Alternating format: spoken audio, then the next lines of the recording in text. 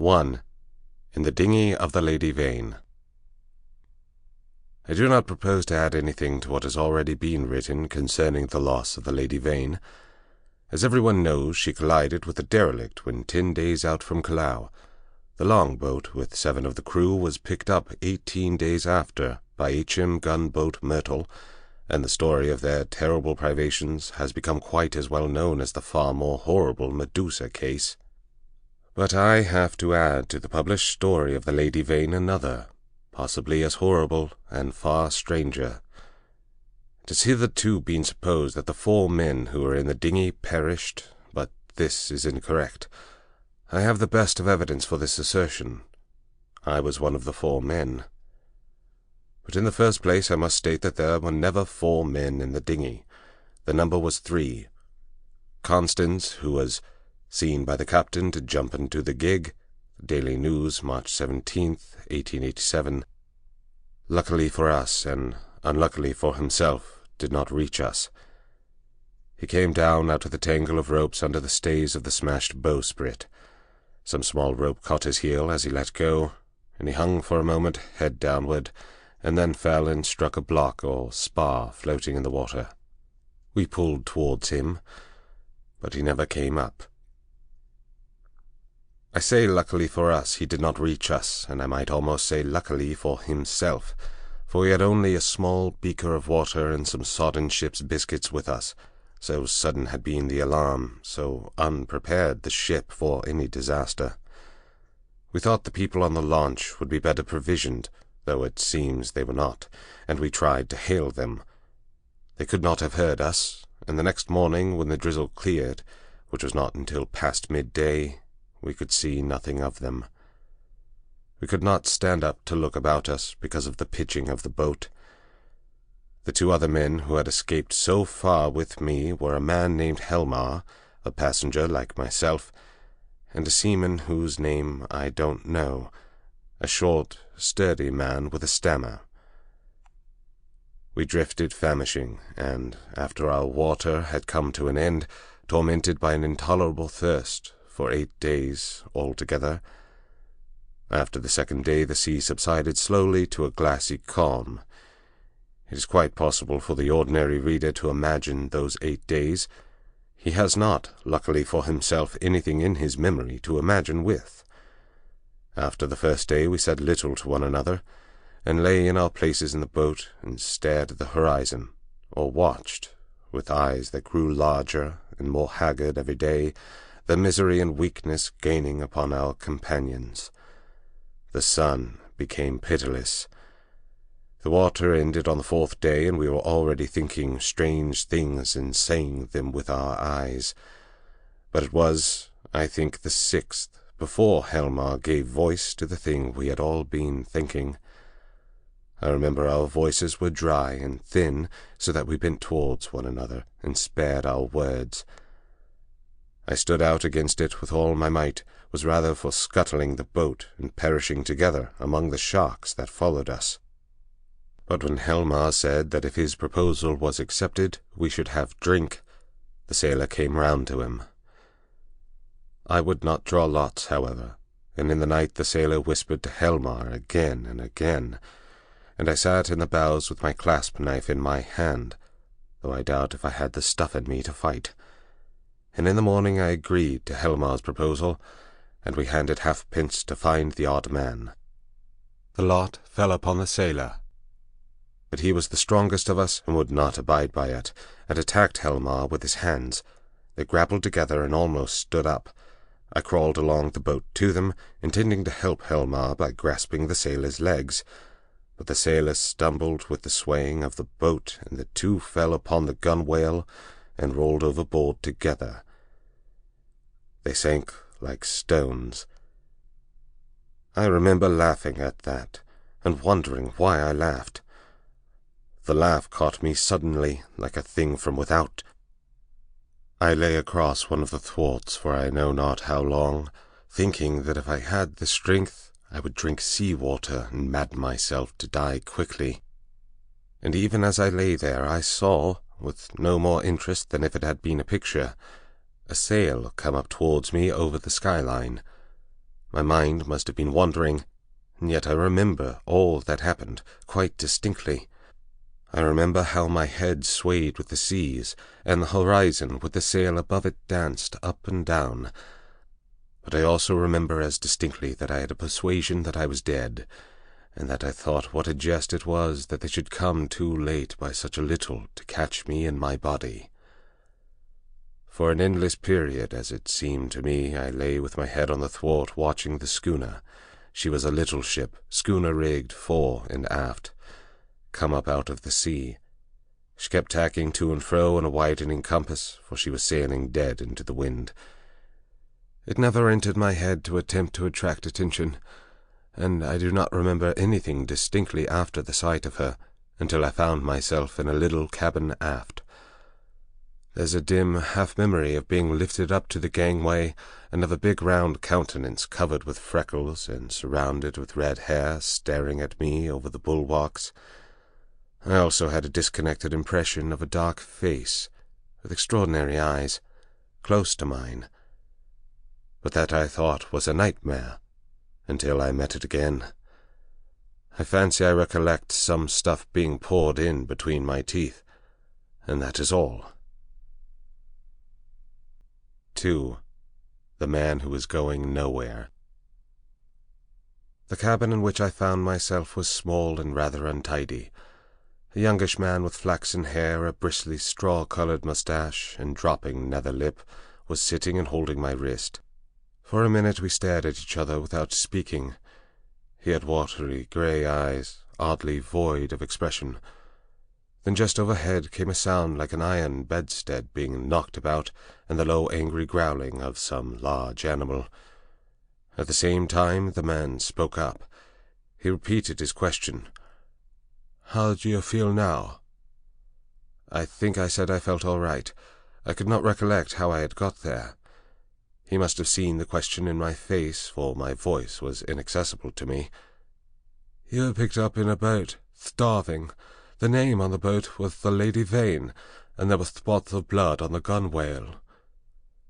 At the same time my eye caught my hand, so thin that it looked like a dirty skin purse full of loose bones, and all the business of the boat came back to me. "Have some of this," said he, and gave me a dose of some scarlet stuff, iced. It tasted like blood, and made me feel stronger.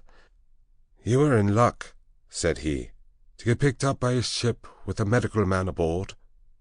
He spoke with a slobbering articulation, with the ghost of a lisp. "What ship is this?" I said slowly, hoarse from my long silence. "It's a little trader from Arica and Callao. I never asked where she came from in the beginning. Out of the land of born fools, I guess. I'm a passenger myself from Arica. The silly ass who owns her, he's captain too, named Davies. He's lost his certificate or something. You know the kind of man. Calls the thing the Ipecacuanha, of all silly, infernal names. Though when there's much of a sea without any wind, she certainly acts according." Then the noise overhead began again, a snarling growl and the voice of a human being together. Then another voice telling some heaven-forsaken idiot to desist. "You were nearly dead," said my interlocutor. "'Twas a very near thing, indeed. But they've put some stuff into you now. Notice your arm's sore. Injections. You've been insensible for nearly 30 hours. I thought slowly. I was distracted now by the yelping of a number of dogs. "Am I eligible for solid food?" I asked. "Thanks to me," he said. "Even now the mutton is boiling." "Yes," I said with assurance. "I could eat some mutton." "But," said he with a momentary hesitation, "you know I'm dying to hear how you came to be alone in that boat. Damn that howling!" I thought I detected a certain suspicion in his eyes. He suddenly left the cabin, and I heard him in violent controversy with someone who seemed to me to talk gibberish in response to him. The matter sounded as though it ended in blows, but in that I thought my ears were mistaken. Then he shouted at the dogs and returned to the cabin. "Well," said he in the doorway, "you were just beginning to tell me." I told him my name, Edward Prindick, and how I had taken to natural history as a relief from the dullness of my comfortable independence. He seemed interested in this. "I've done some science myself. I did my biology at University College, getting out the ovary of the earthworm and the radula of the snail and all that. Lord, it's 10 years ago. But go on. Tell me about the boat." He is evidently satisfied with the frankness of my story, which I told in concise sentences enough, for I felt horribly weak. And when it was finished, he reverted at once to the topic of natural history and his own biological studies. He began to question me closely about Tottenham Court Road and Gower Street. "Is Caplatzi still flourishing? What a shop that was!" He had evidently been a very ordinary medical student, and drifted incontinently to the topic of the music halls. He told me some anecdotes. "Left it all," he said, 10 years ago. How jolly it all used to be! But I made a young ass of myself, played myself out before I was 21. I dare say it's all different now. But I must look up that ass of a cook and see what he's done to your mutton." The growling overhead was renewed, so suddenly and with so much savage anger that it startled me. "What's that?" I called after him, but the door had closed. He came back again with the boiled mutton, and I was so excited by the appetizing smell of it that I forgot the noise of the beast that had troubled me. After a day of alternate sleep and feeding, I was so far recovered to be able to get from my bunk to the scuttle and see the green seas trying to keep pace with us. I judged the schooner was running before the wind. Montgomery, that was the name of the flaxen-haired man, came in again as I stood there, and I asked him for some clothes. He lent me some duck things of his own, for those I had worn in the boat had been thrown overboard. They were rather loose for me, for he was large and long in his limbs. He told me casually that the captain was 3 parts drunk in his own cabin. As I assumed the clothes, I began asking him some questions about the destination of the ship. He said the ship was bound to Hawaii, but that it had to land him first. "Where?" said I. "It's an island where I live. So far as I know, it hasn't got a name." He stared at me with his nether lip dropping, and looked so wilfully stupid of a sudden that it came into my head that he desired to avoid my questions. I had the discretion to ask no more. 3. The Strange Face. We left the cabin and found a man at the campion obstructing our way. He was standing on the ladder with his back to us, peering over the combing of the hatchway. He was, I could see, a misshapen man, short, broad, and clumsy, with a crooked back, a hairy neck, and a head sunk between his shoulders. He was dressed in dark blue serge and had peculiarly thick, coarse, black hair. I heard the unseen dogs growl furiously, and forthwith he ducked back, coming into contact with the hand I put out to fend him off from myself. He turned with animal swiftness. In some indefinable way, the black face thus flashed upon me shocked me profoundly. It was a singularly deformed one. The facial part projected, forming something dimly suggestive of a muzzle, and the huge half-open mouth showed as big white teeth as I had ever seen in a human mouth. His eyes were bloodshot at the edges, with scarcely a rim of white round the hazel pupils. There was a curious glow of excitement in his face. "Confound you," said Montgomery. "Why the devil don't you get out of the way?" The black-faced man started aside without a word. I went on up the companion, staring at him instinctively as I did so. Montgomery stayed at the foot for a moment. "You have no business here, you know," he said in a deliberate tone. "Your place is forward." The black-faced man cowered. Won't have me forward." He spoke slowly with a queer, hoarse quality in his voice. "Won't have you forward," said Montgomery in a menacing tone. "But I tell you to go." He was on the brink of saying something further, then looked up at me suddenly and followed me up the ladder. I had paused halfway through the hatchway, looking back, still astonished beyond measure at the grotesque ugliness of this black-faced creature.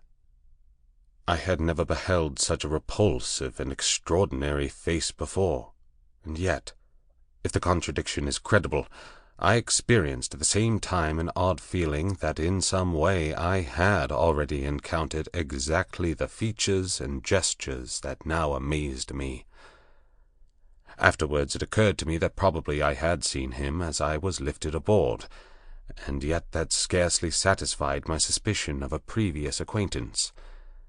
Yet how one could have set eyes on so singular a face and yet have forgotten the precise occasion passed my imagination.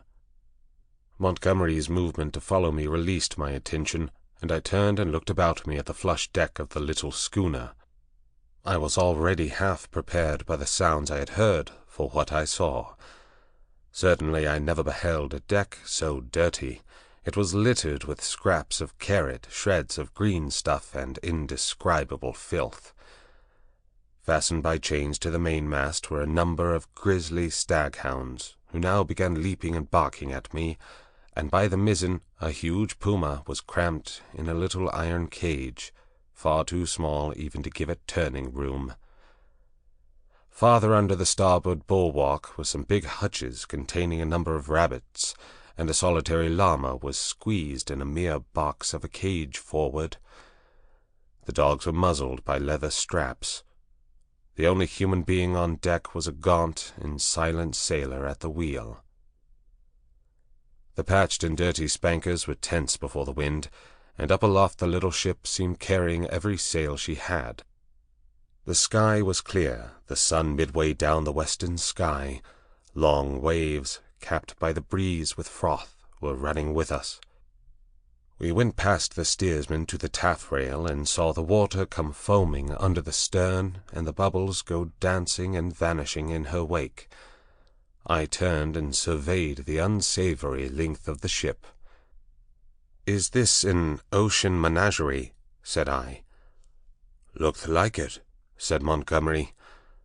"What are these beasts for? Merchandise? Curios? Does the captain think he is going to sell them somewhere in the South Seas?" "It looked like it, doesn't it?" said Montgomery, and turned towards the wake again. Suddenly we heard a yelp and a volley of furious blasphemy from the companion hatchway, and the deformed man with the black face came up hurriedly. He was immediately followed by a heavy red-haired man in a white cap. At the sight of the former, the staghounds, who had all tired of barking at me by this time, became furiously excited, howling and leaping against their chains. The black hesitated before them, and this gave the red-haired man time to come up with him and deliver a tremendous blow between the shoulder-blades. The poor devil went down like a felled ox, and rolled in the dirt among the furiously excited dogs. It was lucky for him that they were muzzled. The red-haired man gave a yawp of exultation and stood staggering, and, as it seemed to me, in serious danger of either going backwards down the companion hatchway or forwards upon his victim. So soon as the second man had appeared, Montgomery had started forward.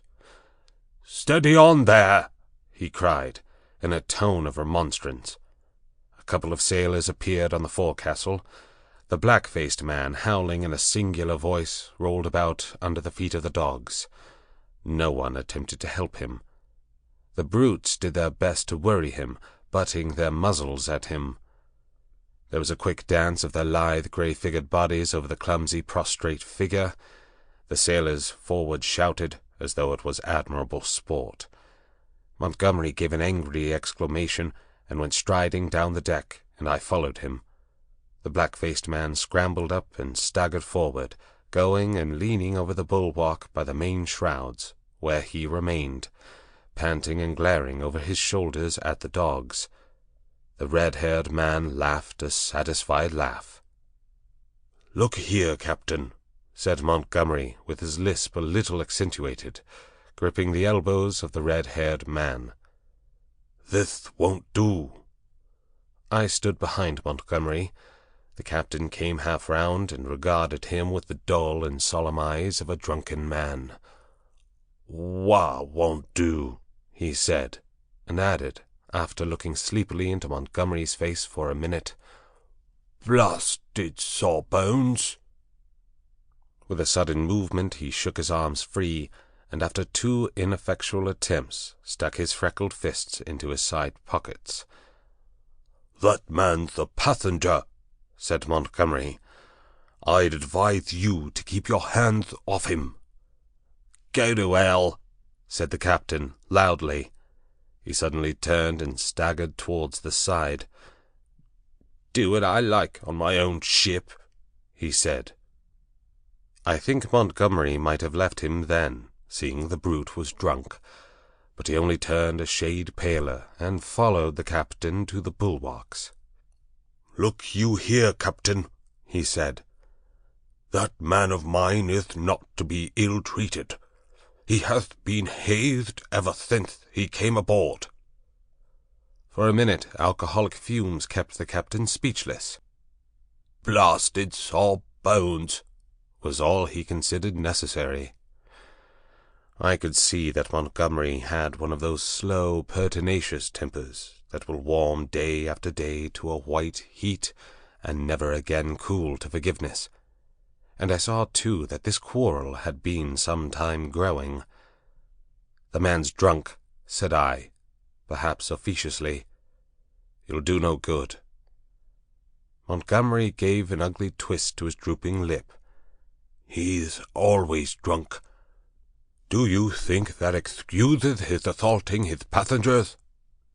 "My ship," began the captain, waving his hand unsteadily towards the cages, "was a clean ship. Look at it now." It was certainly anything but clean.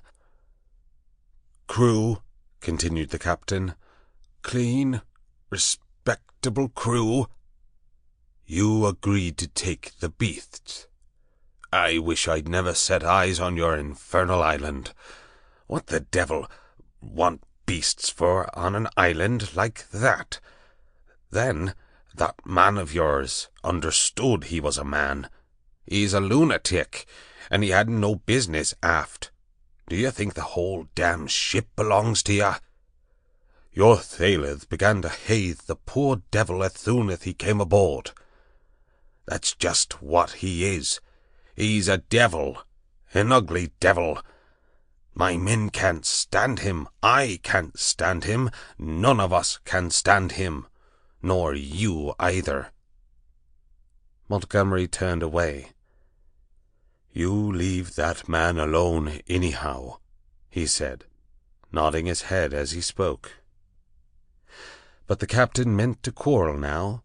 He raised his voice. "If he comes this end of the ship again, I'll cut his insides out, I tell you. Cut out his blasted insides. Who are you to tell me what I'm to do? I tell you I'm the captain of this ship, captain and owner. I'm the law here, I tell you, the law and the prophets. I bargained to take a man and his attendants to and from Erica, and bring back some animals. I never bargained to carry a mad devil and a silly sawbones, but—" Well, never mind what he called Montgomery. I saw the latter take a step forward and interposed. "He's drunk," said I. The captain began some abuse even fouler than the last.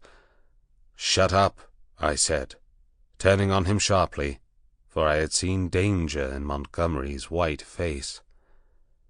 With that I brought the downpour on myself. However, I was glad to avert what was uncommonly near a scuffle, even at the price of the captain's drunken ill-will. I do not think I have ever heard quite so much vile language come in a continuous stream from any man's lips before. though I have frequented eccentric company enough. I found some of it hard to endure, though I am a mild-tempered man, but certainly, when I told the captain to shut up, I had forgotten that I was merely a bit of human flotsam, cut off from my resources, and with my fare unpaid, a mere casual dependent on the bounty or speculative enterprise of the ship. He reminded me of it with considerable vigor, but at any rate I prevented a fight. 4. At the schooner's rail. That night land was sighted after sundown, and the schooner hove to. Montgomery intimated that was his destination.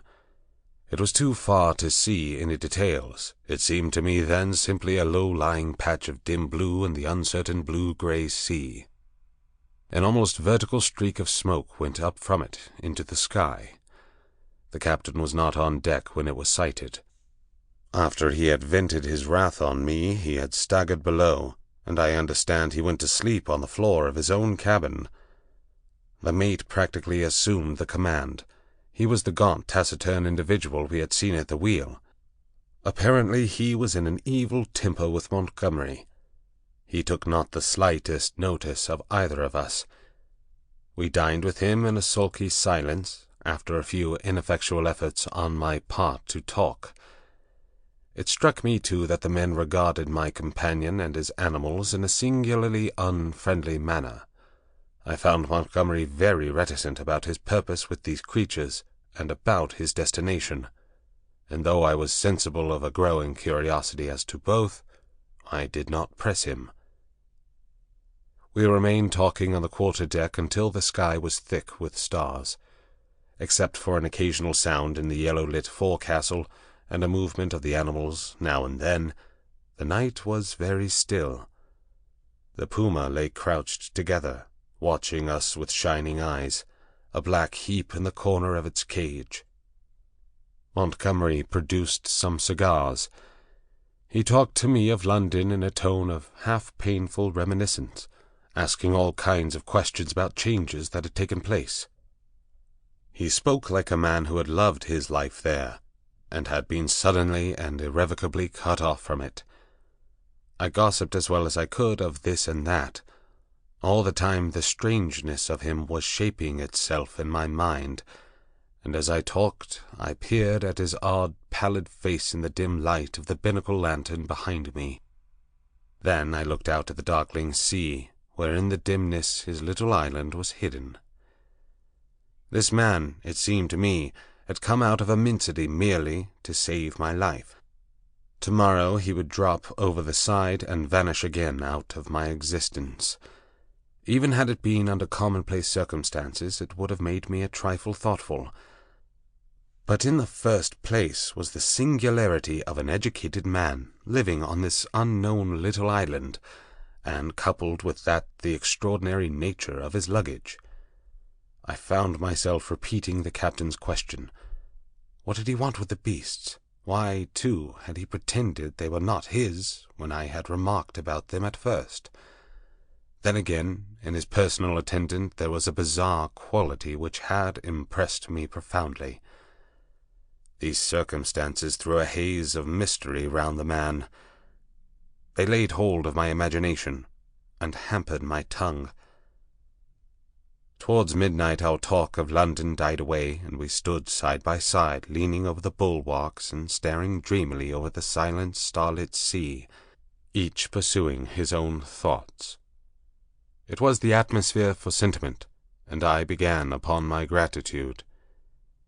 "If I may say it," said I, after a time, "you saved my life." "Chance," he answered. "Just chance. I prefer to make my thanks to the accessible agent. Thank no one. You had the need and I had the knowledge, and I injected and fed you much as I might have collected a specimen. I was bored and wanted something to do. If I'd been jaded that day, or hadn't liked your faith, well, it's a curious question where you would have been now." This damped my mood a little. "At any rate," I began. "It's a chance, I tell you," he interrupted, "as everything is in a man's life, only the asses won't see it. Why am I here now, an outcast from civilization, instead of being a happy man enjoying all the pleasures of London? Simply because 11 years ago I lost my head for 10 minutes on a foggy night." He stopped. "Yes?" said I. "That's all." We relapsed into silence. Presently he laughed. "There's something in this starlight that loosens one's tongue. I'm an ass, and yet somehow I would like to tell you." "Whatever you tell me, you may rely upon my keeping to myself, if that's it." He was on the point of beginning, and then shook his head, doubtfully. "Don't," said I. "It is all the same to me.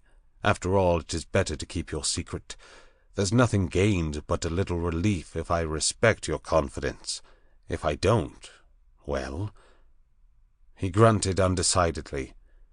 I felt I had him at a disadvantage, had caught him in the mood of indiscretion, and to tell the truth, I was not curious to learn what might have driven a young medical student out of London. I have an imagination. I shrugged my shoulders and turned away. Over the taffrail leant a silent black figure, watching the stars. It was Montgomery's strange attendant. It looked over its shoulder quickly with my movement, then looked away again.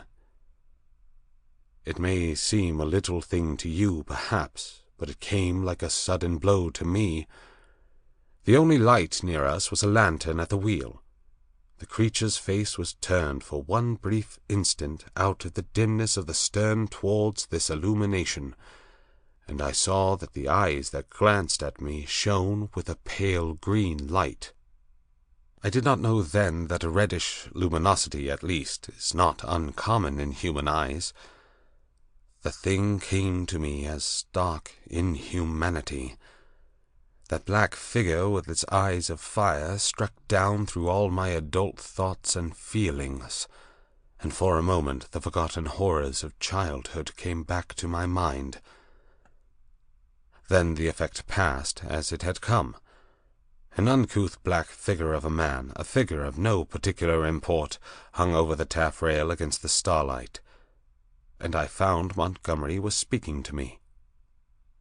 "I'm thinking of turning in, then," said he, "if you've had enough of this." I answered him incongruously. We went below, and he wished me good night at the door of my cabin. That night I had some very unpleasant dreams. The waning moon rose late. Its light struck a ghostly white beam across my cabin and made an ominous shape on the planking of my bunk. Then the staghounds woke and began howling and baying, so that I dreamt fitfully, and scarcely slept until the approach of dawn. 5. The Man Who Had Nowhere to Go. In the early morning, it was the second morning after my recovery, and I believe the fourth after I was picked up, I awoke through an avenue of tumultuous dreams of guns and howling mobs, and became sensible of a hoarse shouting above me. I rubbed my eyes and lay listening to the noise, doubtful for a little while of my whereabouts. Then came a sudden pattering of bare feet, the sound of heavy objects being thrown about, a violent creaking, and the rattling of chains. I heard the swish of the water as the ship was suddenly brought round, and a foamy yellow-green wave flew across the little round window and left it streaming. I jumped into my clothes and went on deck. As I came up the ladder, I saw against the flushed sky, for the sun was just rising, the broad back and red hair of the captain, and over his shoulder the puma spinning from a tackle rigged on the mizzen spanker boom. The poor brute seemed horribly scared, and crouched in the bottom of its little cage. "Overboard with them!" bawled the captain. "Overboard with 'em! We'll have a clean ship soon of the whole biling of 'em." He stood in my way, so that I had perforce to tap his shoulder to come on deck. He came round with a start, and staggered back a few paces to stare at me. It needed no expert eye to tell that the man was still drunk. "Hello," said he, stupidly, and then with a light coming into his eyes, "Why, it's Mr. Prindick," said I. "Prindick be damned," said he. "Shut up. That's your name. Mr. Shut up." It was no good answering the brute, but I certainly did not expect his next move.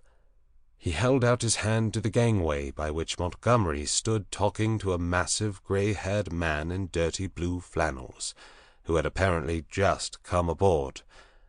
"That way, Mr. Blasted Shut up. That way," roared the captain. Montgomery and his companion turned as he spoke. "What do you mean?" "That way, Mr. Blasted Shut up. That's what I mean. Overboard, Mr. Shut up, and sharp. We're cleaning the ship out, cleaning the whole blessed ship out, and overboard you go." I stared at him dumbfounded. Then it occurred to me that it was exactly the thing I wanted. The lost prospect of a journey as sole passenger with this quarrelsome sot was not one to mourn over. I turned towards Montgomery. "Can't have you," said Montgomery's companion, concisely. "You can't have me," said I, aghast. He had the squarest and most resolute face I had ever set eyes upon. "Look here," I began, turning to the captain. "Overboard," said the captain. "This ship ain't for beasts and cannibals and worse than beasts any more. Overboard you go, Mr. Shut up. If they can't have you, you goes overboard. But anyhow, you go. With your friends. I've done with this blessed island for evermore, amen? I've had enough of it." "But Montgomery," I appealed. He distorted his lower lip and nodded his head hopelessly at the grey-haired man beside him to indicate his powerlessness to help me. Then began a curious three-cornered altercation. Alternately I appealed to one and another of the three men, first to the grey-haired man to let me land, and then to the drunken captain to keep me aboard. I even bawled entreaties to the sailors. Montgomery said never a word, only shook his head. "You're going overboard, I tell you," was the captain's refrain. "Law be damned, I'm king here." At last I must confess my voice suddenly broke in the middle of a vigorous threat. I felt a gust of hysterical petulance, and went aft and stared dismally at nothing. Meanwhile the sailors progressed rapidly with the task of unshipping the packages and caged animals. A large launch with two standing lugs lay under the lee of the schooner, and into this the strange assortment of goods was swung. I did not then see the hands from the island that were receiving the packages, for the hull of the launch was hidden from me by the side of the schooner. Neither Montgomery nor his companion took the slightest notice of me, but busied themselves in assisting and directing the 4 or 5 sailors who were unloading the goods. The captain went forward, interfering rather than assisting.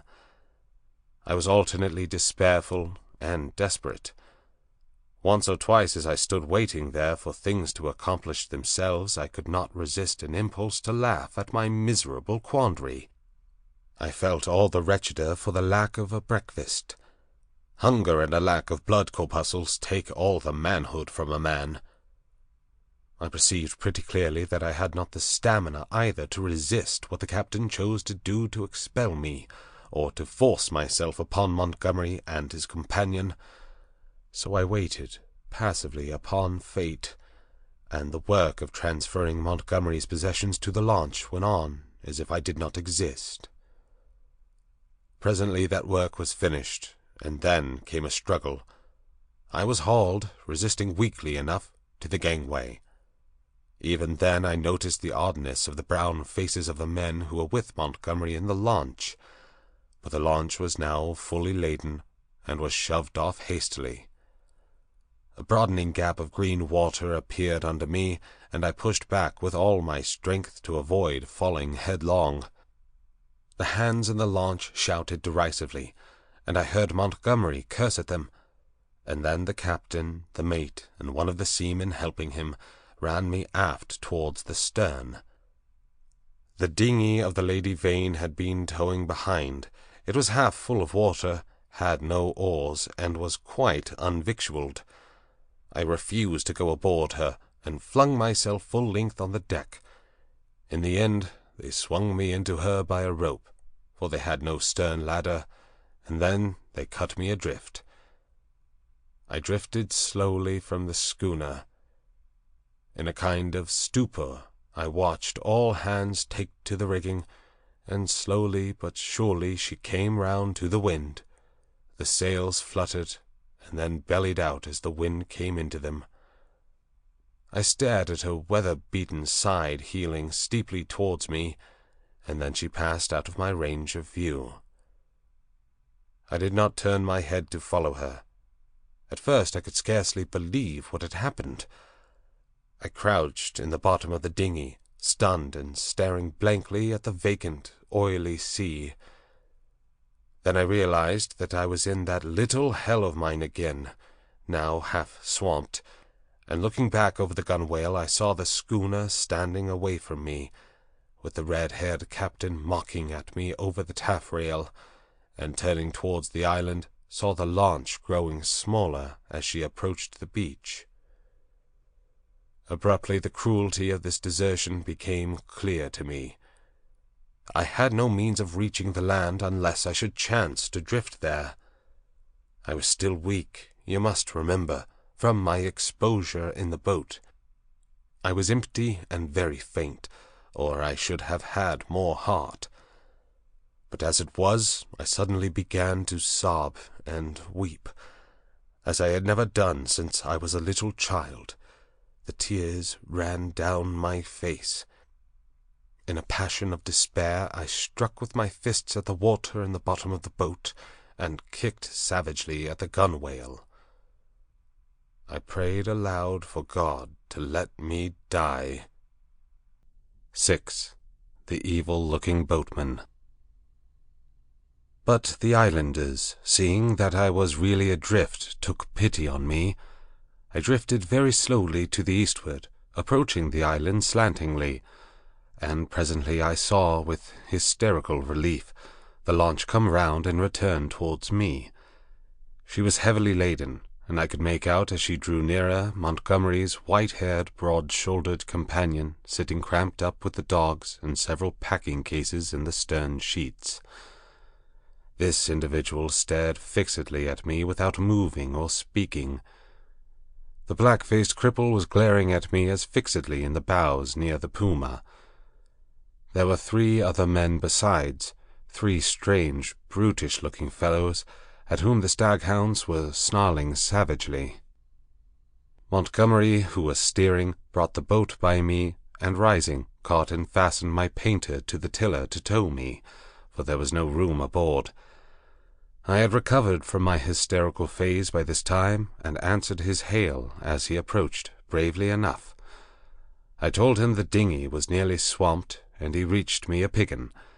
I was jerked back as the rope tightened between the boats. For some time I was busy bailing.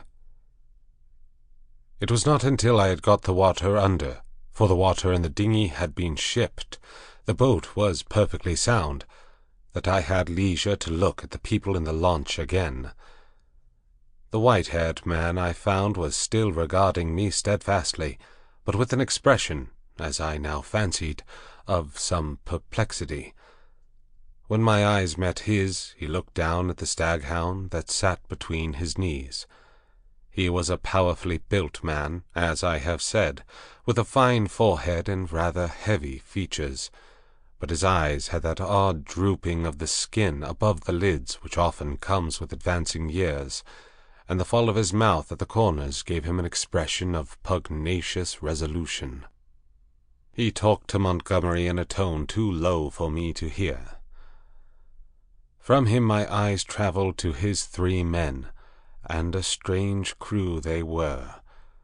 I saw only their faces, yet there was something in their faces, I knew not what, that gave me a queer spasm of disgust. I looked steadily at them, and the impression did not pass, though I failed to see what had occasioned it. They seemed to me, then, to be brown men, but their limbs were oddly swathed in some thin, dirty, white stuff, down even to the fingers and feet.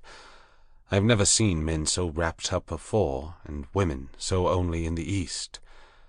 They wore turbans, too, and thereunder peered out their elfin faces at me, faces with protruding lower jaws and bright eyes. They had lank black hair, almost like horsehair, and seemed, as they sat, to exceed in stature any race of men I have seen. The white-haired man, whom I knew was a good 6 feet in height, sat a head below any one of the 3. I found afterwards that really none were taller than myself, but their bodies were abnormally long, and the thigh part of the leg short and curiously twisted. At any rate, they were an amazingly ugly gang, and over the heads of them, under the forward lug, peered the black face of the man whose eyes were luminous in the dark. As I stared at them, they met my gaze, and then first one and then another turned away from my direct stare, and looked at me in an odd, furtive manner. It occurred to me that I was perhaps annoying them, and I turned my attention to the island we were approaching. It was low and covered with vegetation, chiefly a kind of palm that was new to me. From one point a thin white thread of vapor rose slantingly to an immense height, and then frayed out like a down feather. We were now within the embrace of a broad bay, flanked on either hand by a low promontory. The beach was of dull grey sand, and sloped steeply up to a ridge, perhaps 60 or 70 feet above the sea level, and regularly set with trees and undergrowth. Halfway up was a square enclosure of some greyish stone, which I found subsequently was built partly of coral and partly of pumiceous lava.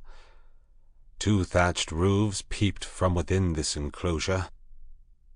A man stood awaiting us at the water's edge.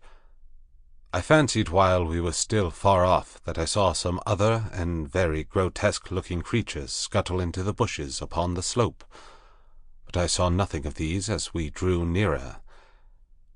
This man was of a moderate size, and with a black, negroid face. He had a large, almost lipless mouth, extraordinary lank arms, long, thin feet, and bow legs, and stood with his heavy face thrust forward, staring at us.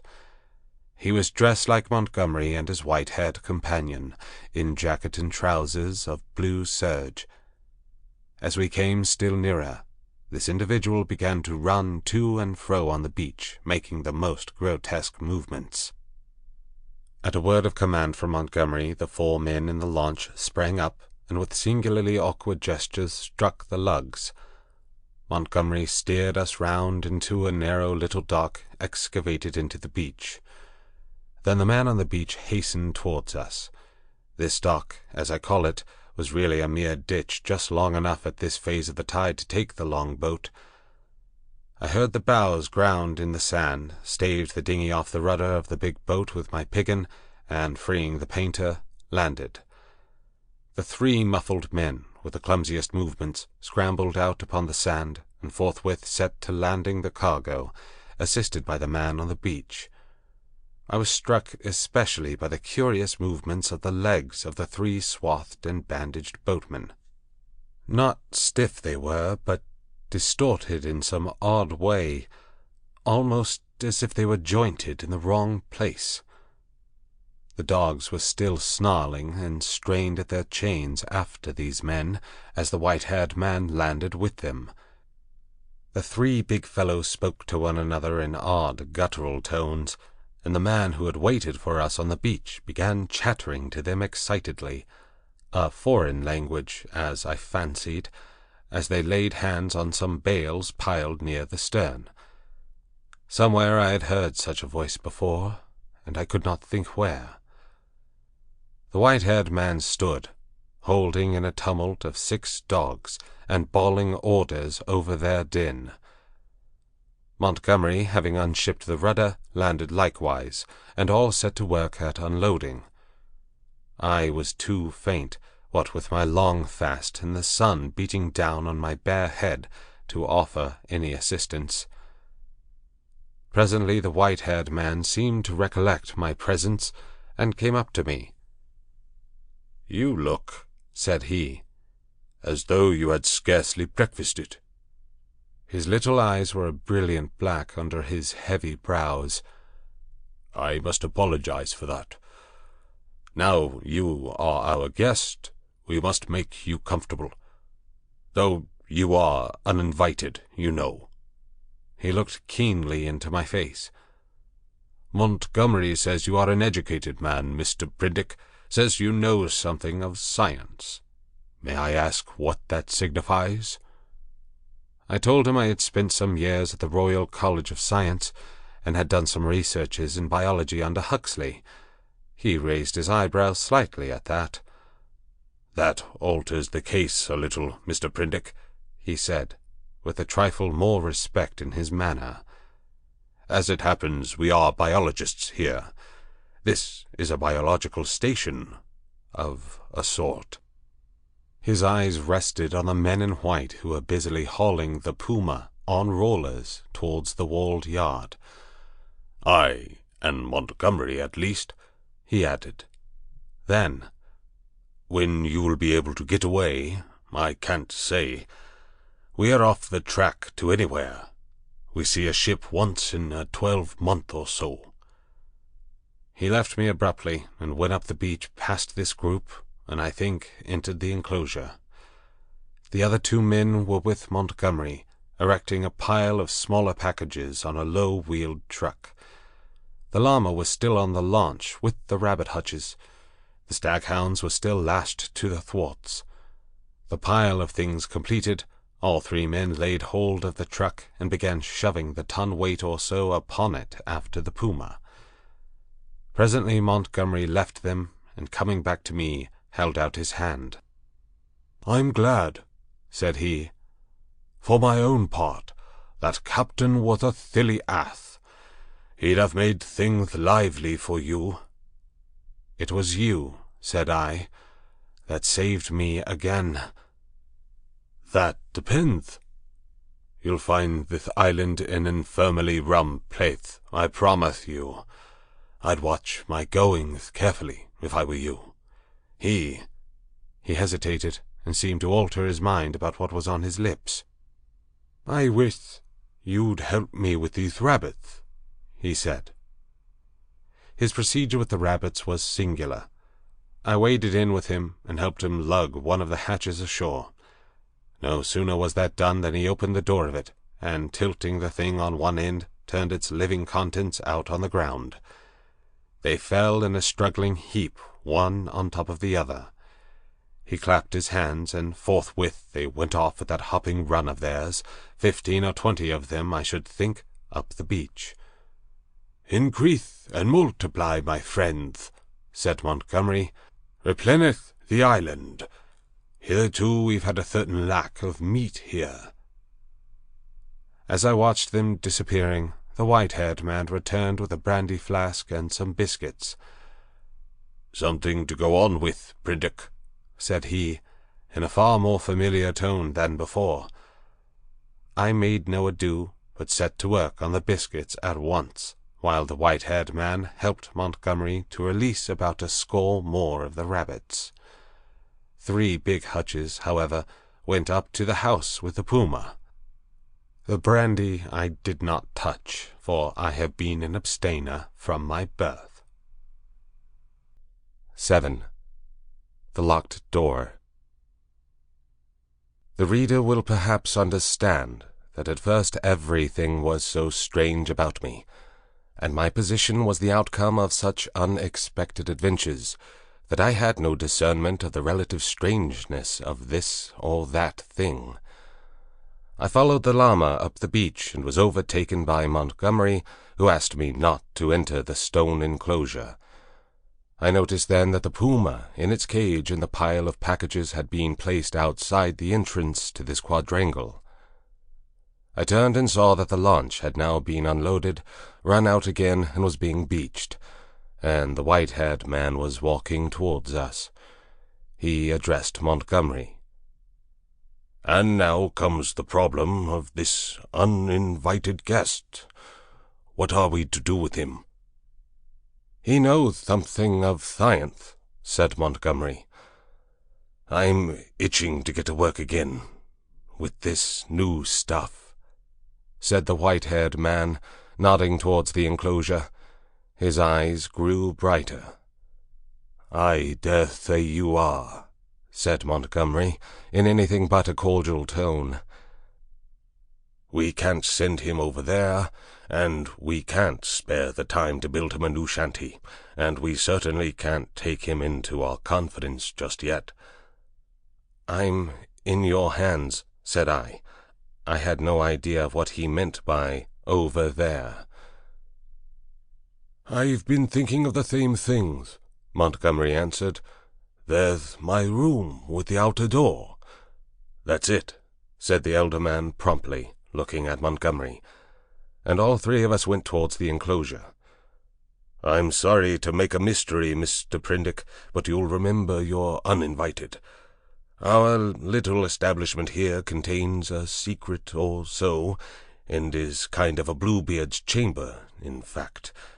Nothing very dreadful, really, to a sane man. But just now, as we don't know you—" "Decidedly," said I. "I should be a fool to take offense at any want of confidence." He twisted his heavy mouth into a faint smile. He was one of those saturnine people who smile with the corners of the mouth down, and bowed his acknowledgment of my complaisance. The main entrance to the enclosure was passed. It was a heavy wooden gate, framed in iron and locked, with the cargo of the launch piled outside it, and at the corner we came to a small doorway I had not previously observed. The white-haired man produced a bundle of keys from the pocket of his greasy blue jacket, opened the door, and entered. His keys, and the elaborate locking up of the place, even while it was still under his eye, struck me as peculiar. I followed him, and found myself in a small apartment, plainly but not uncomfortably furnished, and with its inner door, which was slightly ajar, opening into a paved courtyard.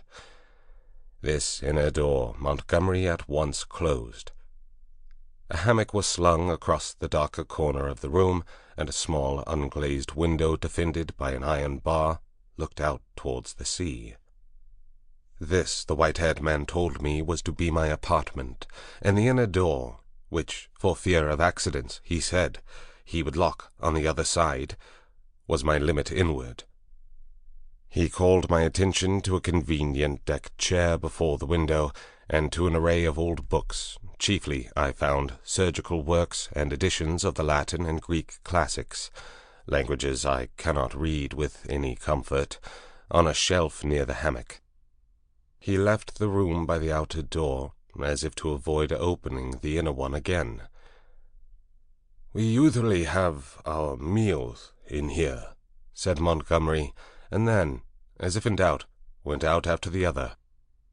"Moreau!" I heard him call, and for the moment I do not think I noticed. Then, as I handled the books on the shelf, it came up in consciousness. Where had I heard the name of Moreau before? I sat down before the window, took out the biscuits that still remained to me, and ate them with an excellent appetite. Moreau. Through the window I saw one of those unaccountable men in white, lugging a packing case along the beach. Presently the window frame hid him. Then I heard a key inserted and turned in the lock behind me. After a little while I heard through the locked door the noise of the staghounds, that had now been brought up from the beach. They were not barking, but sniffing and growling in a curious fashion. I could hear the rapid patter of their feet and Montgomery's voice soothing them.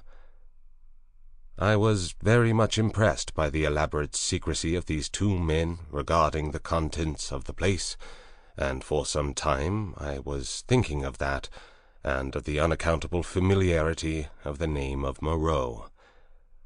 But so odd is the human memory that I could not then recall that well-known name in its proper connection.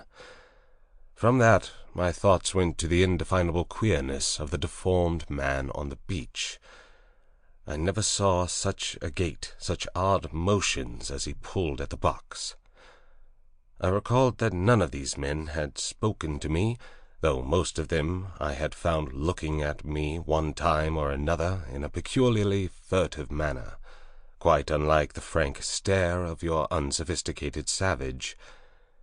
Indeed, they had all seemed remarkably taciturn, and, when they did speak, endowed with very uncanny voices. What was wrong with them?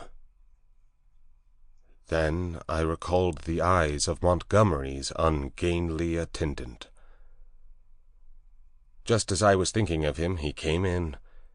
He was now dressed in white, and carried a little tray with some coffee and boiled vegetables thereon. I could hardly repress a shuddering recoil as he came, bending amiably, and placed the tray before me on the table. Then astonishment paralyzed me.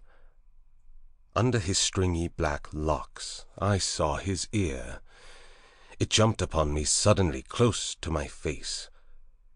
The man had pointed ears, covered with a fine brown fur. "Your breakfast, sir?" he said. I stared at his face without attempting to answer him. He turned and went towards the door, regarding me oddly over his shoulder. I followed him out with my eyes, and as I did so, by some odd trick of unconscious cerebration, there came surging into my head the phrase, "The Moreau Hollows." Was it? Moreau? Ah!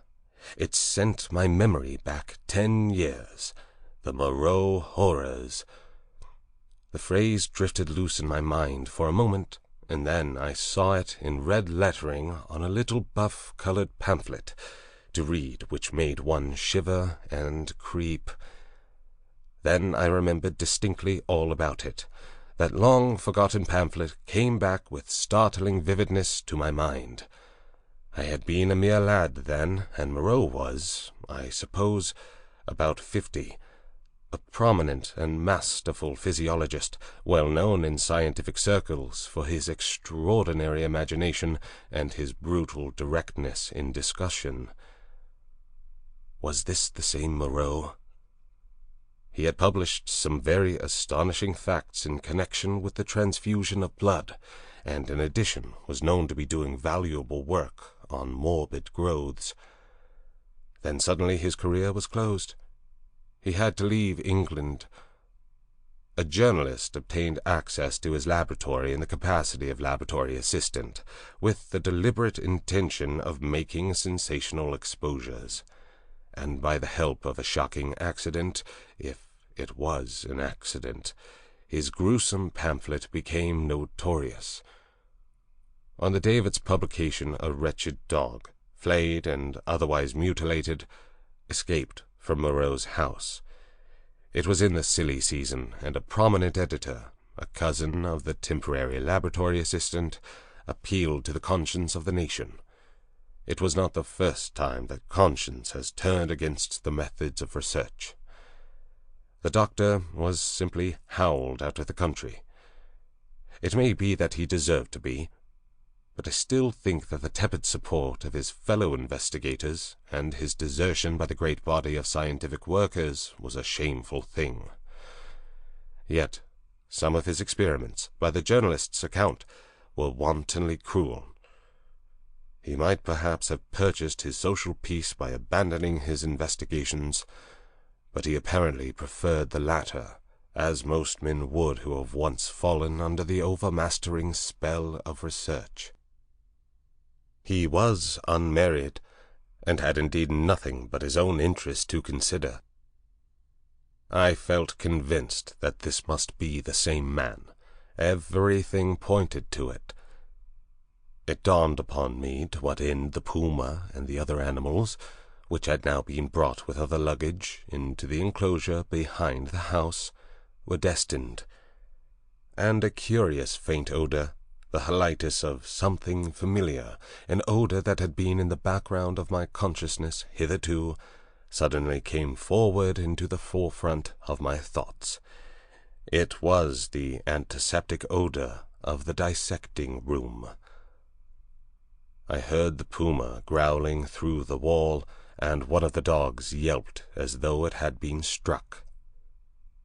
Yet, surely, and especially to another scientific man, there was nothing so horrible in vivisection as to account for this secrecy.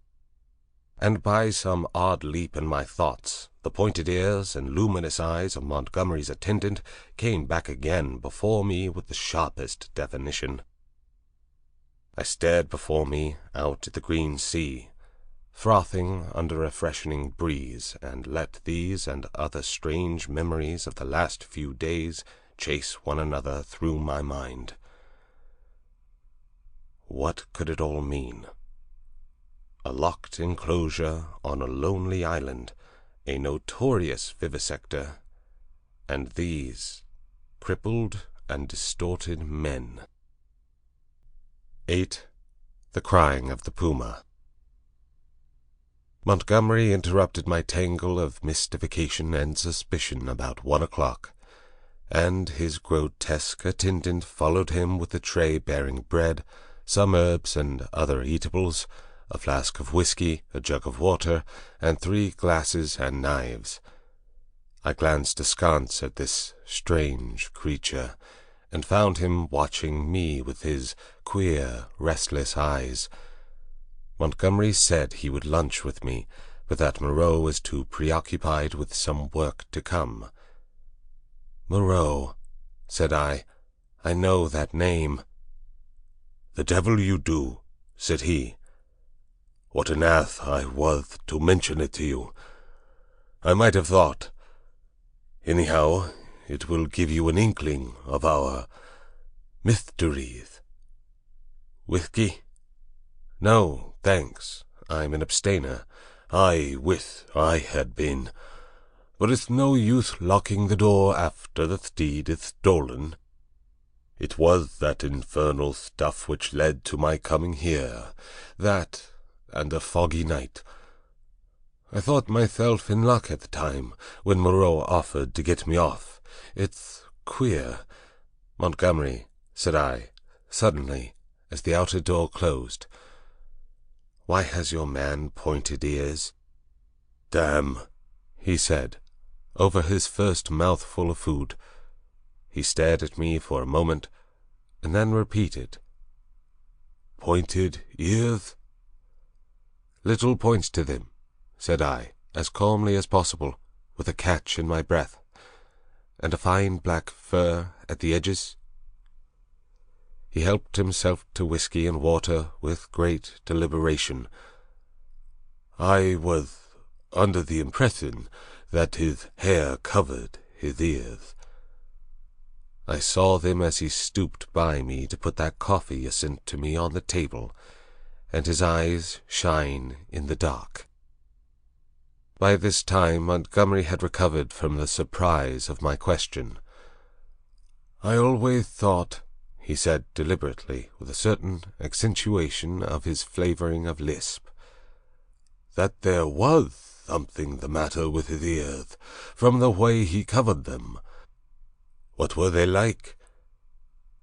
I was persuaded from his manner that this ignorance was a pretense.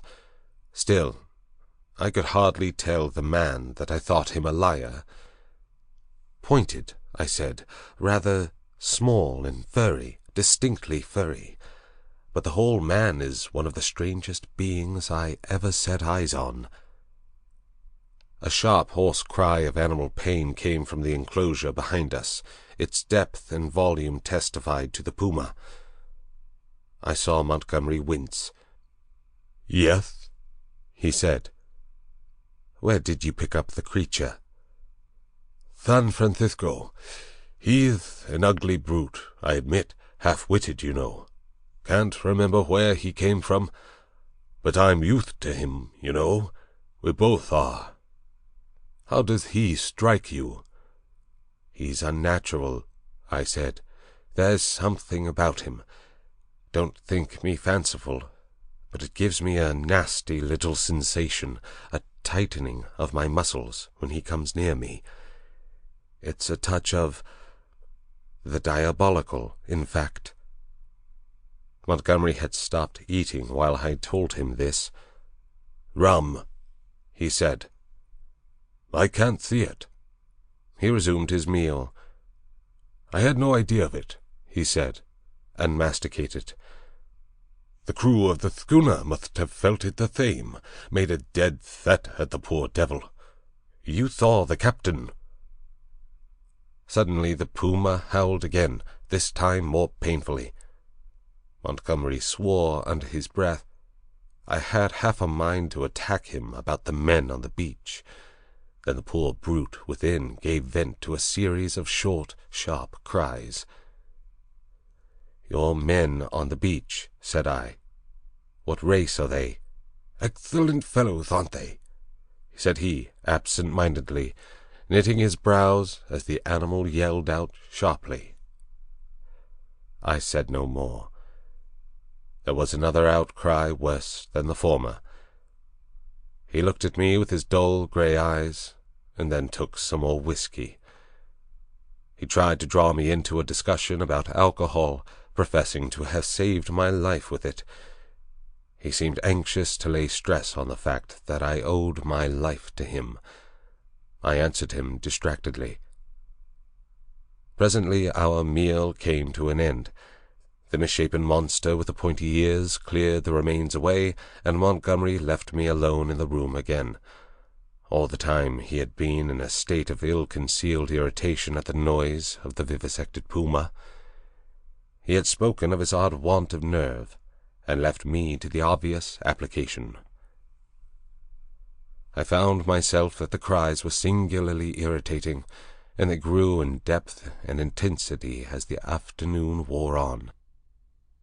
They were painful at first, but their constant resurgence at last altogether upset my balance. I flung aside a crib of Horace I had been reading, and began to clench my fists, to bite my lips, and to pace the room. Presently I got to stopping my ears with my fingers. The emotional appeal of those yells grew upon me steadily, grew at last to such an exquisite expression of suffering that I could stand it in that confined room no longer. I stepped out of the door into the slumberous heat of the late afternoon, and walking past the main entrance, locked again, I noticed, turned the corner of the wall. The crying sounded even louder out of doors. It was as if all the pain in the world had found a voice. Yet had I known such pain was in the next room, and had it been dumb, I believe, I have thought since, I could have stood it well enough. It is when suffering finds a voice and sets our nerves quivering that this pity comes troubling us. But in spite of the brilliant sunlight and the green fans of the trees waving in the soothing sea breeze, the world was a confusion, blurred with drifting black and red phantasms, until I was out of earshot of the house in the checkered wall. 9. The Thing in the Forest. I strode through the undergrowth that clothed the ridge behind the house, scarcely heeding whither I went, passed on through the shadow of a thick cluster of straight-stemmed trees beyond it, and so presently found myself some way on the other side of the ridge, and descending towards a streamlet that ran through a narrow valley. I paused, and listened. The distance I had come, or the intervening masses of thicket, deadened any sound that might be coming from the enclosure. The air was still. Then, with a rustle, a rabbit emerged and went scampering up the slope before me. I hesitated and sat down in the edge of the shade. The place was a pleasant one. The rivulet was hidden by the luxuriant vegetation of the banks, save at one point where I caught a triangular patch of its glittering water. On the farther side I saw through a bluish haze a tangle of trees and creepers, and above these again the luminous blue of the sky. Here and there a splash of white or crimson marked the blooming of some trailing epiphyte. I let my eyes wander over this scene for a while, and then began to turn over in my mind again the strange peculiarities of Montgomery's man. But it was too hot to think elaborately, and presently I fell into a tranquil state midway between dozing and waking. From this I was aroused, after I know not how long, by a rustling amidst the greenery on the other side of the stream. For a moment I could see nothing but the waving summits of the ferns and reeds. Then, suddenly, upon the bank of the stream appeared something. At first I could not distinguish what it was. It bowed its round head to the water, and began to drink. Then I saw it was a man, going on all fours like a beast. He was clothed in bluish cloth, and was of a copper-colored hue with black hair. It seemed that grotesque ugliness was an invariable character of these islanders. I could hear the suck of the water at his lips as he drank. I leaned forward to see him better, and a piece of lava detached by my hand went pattering down the slope. He looked up guiltily, and his eyes met mine. Forthwith he scrambled to his feet and stood wiping his clumsy hand across his mouth and regarding me. His legs were scarcely half the length of his body. So, staring one another out of countenance, we remained for perhaps the space of a minute. Then, stopping to look back once or twice, he slunk off among the bushes to the right of me, and I heard the swish of the fronds grow faint in the distance and die away. Long after he had disappeared, I remained sitting up, staring in the direction of his retreat. My drowsy tranquillity had gone. I was startled by a noise behind me, and, turning, suddenly saw the flapping white tail of a rabbit vanishing up the slope. I jumped to my feet. The apparition of this grotesque, half-bestial creature had suddenly populated the stillness of the afternoon for me. I looked around me rather nervously, and regretted that I was unarmed. Then I thought that the man I had just seen had been clothed in bluish cloth, had not been naked as a savage would have been, and I tried to persuade myself from that fact that he was, after all, probably a peaceful character, that the dull ferocity of his countenance belied him. Yet I was greatly disturbed at the apparition. I walked to the left, along the slope, turning my head about and peering this way and that among the straight stems of the trees. Why should a man go on all fours and drink with his lips? Presently I heard an animal wailing again, and taking it to be the puma, I turned about and walked in a direction diametrically opposite to the sound. This led me down to the stream, across which I stepped and pushed my way up through the undergrowth beyond. I was startled by a great patch of vivid scarlet on the ground, and, going up to it, found it to be a peculiar fungus, branched and corrugated like a foliaceous lichen, but deliquescing into slime at the touch. And then in the shadow of some luxuriant ferns I came upon an unpleasant thing. The dead body of a rabbit covered with shining flies, but still warm and with the head torn off. I stopped aghast at the sight of the scattered blood. Here at least was one visitor to the island disposed of. There were no traces of other violence about it. It looked as though it had been suddenly snatched up and killed, and as I stared at the little furry body came the difficulty of how the thing had been done. The vague dread that had been in my mind since I had seen the inhuman face of the man at the stream grew distincter as I stood there. I began to realize the hardihood of my expedition among these unknown people. The thicket about me became altered to my imagination. Every shadow became something more than a shadow, became an ambush. Every rustle became a threat. Invisible things seemed watching me. I resolved to go back to the enclosure on the beach. I suddenly turned away and thrust myself violently, possibly even frantically, through the bushes, anxious to get a clear space about me again.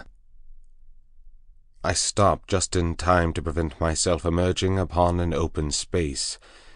It was a kind of glade in the forest, made by a fall.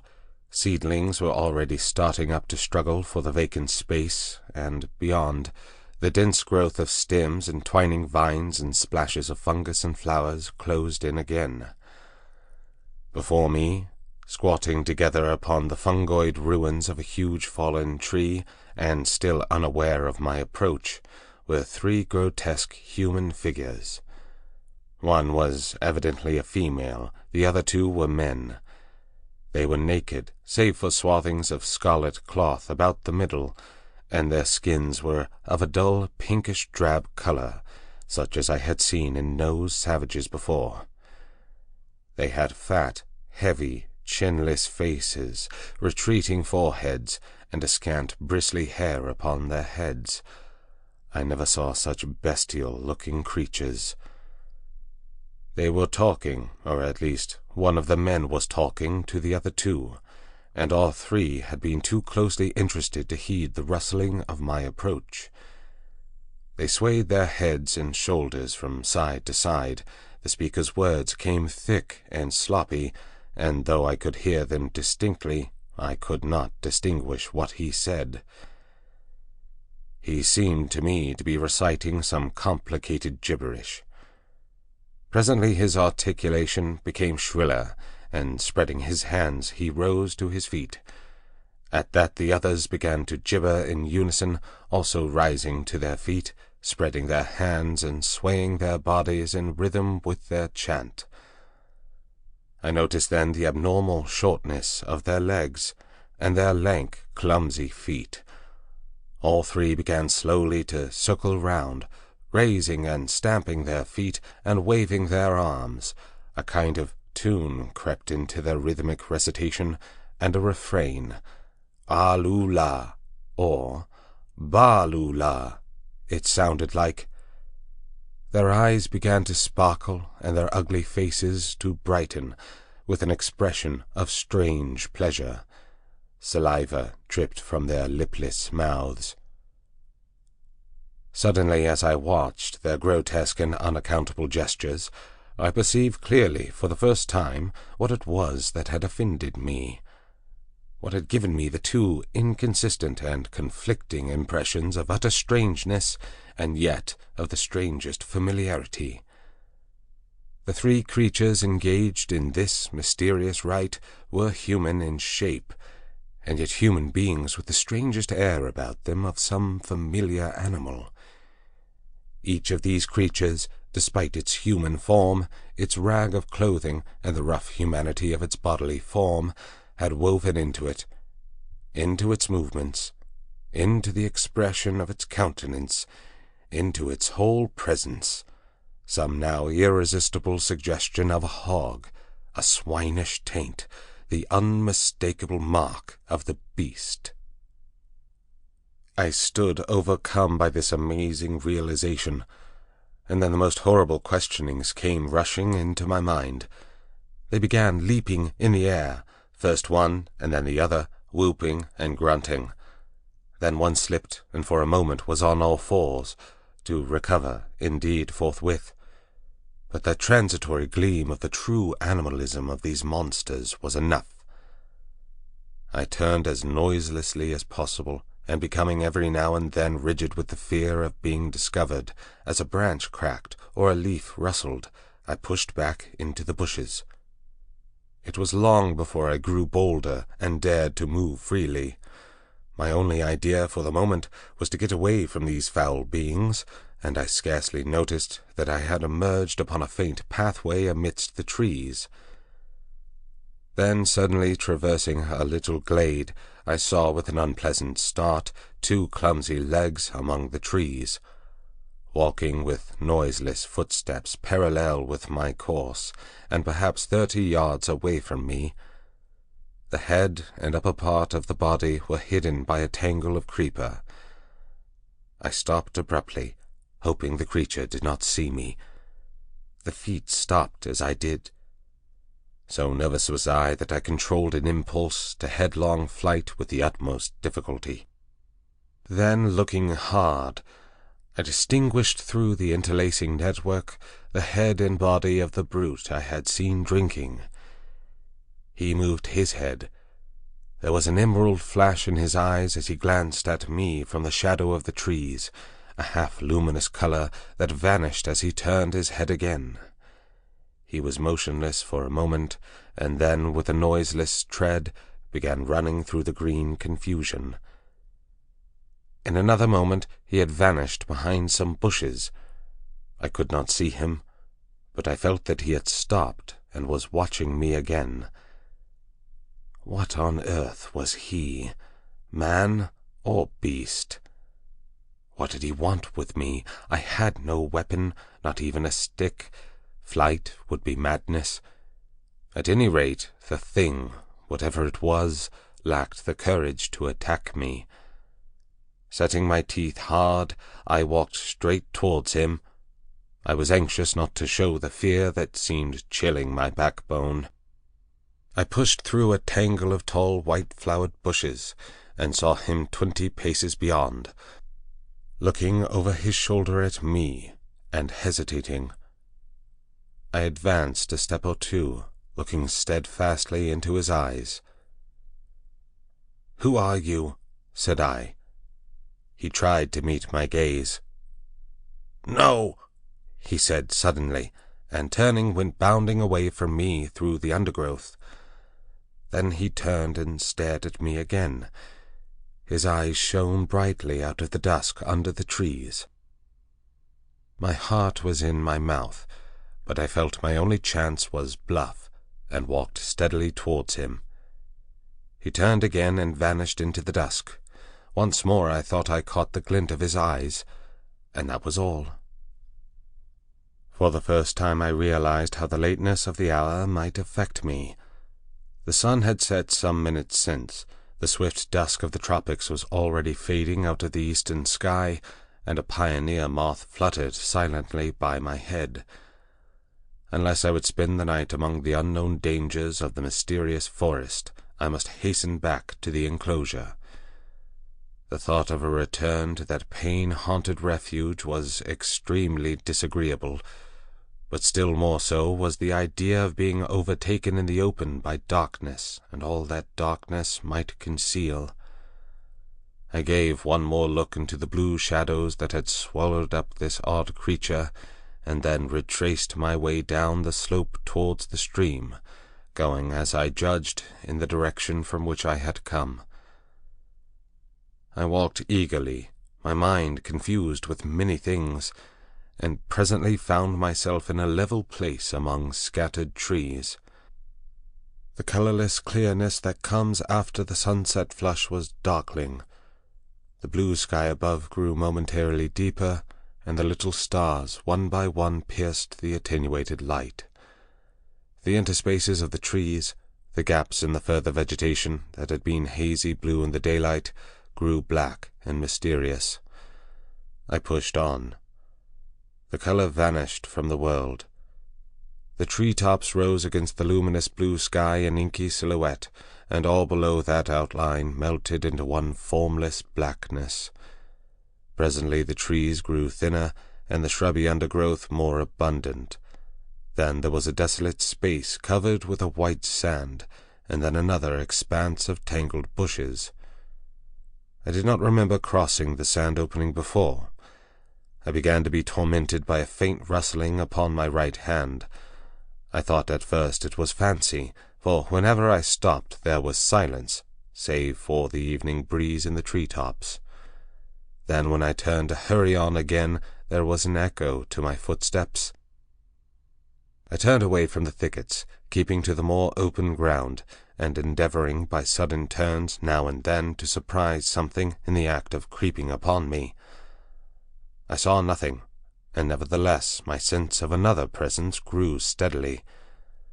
I increased my pace, and after some time to a slight ridge, crossed it, and turned sharply, regarding it steadfastly from the further side. It came out black and clear-cut against the darkling sky, and presently a shapeless lump heaved up momentarily against the skyline and vanished again.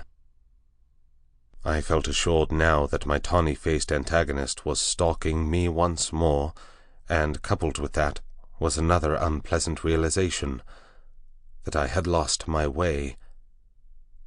For a time I hurried on hopelessly perplexed, and pursued by that stealthy approach. Whatever it was, the thing either lacked the courage to attack me, or it was waiting to take me at some disadvantage. I kept studiously to the open. At times I would turn and listen, and presently I had half persuaded myself that my pursuer had abandoned the chase, or was a mere creation of my disordered imagination. Then I heard the sound of the sea. I quickened my footsteps almost into a run, and immediately there was a stumble in my rear. I turned suddenly, and stared at the uncertain trees behind me. One black shadow seemed to leap into another. I listened, rigid, and heard nothing but the creep of the blood in my ears. I thought that my nerves were unstrung, and that my imagination was tricking me, and turned resolutely towards the sounds of the sea again. In a minute or so the trees grew thinner, and I emerged upon a bare, low headland running out into the sombre water. The night was calm and clear, and the reflection of the growing multitude of the stars shivered in the tranquil heaving of the sea. Some way out, the wash upon an irregular band of reef shone with a pallid light of its own. Westward I saw the zodiacal light mingling with the yellow brilliance of the evening star. The coast fell away from me to the east, and westward it was hidden by the shoulder of the cape. Then I recalled the fact that Moreau's beach lay to the west. A twig snapped behind me, and there was a rustle. I turned, and stood facing the dark trees. I could see nothing, or else I could see too much. Every dark form in the dimness had its ominous quality, its peculiar suggestion of alert watchfulness. So I stood for perhaps a minute, and then, with an eye to the trees still, turned westward to cross the headland, and, as I moved, one among the lurking shadows moved to follow me. My heart beat quickly. Presently the broad sweep of a bay to the westward became visible, and I halted again. The noiseless shadow halted a dozen yards from me. A little point of light shone on the further bend of the curve, and the grey sweep of the sandy beach lay faint under the starlight. Perhaps 2 miles away was that little point of light. To get to the beach, I should have to go through the trees where the shadows lurked, and down a bushy slope. I could see the thing rather more distinctly now. It was no animal, for it stood erect. At that I opened my mouth to speak, and found a hoarse phlegm choked my voice.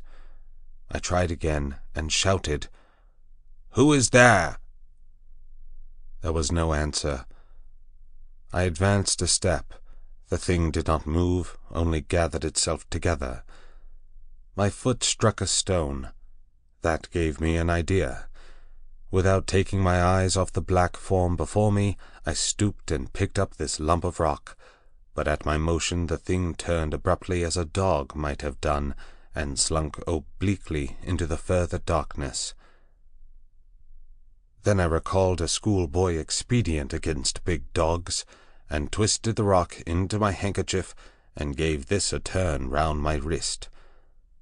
I heard a movement further off among the shadows, as if the thing was in retreat. Then suddenly my tense excitement gave way. I broke into a profuse perspiration and fell a-trembling, with my adversary routed and this weapon in my hand. It was some time before I could summon resolution to go down through the trees and bushes upon the flank of the headland to the beach. At last I did it at a run, and as I emerged from the thicket upon the sand, I heard some other body come crashing after me. At that I completely lost my head with fear, and began running along the sand. Forthwith there came the swift patter of soft feet in pursuit. I gave a wild cry, and redoubled my pace. Some dim, black things, about 3 or 4 times the size of rabbits, went running or hopping up from the beach towards the bushes as I passed. So long as I live, I shall remember the terror of that chase. I ran near the water's edge, and heard every now and then the splash of the feet that gained upon me. Far away, hopelessly far, was the yellow light. All the night about us was black and still. Splash, splash came the pursuing feet, nearer and nearer. I felt my breath going, for I was quite out of training. It whooped as I drew it, and I felt a pain like a knife at my side. I perceived the thing would come up with me long before I reached the enclosure, and, desperate and sobbing for my breath, I wheeled round upon it and struck at it as it came up to me, struck with all my strength. The stone came out of the sling of the handkerchief as I did so. As I turned, the thing, which had been running on all fours, rose to its feet, and the missile fell fair on its left temple. The skull rang loud, and the animal man blundered into me, thrust me back with its hands, and went staggering past me to fall headlong upon the sand with its face in the water, and there it lay still. I could not bring myself to approach that black heap.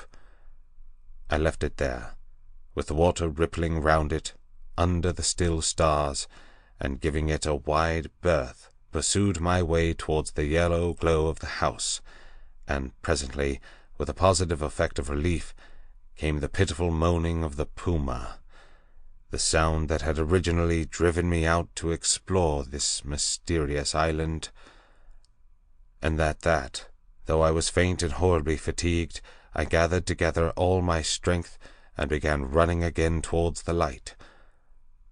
I thought I heard a voice calling me. 10. The Crying of the Man. As I drew near the house, I saw that the light shone from the open door of my room, and then I heard coming from out of the darkness at the side of that orange oblong of light the voice of Montgomery shouting, "Prendick!" I continued running. Presently I heard him again. I replied by a feeble "Hello," and in another moment had staggered up to him. "Where have you been?" said he, holding me at arm's length, so that the light from the door fell on my face. "We have both been so busy that we forgot you until about half an hour ago." He led me into the room and sat me down in the deck chair. For a while I was blinded by the light. "We did not think you would start to explore this island of ours without telling us," he said, and then, "I was afraid, but hello!" My last remaining strength slipped from me, and my head fell forward on my chest. I think he found a certain satisfaction in giving me brandy.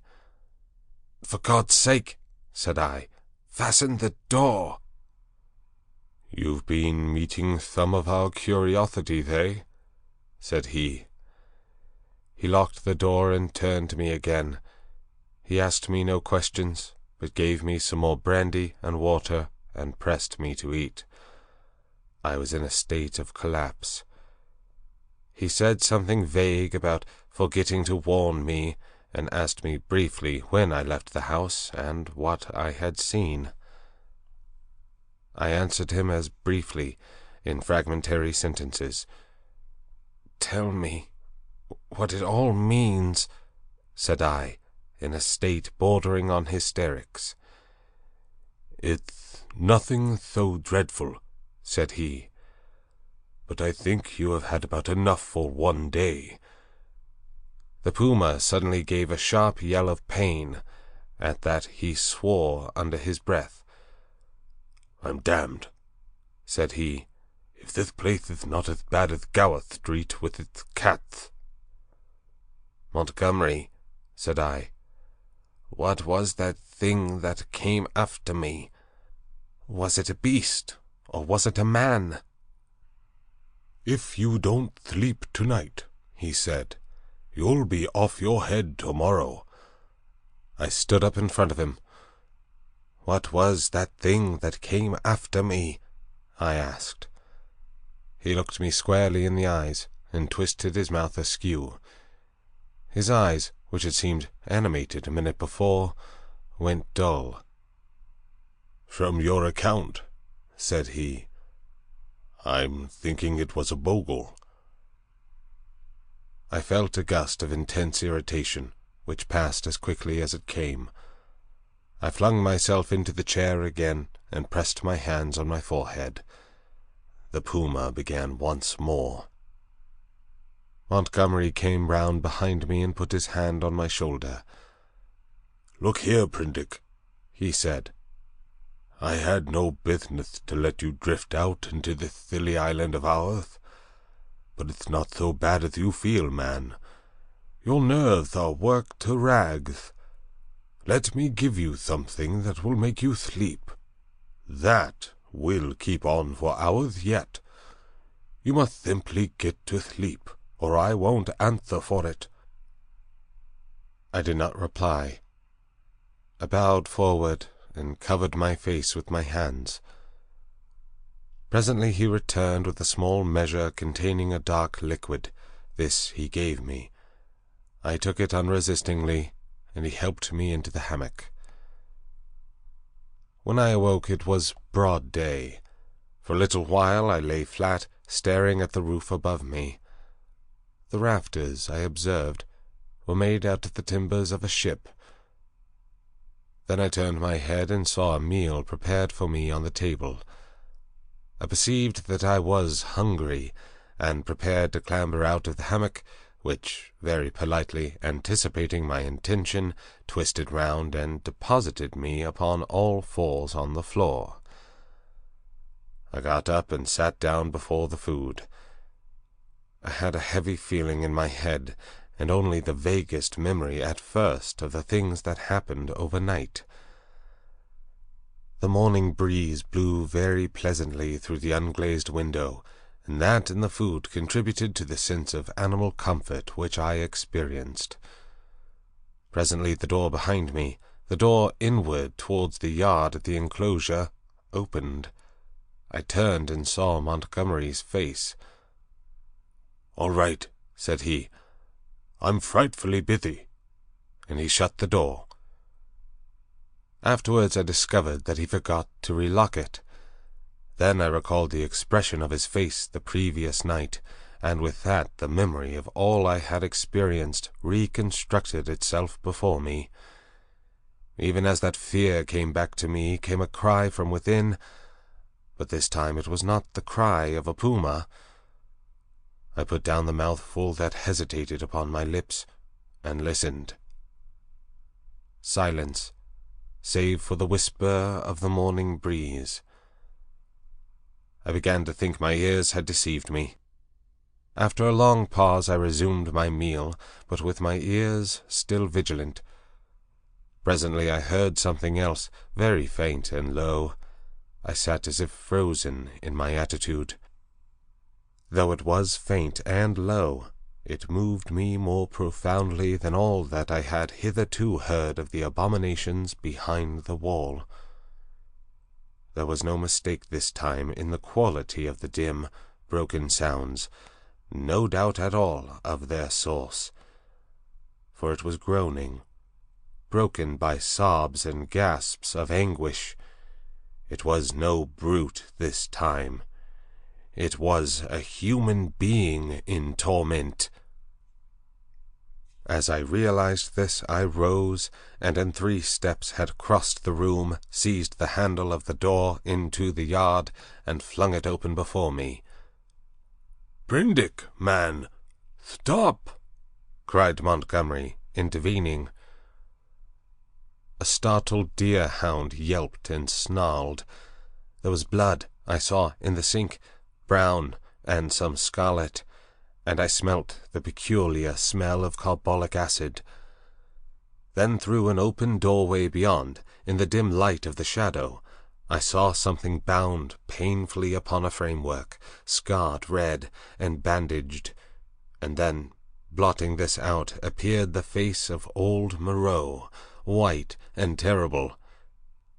In a moment he had gripped me by the shoulder with a hand that was smeared red, had twisted me off my feet, and flung me headlong back into my own room. He lifted me as though I was a little child. I fell at full length upon the floor, and the door slammed and shut out the passionate intensity of his face. Then I heard the key turn in the lock, and Montgomery's voice in expostulation. "Ruined the work of a lifetime," I heard Moreau say. "He doth not understand," said Montgomery, and other things that were inaudible. "I can't spare the time yet," said Moreau. The rest I did not hear. I picked myself up and stood trembling, my mind a chaos of the most horrible misgivings. Could it be possible, I thought, that such a thing as vivisection of men was carried on here? The question shot like lightning across a tumultuous sky, and suddenly the clouded horror of my mind condensed into a vivid realization of my own danger. 11. The hunting of the man. It came before my mind with an unreasonable hope of escape that the outer door of my room was still open to me. I was convinced now, absolutely assured, that Moreau had been vivisecting a human being. All the time since I had heard his name, I had been trying to link in my mind in some way the grotesque animalism of the islanders with his abominations. And now I thought I saw it all. The memory of his work on the transfusion of blood recurred to me. These creatures I had seen were the victims of some hideous experiment.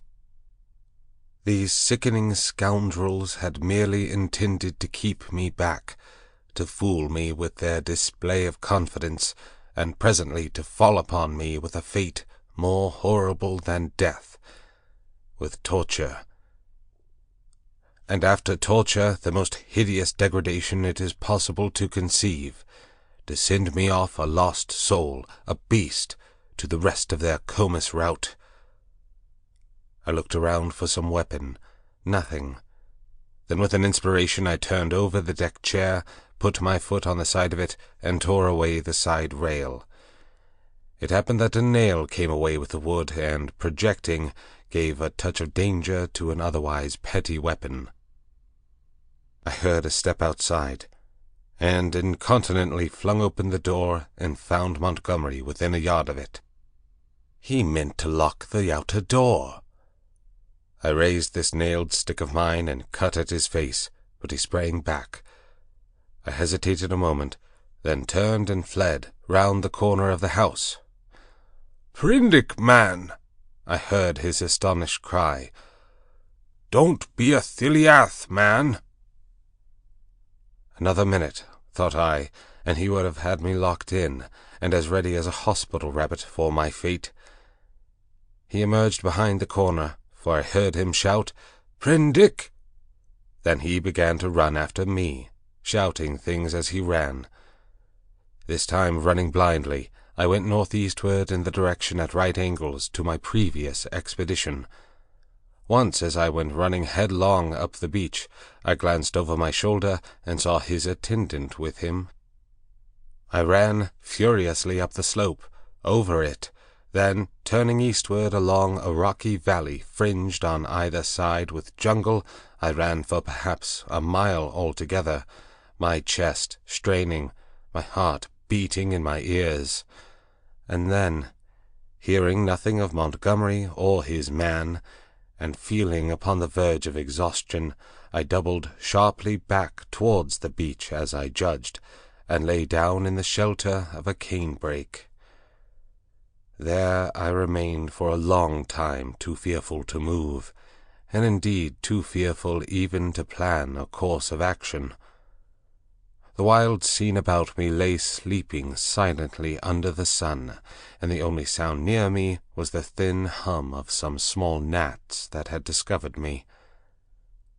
Presently I became aware of a drowsy breathing sound, the soughing of the sea upon the beach. After about an hour I heard Montgomery shouting my name far away to the north. That set me thinking of my plan of action. As I interpreted it then, this island was inhabited only by these two vivisectors and their animalized victims. Some of these, no doubt, they could press into their service against me if need arose. I knew both Moreau and Montgomery carried revolvers, and, save for a feeble bar of deal spiked with a small nail, the merest mockery of a mace, I was unarmed.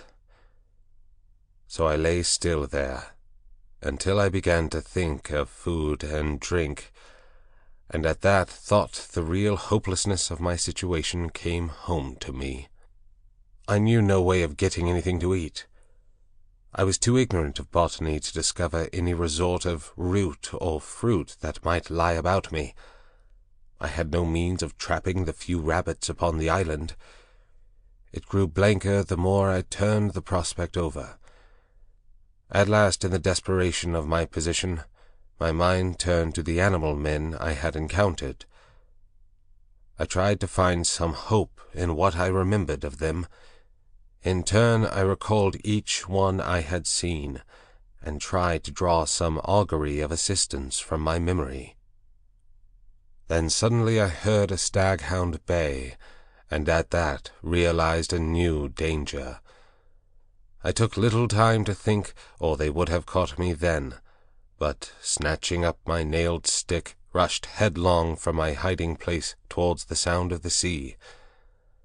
I remember a growth of thorny plants, with spines that stabbed like penknives. I emerged bleeding and with torn clothes upon the lip of a long creek opening northward. I went straight into the water without a minute's hesitation, wading up the creek, and presently finding myself knee-deep in a little stream. I scrambled out at last on the westward bank, and with my heart beating loudly in my ears, crept into a tangle of ferns to await the issue. I heard the dog, there was only one, draw nearer, and yelp when it came to the thorns. Then I heard no more, and presently began to think I had escaped. The minutes passed, the silence lengthened out, and at last, after an hour of security, my courage began to return to me. By this time I was no longer very much terrified, or very miserable. I had, as it were, passed the limit of terror and despair. I felt now that my life was practically lost, and that persuasion made me capable of daring anything.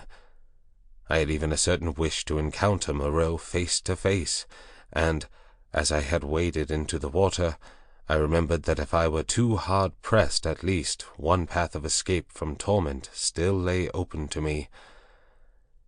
They could not very well prevent my drowning myself.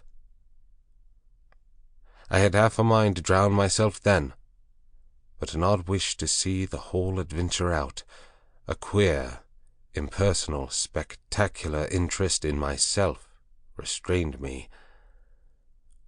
I stretched my limbs, sore and painful from the pricks of the spiny plants, and stared around me at the trees. And, so suddenly that it seemed to jump out of the green tracery about it, my eyes lit upon a black face watching me. I saw that it was the simian creature who had met the launch upon the beach. He was clinging to the oblique stem of a palm tree. I gripped my stick and stood up facing him. He began chattering. You, was all I could distinguish at first. Suddenly he dropped from the tree, and in another moment was holding the fronds apart and staring curiously at me. I did not feel the same repugnance towards this creature which I had experienced in my encounters with the other beast men. "You," he said. "In the boat." He was a man, then, at least as much of a man as Montgomery's attendant, for he could talk. "Yes," I said, "I came in the boat, from the ship." "Oh," he said, and his bright, restless eyes travelled over me, to my hands, to the stick I carried, to my feet, to the tattered places in my coat, and the cuts and scratches I had received from the thorns. He seemed puzzled at something. His eyes came back to my hands. He held out his own hand and counted his digits slowly.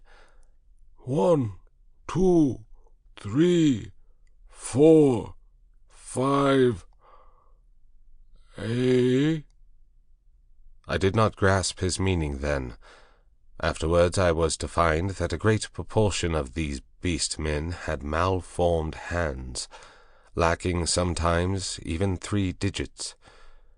But guessing this was in some way a greeting, I did the same thing by way of reply. He grinned with immense satisfaction.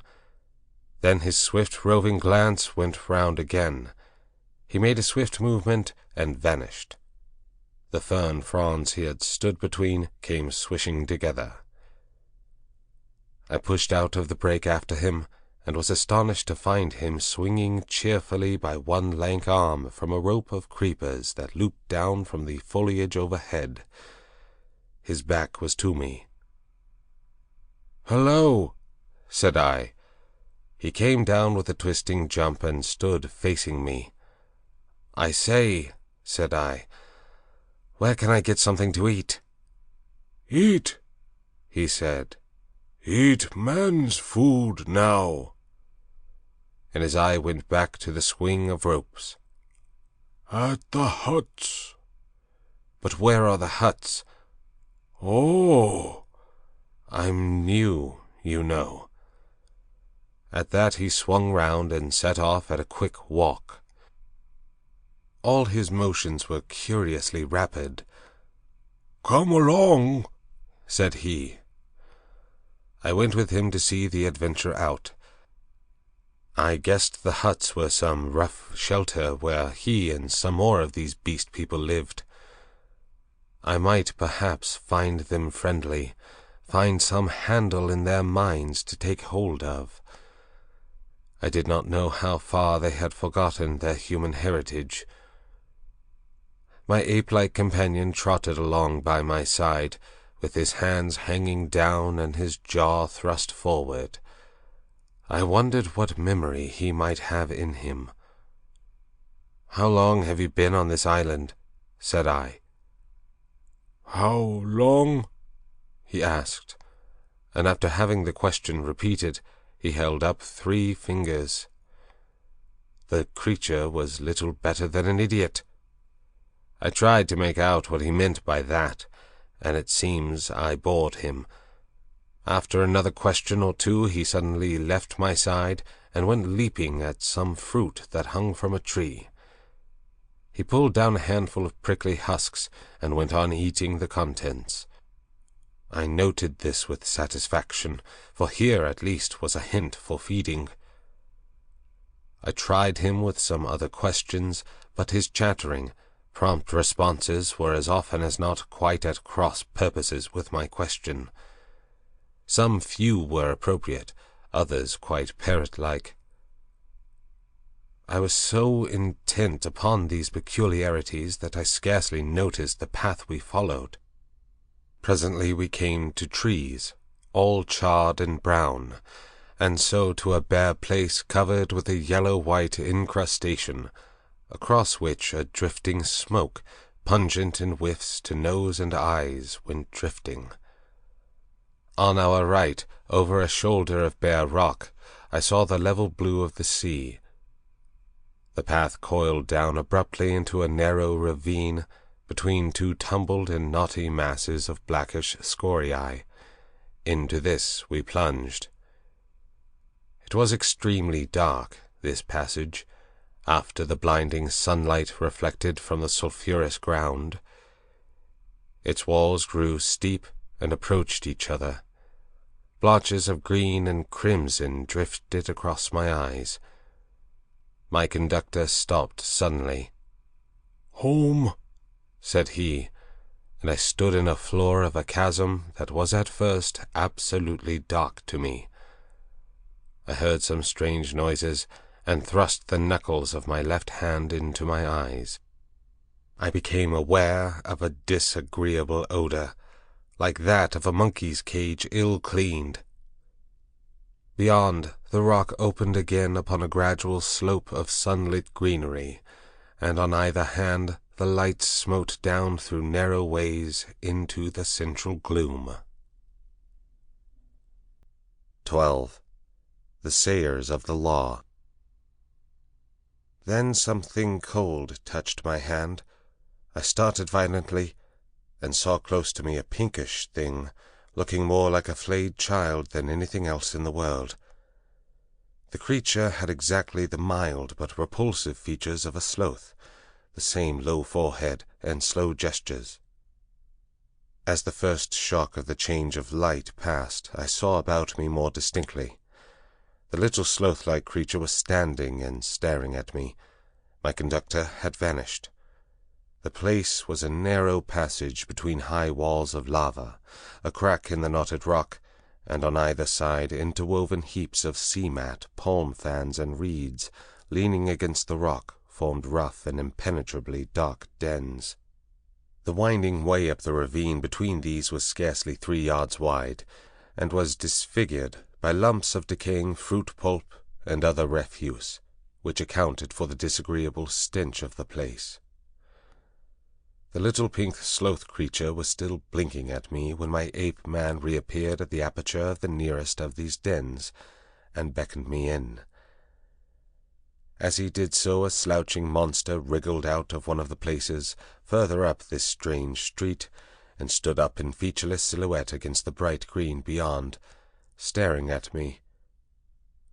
I hesitated, having half a mind to bolt the way I had come, and then, determined to go through with the adventure, I gripped my nailed stick about the middle and crawled into the little evil-smelling lean-to after my conductor. It was a semicircular space, shaped like the half of a beehive, and against the rocky wall that formed the inner side of it was a pile of variegated fruits, coconuts among others. Some rough vessels of lava and wood stood about the floor, and one on a rough stool. There was no fire. In the darkest corner of the hut sat a shapeless mass of darkness that grunted, "Hey!" as I came in, and my ape-man stood in the dim light of the doorway and held out a split coconut to me as I crawled into the other corner and squatted down. I took it and began gnawing it, as serenely as possible, in spite of a certain trepidation and the nearly intolerable closeness of the den. The little pink sloth creature stood in the aperture of the hut, and something else with a drab face and bright eyes came staring over its shoulder. "Hey!" came out of the lump of mystery opposite. "It is a man." "It is a man," gabbled my conductor. "A man, a 5-man like me." "Shut up," said the voice from the dark, and grunted. I gnawed my coconut amid an impressive stillness. I peered hard into the blackness, but could distinguish nothing. "It is a man," the voice repeated. "He comes to live with us." It was a thick voice with something in it, a kind of whistling overtone, that struck me as peculiar, but the English accent was strangely good. The ape-man looked at me as though he expected something. I perceived the pause was interrogative. "He comes to live with you," I said. "It is a man. He must learn the law." I began to distinguish now a deeper blackness in the black, a vague outline of a hunched-up figure. Then I noticed the opening of the place was darkened by 2 more black heads. My hand tightened on my stick. The thing in the dark repeated in a louder tone, "Say the words." I had missed its last remark. "Not to go on all fours. That is the law." It repeated in a kind of sing-song. I was puzzled. "Say the words," said the ape-man, repeating, and the figures in the doorway echoed this, with a threat in the tone of their voices. I realized that I had to repeat this idiotic formula, and then began the insanest ceremony. The voice in the dark began intoning a mad litany, line by line, and I and the rest to repeat it. As they did so, they swayed from side to side in the oddest way, and beat their hands upon their knees, and I followed their example. I could have imagined I was already dead and in another world. That dark hut, these grotesque dim figures, just flecked here and there by a glimmer of light, and all of them swaying in unison, and chanting, "Not to go on all fours, that is the law, are we not men? Not to suck up drink, that is the law, are we not men? Not to eat fish or flesh, that is the law, are we not men? Not to claw the bark of trees, that is the law, are we not men? Not to chase other men, that is the law, are we not men?" And so from the prohibition of these acts of folly, on to the prohibition of what I thought then were the maddest, most impossible, and most indecent things one could well imagine. A kind of rhythmic fervor fell on all of us. We gabbled and swayed faster and faster, repeating this amazing law. Superficially, the contagion of these brutes was upon me, but deep down within me the laughter and disgust struggled together. We ran through a long list of prohibitions, and then the chant swung round to a new formula. His is the house of pain. His is the hand that makes. His is the hand that wounds. His is the hand that heals. And so on for another long series, mostly quite incomprehensible gibberish to me about him, whoever he might be. I could have fancied it was a dream, but never before have I heard chanting in a dream. His is the lightning we flash, we sang. His is the deep, salt sea. A horrible fancy came into my head that Moreau, after animalizing these men, had infected their dwarfed brains with a kind of deification of himself. However, I was too keenly aware of white teeth and strong claws about me to stop my chanting on that account. His are the stars in the sky. At last that song ended. I saw the ape-man's face shining with perspiration, and my eyes being now accustomed to the darkness, I saw more distinctly the figure in the corner from which the voice came. It was the size of a man, but it seemed covered with a dull grey hair, almost like a Skye terrier. What was it? What were they all?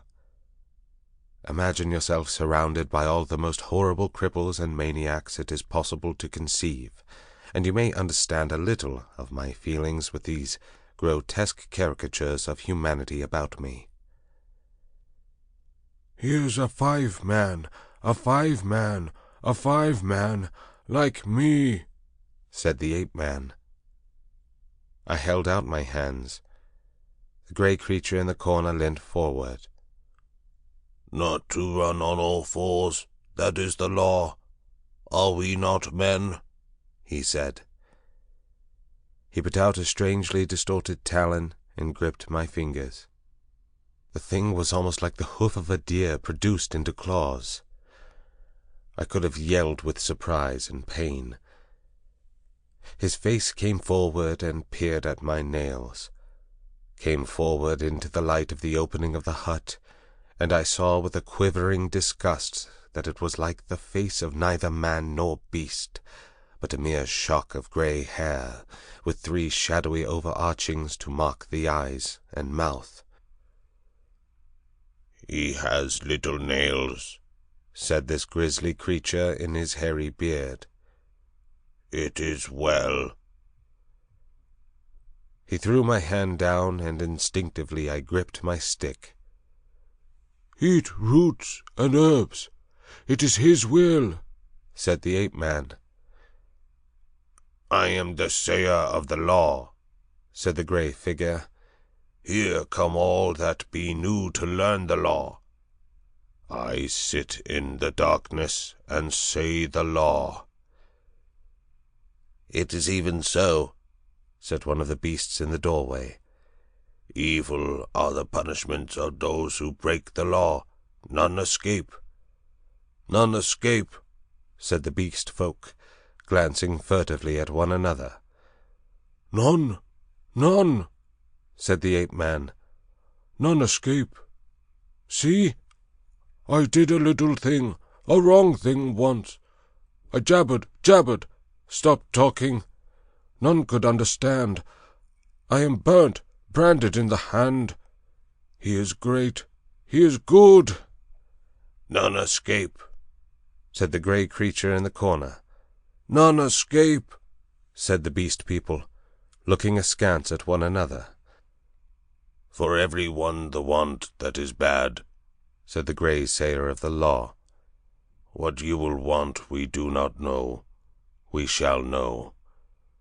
Some want to follow things that move, to watch and slink and wait and spring, to kill and bite deep and rich, sucking the blood.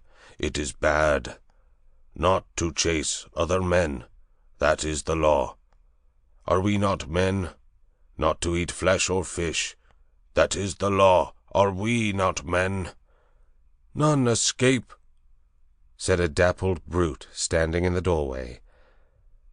"For every one the want is bad," said the grey sayer of the law. "Some want to go tearing with teeth and hands into the roots of things, snuffing into the earth. It is bad." "None escape," said the men in the door. "Some go clawing trees, some go scratching at the graves of the dead, some go fighting with foreheads or feet or claws, some bite suddenly, none giving occasion, some love uncleanness."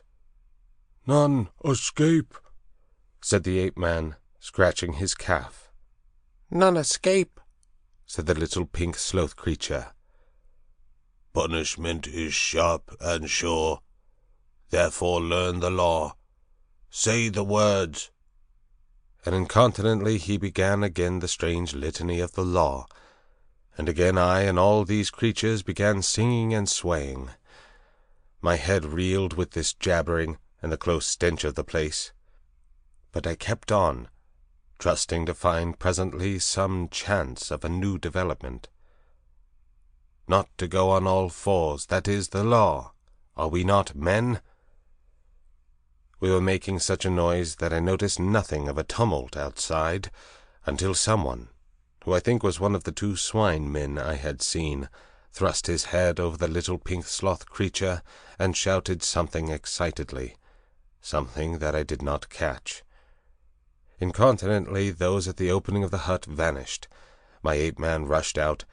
The thing that had sat in the dark followed him. I only observed that it was big and clumsy and covered with silvery hair, and I was left alone. Then, before I reached the aperture, I heard the yelp of a staghound. In another moment I was standing outside the hovel, my chair rail in my hand, every muscle of me quivering. Before me were the clumsy backs of perhaps a score of these beast people, their misshapen heads half hidden by their shoulder blades. They were gesticulating excitedly. Other half-animal faces glared interrogation out of their hovels. Looking in the direction which they faced, I saw coming through the haze, under the trees, beyond the end of the passage of dens, the dark figure and awful white face of Moreau. He was holding the leaping staghound back, and close behind him came Montgomery, revolver in hand. For a moment I stood horror-struck. I turned and saw the passage behind me blocked by another heavy brute, with a huge grey face and twinkling little eyes, advancing towards me. I looked round and saw to the right of me, and a half-dozen yards in front of me, a narrow gap in the wall of rock, through which a ray of light slanted into the shadows. "Stop!" cried Moreau as I strode towards this, and then, "Hold him!" At that, first one face turned towards me, and then others. Their bestial minds were happily slow. I dashed my shoulder into a clumsy monster who was turning to see what Moreau meant, and flung him forward into another. I felt his hands fly round, clutching at me and missing me. The little pink sloth creature dashed at me, and I gashed down its ugly face with the nail in my stick, and in another minute was scrambling up a steep side of pathway, a kind of sloping chimney, out of the ravine. I heard a howl behind me, and cries of, "Catch him! Hold him!" and the grey-faced creature appeared behind me and jammed his huge bulk into the cleft. "Go on! Go on!" they howled. I clambered up the narrow cleft in the rock, and came out upon the sulphur on the westward side of the village of the beast-men. That gap was altogether fortunate for me, for the narrow chimney, slanting obliquely upward, must have impeded the nearer pursuers. I ran over the white space and down a steep slope, through a scattered growth of trees, and came to a low-lying stretch of tall reeds, through which I pushed into a dark, thick undergrowth that was black and succulent underfoot. As I plunged into the reeds, my foremost pursuers emerged from the gap. I broke my way through this undergrowth for some minutes. The air behind me and about me was soon full of threatening cries. I heard the tumult of my pursuers in the gap up the slope, then the crashing of the reeds, and every now and then the crackling crash of a branch. Some of the creatures roared like excited beasts of prey. The staghound yelped to the left. I heard Moreau and Montgomery shouting in the same direction. I turned sharply to the right. It seemed to me even then that I heard Montgomery shouting for me to run for my life. Presently the ground gave rich and oozy under my feet, but I was desperate and went headlong into, struggled through knee-deep, and so came to a winding path among tall canes. The noise of my pursuers passed away to my left. In one place 3 strange, pink, hopping animals about the size of cats bolted before my footsteps. This pathway ran uphill, across another open space covered with white incrustation, and plunged into a canebrake again. Then suddenly it turned parallel with the edge of a steep-walled gap, which came without warning, like a ha-ha of an English park, turned with an unexpected abruptness. I was still running with all my might, and I never saw this drop until I was flying headlong through the air. I fell on my forearms and head among thorns, and rose with a torn ear and bleeding face. I had fallen into a precipitous ravine, rocky and thorny. full of a hazy mist which drifted about me in wisps, and with a narrow streamlet from which this mist came meandering down the centre. I was astonished at this thin fog in the full blaze of daylight. But I had no time to stand wandering then. I turned to my right, downstream, hoping to come to the sea in that direction, and so have my way open to drown myself. It was only later I found that I had dropped my nail-stick in my fall. Presently the ravine grew narrower for a space, and carelessly I stepped into the stream. I jumped out again pretty quickly, for the water was almost boiling. I noticed, too, there was a thin, sulphurous scum drifting upon its coiling water. Almost immediately came a turn in the ravine and the indistinct blue horizon. The nearer sea was flashing the sun from a myriad facets. I saw my death before me, but I was hot and panting, with the warm blood oozing out on my face and running pleasantly through my veins. I felt more than a touch of exultation, too, at having distanced my pursuers. It was not in me, then, to go out and drown myself yet. I stared back the way I had come. I listened. Save for the hum of the gnats and the chirp of some small insects that hopped among the thorns, the air was absolutely still. Then came the yelp of a dog, very faint, and a chattering and gibbering, the snap of a whip, and voices. They grew louder, then fainter again. The noise receded up the stream and faded away. For a while the chase was over, but I knew now how much hope of help for me lay in the beast people. 13. A Parley. I turned again and went on down towards the sea. I found the hot stream broadened out to a shallow, weedy sand, in which an abundance of crabs and long-bodied, many-legged creatures started from my footfall. I walked to the very edge of the salt water, and then I felt I was safe. I turned and stared, arms akimbo, at the thick green behind me, into which the steamy ravine cut like a smoking gash. But, as I say, I was too full of excitement and, a true saying, though those who have never known danger may doubt it, too desperate to die. Then it came into my head that there was one chance before me yet.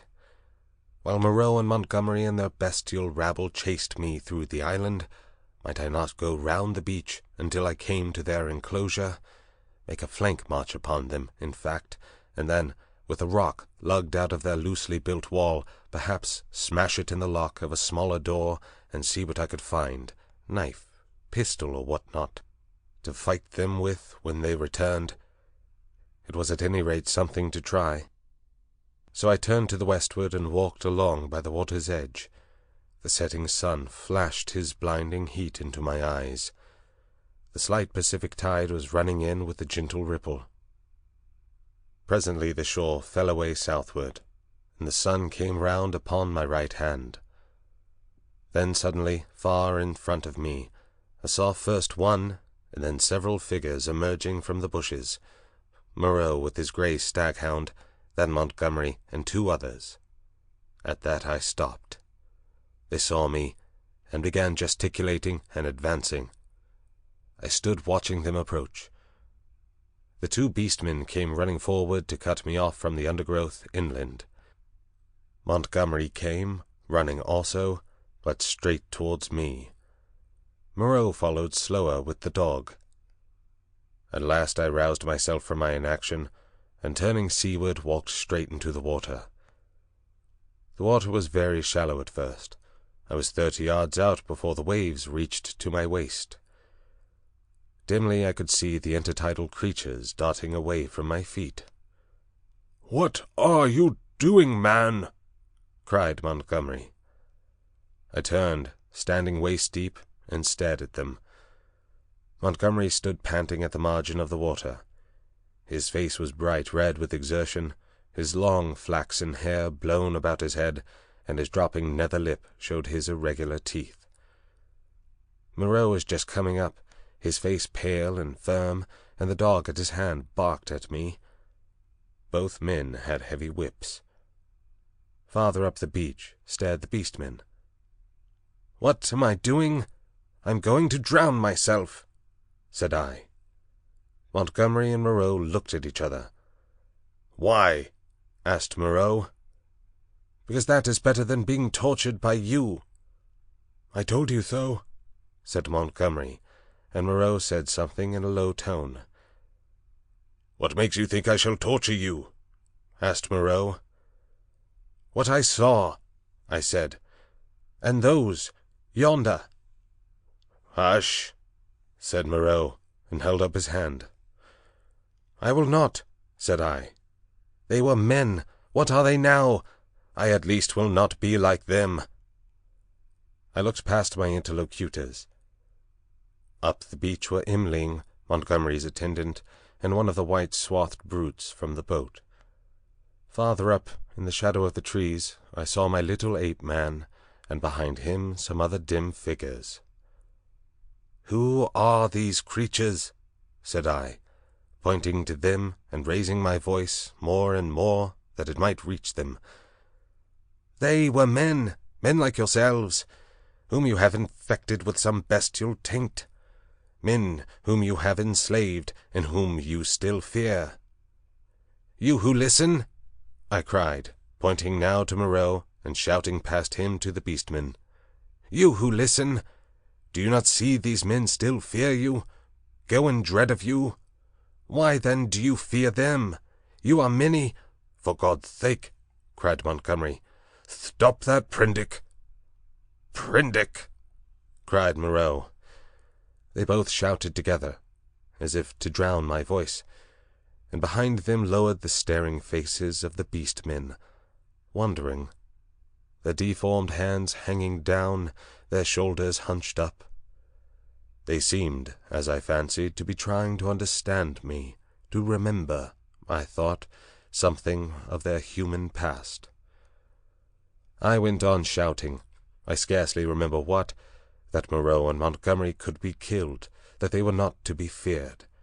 That was the burden of what I put into the heads of the beast people. I saw the green-eyed man in the dark rags, who had met me on the evening of my arrival, come out from among the trees, and others followed him, to hear me better. At last, for want of breath, I paused.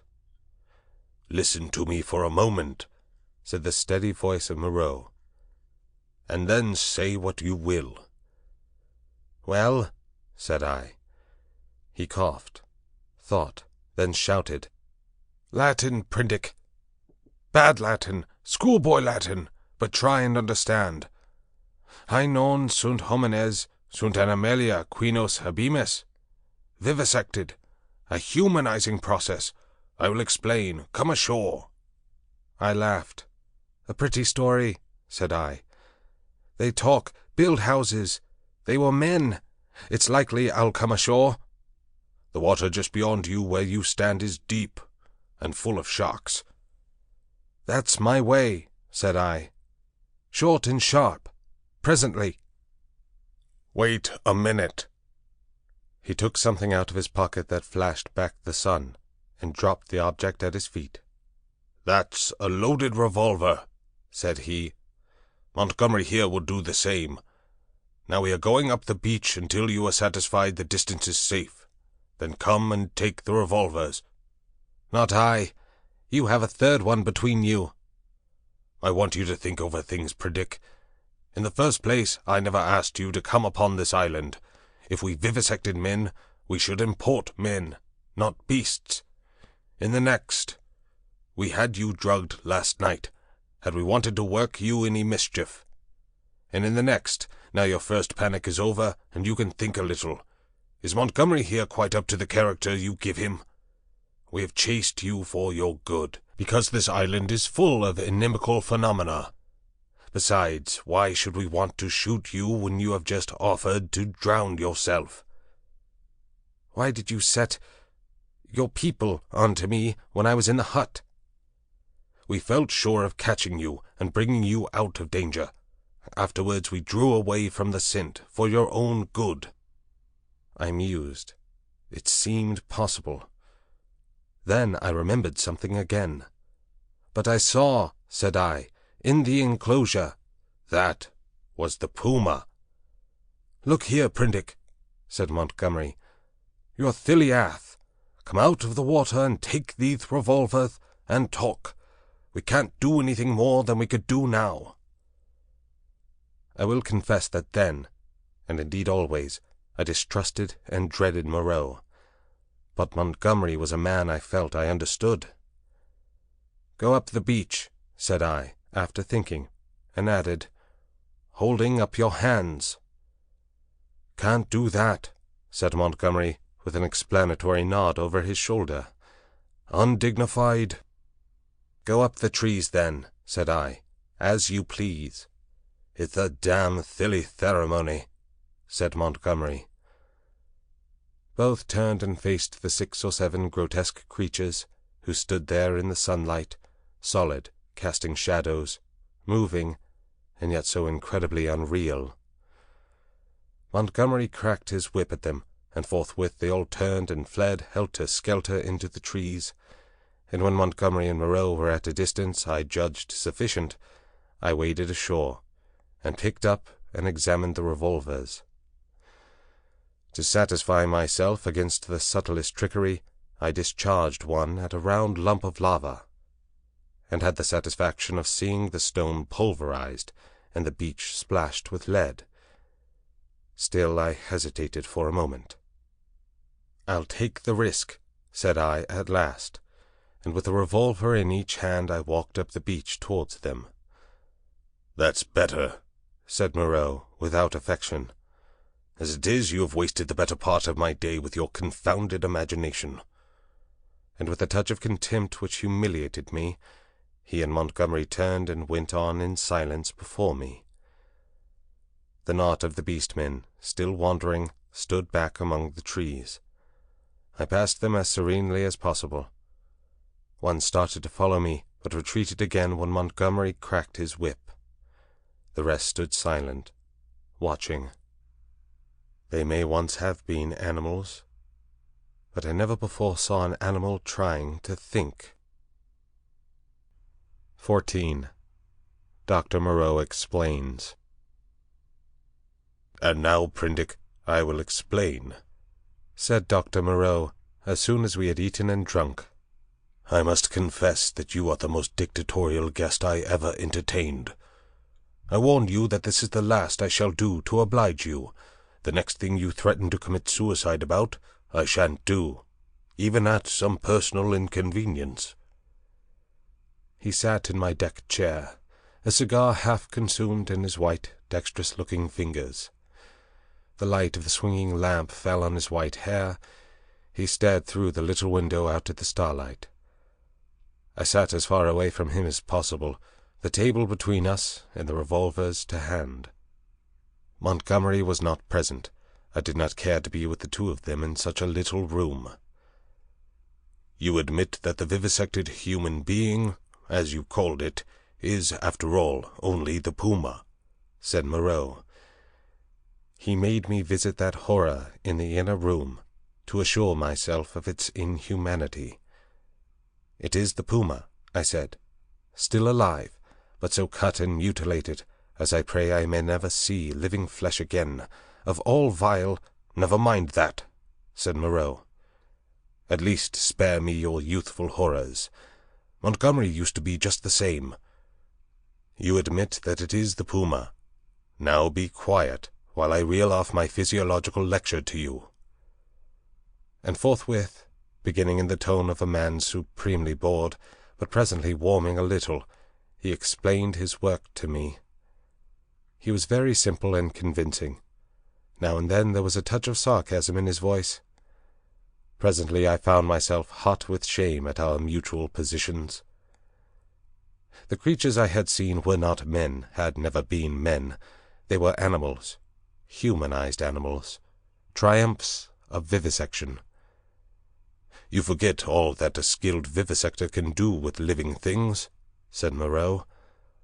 "For my own part, I'm puzzled why the things I have done here have not been done before. Small efforts, of course, have been made, amputation, tongue-cutting, excisions.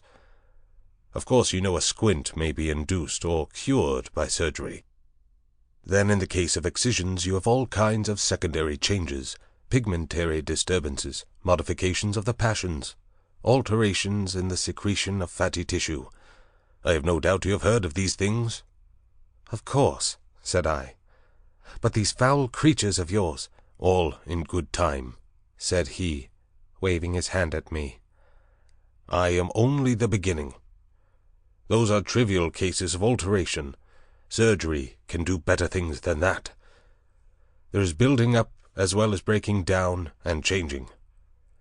You have heard, perhaps, of a common surgical operation resorted to in cases where the nose has been destroyed. A flap of skin is cut from the forehead, turned down on the nose, and heals in the new position. This is a kind of grafting in a new position of part of an animal upon itself. Grafting of freshly obtained material from another animal is also possible. The case of teeth, for example. The grafting of skin and bone is done to facilitate healing. The surgeon places in the middle of the wound pieces of skin snipped from another animal, or fragments of bone from a victim freshly killed. Hunter's cock spur, possibly you have heard of that, flourished on the bull's neck, and the rhinoceros rats of the Algerian zouaves are also to be thought of. Monsters manufactured by transferring a slip from the tail of an ordinary rat to its snout, and allowing it to heal in that position." "Monsters manufactured," said I. "Then you mean to tell me—" "Yes. These creatures you have seen are animals carven and wrought into new shapes. To the study of the plasticity of living forms, my life has been devoted. I have studied for years, gaining in knowledge as I go. I see you look horrified, and yet I am telling you nothing new. It all lay in the surface of practical anatomy years ago, but no one had the temerity to touch it. It is not simply the outward form of an animal which I can change. The physiology, the chemical rhythm of the creature, may also be made to undergo an enduring modification, of which vaccination and other methods of inoculation with living or dead matter are examples that will, no doubt, be familiar to you. A similar operation is the transfusion of blood, with which subject, indeed, I began. These are all familiar cases. Less so, and probably far more extensive, were the operations of those medieval practitioners who made dwarves and beggar cripples, show monsters, some vestiges of whose art still remains in the preliminary manipulation of the young mountebank or contortionist. Victor Hugo gives an account of them in L'Homme qui rit. But perhaps my meaning grows plain now. You begin to see that it is a possible thing to transplant tissue from one part of an animal to another, or from one animal to another, to alter its chemical reactions and methods of growth, to modify the articulations of its limbs, and, indeed, to change it in its most intimate structure. And yet this extraordinary branch of knowledge has never been sought as an end, and systematically, by modern investigators, until I took it up. Some such things have been hit upon in the last resort of surgery. Most of the kindred evidence that will recur to your mind has been demonstrated, as it were, by accident, by tyrants, by criminals, by the breeders of horses and dogs, by all kinds of untrained, clumsy-handed men working for their own immediate ends. I was the first man to take up this question armed with antiseptic surgery, and with a really scientific knowledge of the laws of growth. Yet one would imagine it must have been practiced in secret before. Such creatures as the Siamese twins, and in the vaults of the Inquisition, no doubt their chief aim was artistic torture, but some at least of the inquisitors must have had a touch of scientific curiosity. "But," said I, "these things, these animals, talk." He said that was so, and proceeded to point out that the possibility of vivisection does not stop at a mere physical metamorphosis. A pig may be educated. The mental structure is even less determinate than the bodily. In our growing science of hypnotism, we find the promise of a possibility of superseding old inherent instincts by new suggestions, grafting upon or replacing the inherited fixed ideas. Very much indeed of what we call moral education, he said, is such an artificial modification and perversion of instinct. Pugnacity is trained into courageous self-sacrifice, and suppressed sexuality into religious emotion. And the great difference between man and monkey is in the larynx, he continued, in the capacity to frame delicately different sound symbols by which thought could be sustained. In this I failed to agree with him, but with a certain incivility he declined to notice my objection. He repeated that the thing was so, and continued his account of his work. I asked him why he had taken the human form as a model. There seemed to me then, and there still seems to me now, a strange wickedness for that choice. He confessed that he had chosen that form by chance. I might as well have worked to form sheep into llamas and llamas into sheep. I suppose there is something in the human form that appeals to the artistic turn of mind more powerfully than any animal shape can. But have not confined myself to man-making once or twice. He was silent. For a minute, perhaps. These years, how they have slipped by, and here I have wasted a day saving your life, and am now wasting an hour explaining myself. But, said I still do not understand. Where is your justification for inflicting all this pain? The only thing that could excuse vivisection to me would be some application. Precisely, said he. But you see, I am differently constituted. We are on different platforms. You are a materialist.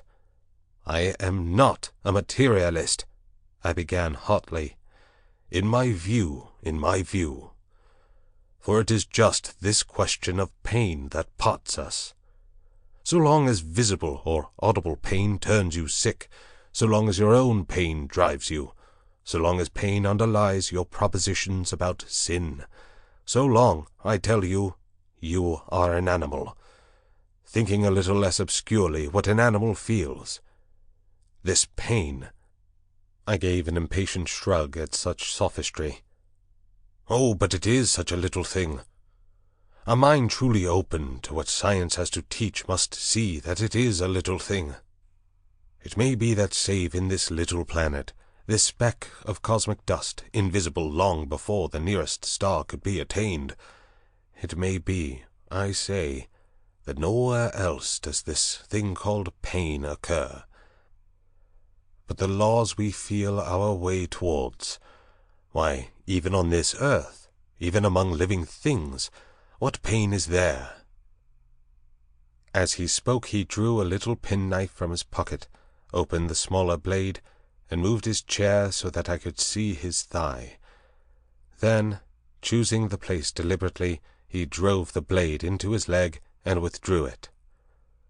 No doubt, he said, you have seen that before. It does not hurt a pinprick. But what does it show? The capacity for pain is not needed in the muscle, and is not placed there. Is but little needed in the skin, and only here and there over the thigh is a spot capable of feeling pain. Pain is simply our intrinsic medical advisor to warn us and stimulate us. Not all living flesh is painful, nor is all nerve, not even all sensory nerve.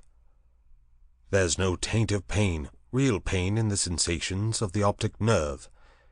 If you wound the optic nerve, you merely see flashes of light, just as disease of the auditory nerve merely means a humming in our ears.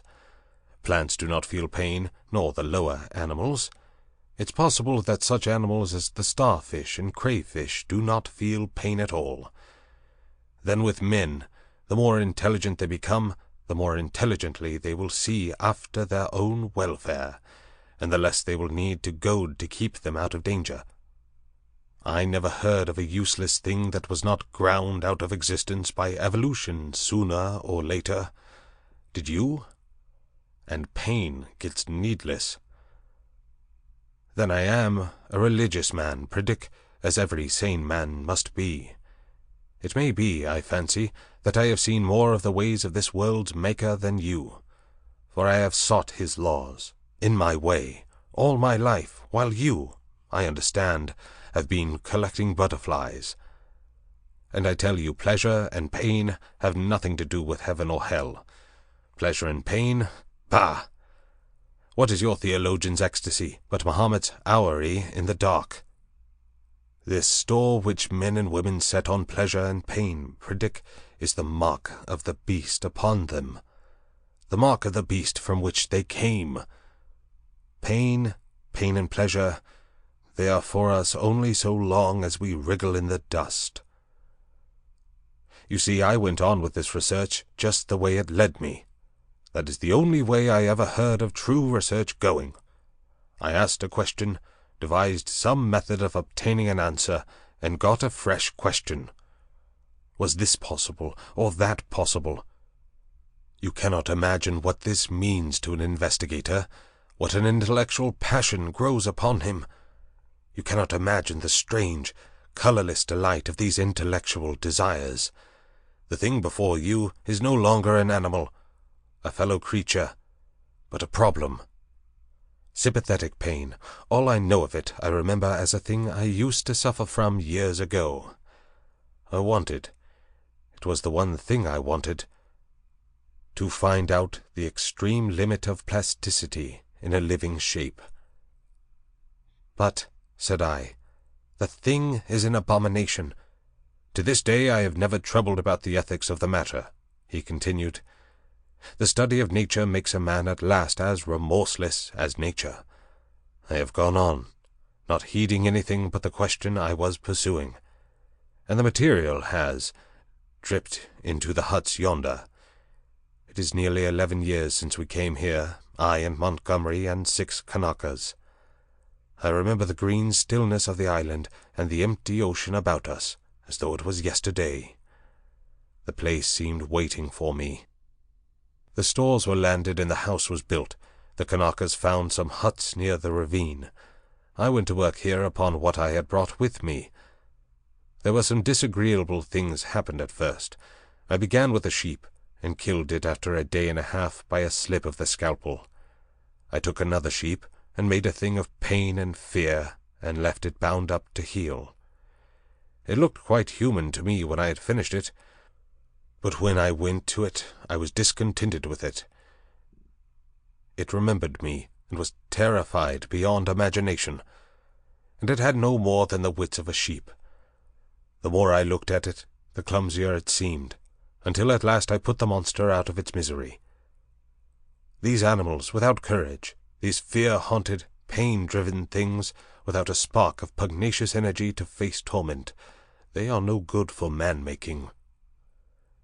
Then I took a gorilla I had, and upon that, working with infinite care, and mastering difficulty after difficulty, I made my first man. All the week, night and day, I moulded him. With him it was chiefly the brain that needed moulding. Much had to be added, much changed. I thought him a fair specimen of the negroid type when I had finished him, and he lay bandaged, bound, and motionless before me. It was only when his life was assured that I left him and came into his room again, and found Montgomery much as you are. He had heard some of the cries as the thing grew human, cries like those that disturbed you so. I didn't take him completely into my confidence at first, and the Kanakas, too, had realized something of it. They were scared out of their wits by the sight of me. I got Montgomery over to me, in a way, but I and he had the hardest job to prevent the Kanakas deserting. Finally they did, and so we lost the yacht. I spent many days educating the brute. Altogether I had him for 3 or 4 months. I taught him the rudiments of English, gave him ideas of counting, even made the thing read the alphabet. But at that he was slow, though I've met with idiots slower. He began with a clean sheet mentally, had no memories left in his mind of what he had been.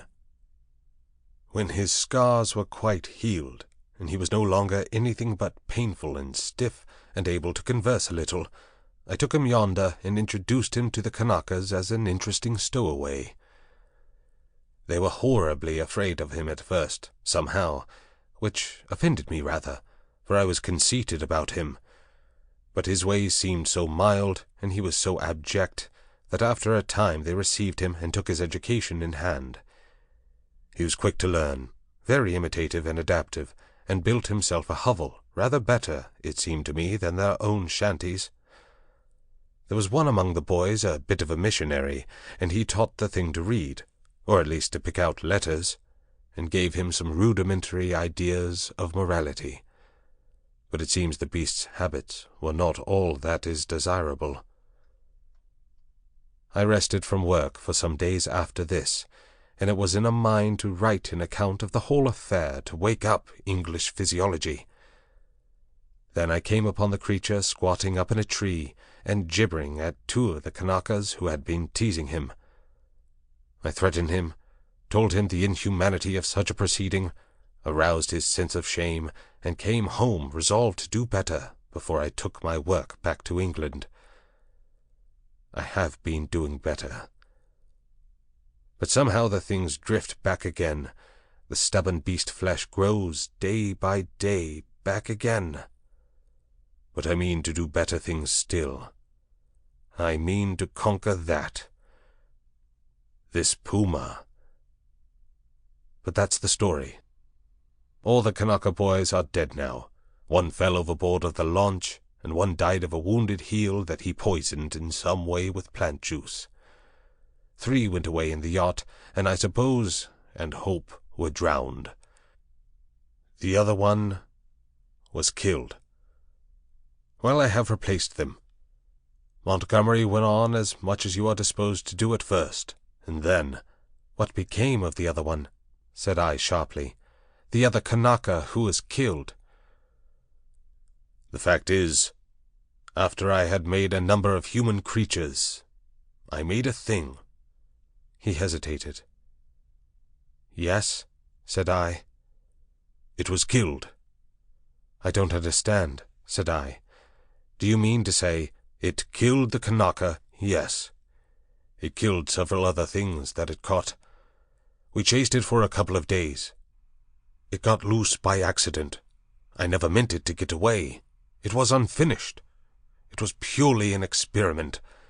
It was a limbless thing with a horrible face that writhed along the ground in a serpentine fashion.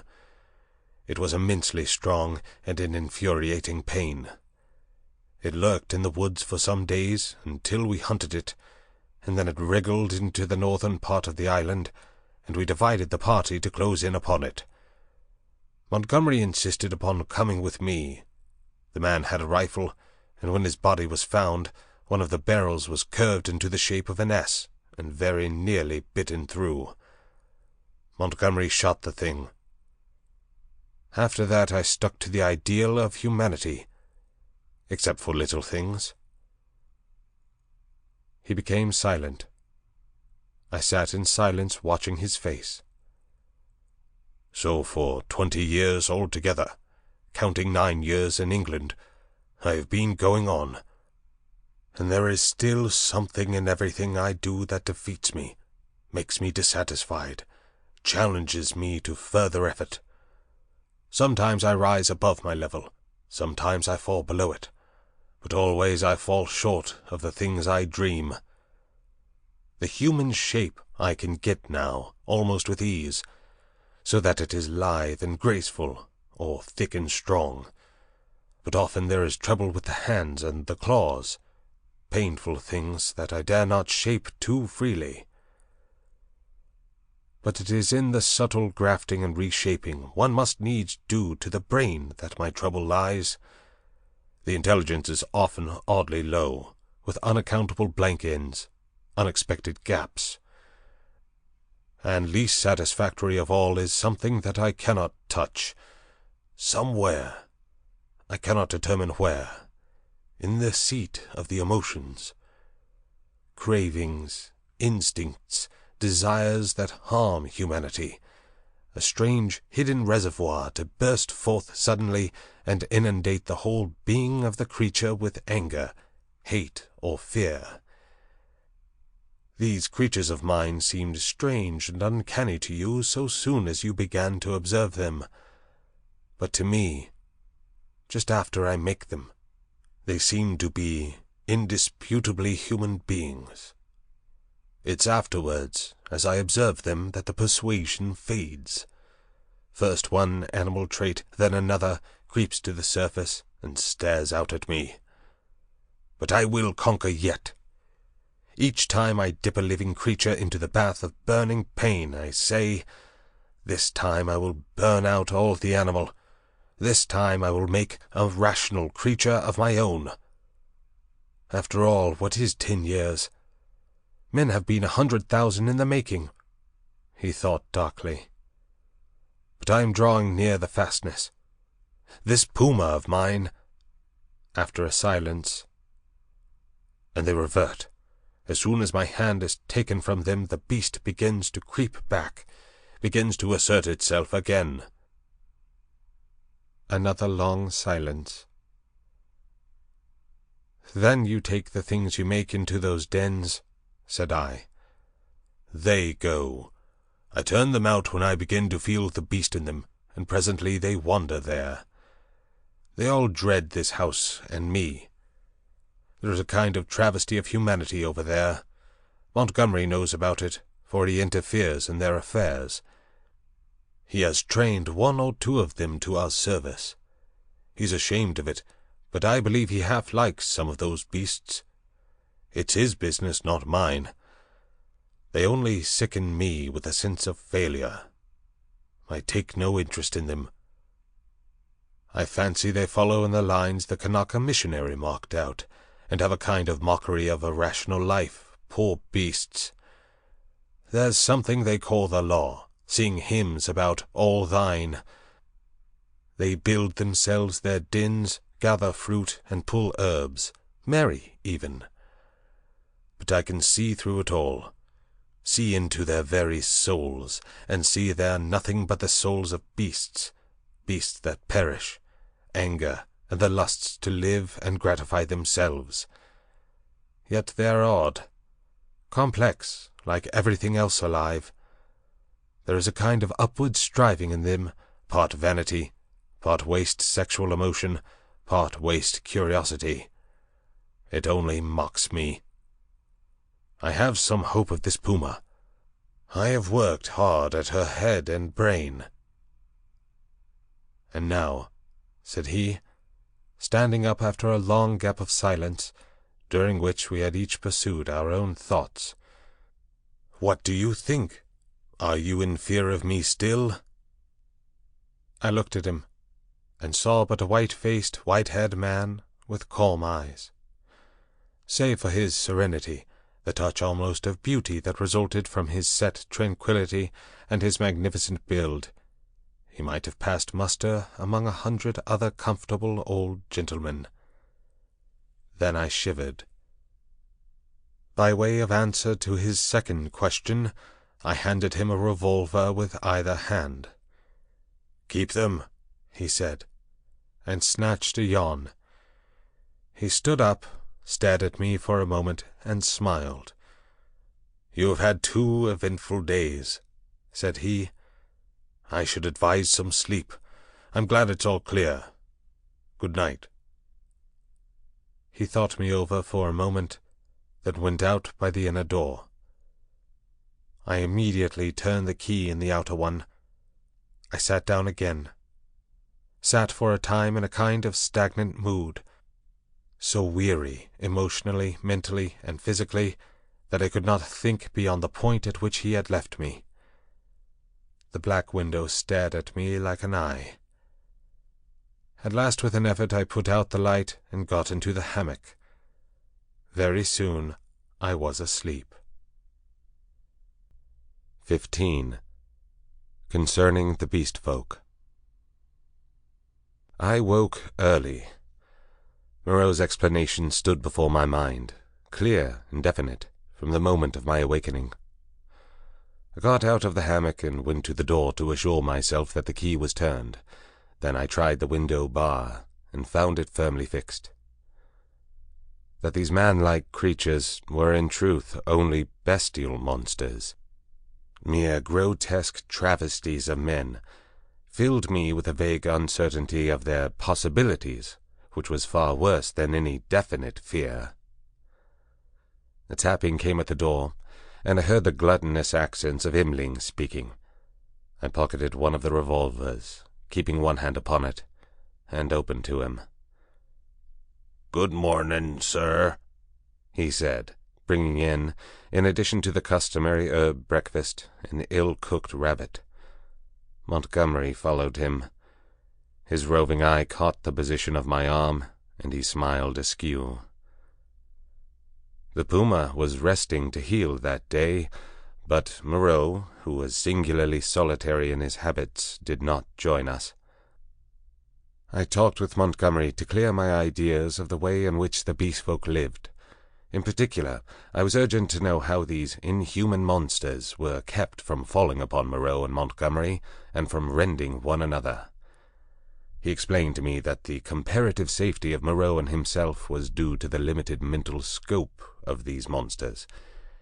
In spite of their increased intelligence and the tendency of their animal instincts to reawaken, they had certain fixed ideas implanted by Moreau into their minds, which absolutely bounded their imaginations. They were really hypnotized, had been told that certain things were possible, and that certain things were not to be done. And these prohibitions were woven into the texture of their minds beyond any possibility of disobedience or dispute. Certain matters, however, in which old instinct was at war with Moreau's convenience, were in a less stable condition. A series of propositions called the law, I had already heard them recited, battled in their minds with the deep-seated, ever-rebellious cravings of their animal natures. This law they were ever repeating, I found, and ever breaking. Both Montgomery and Moreau displayed particular solicitude to keep them ignorant of the taste of blood. They feared the inevitable suggestions of that flavor.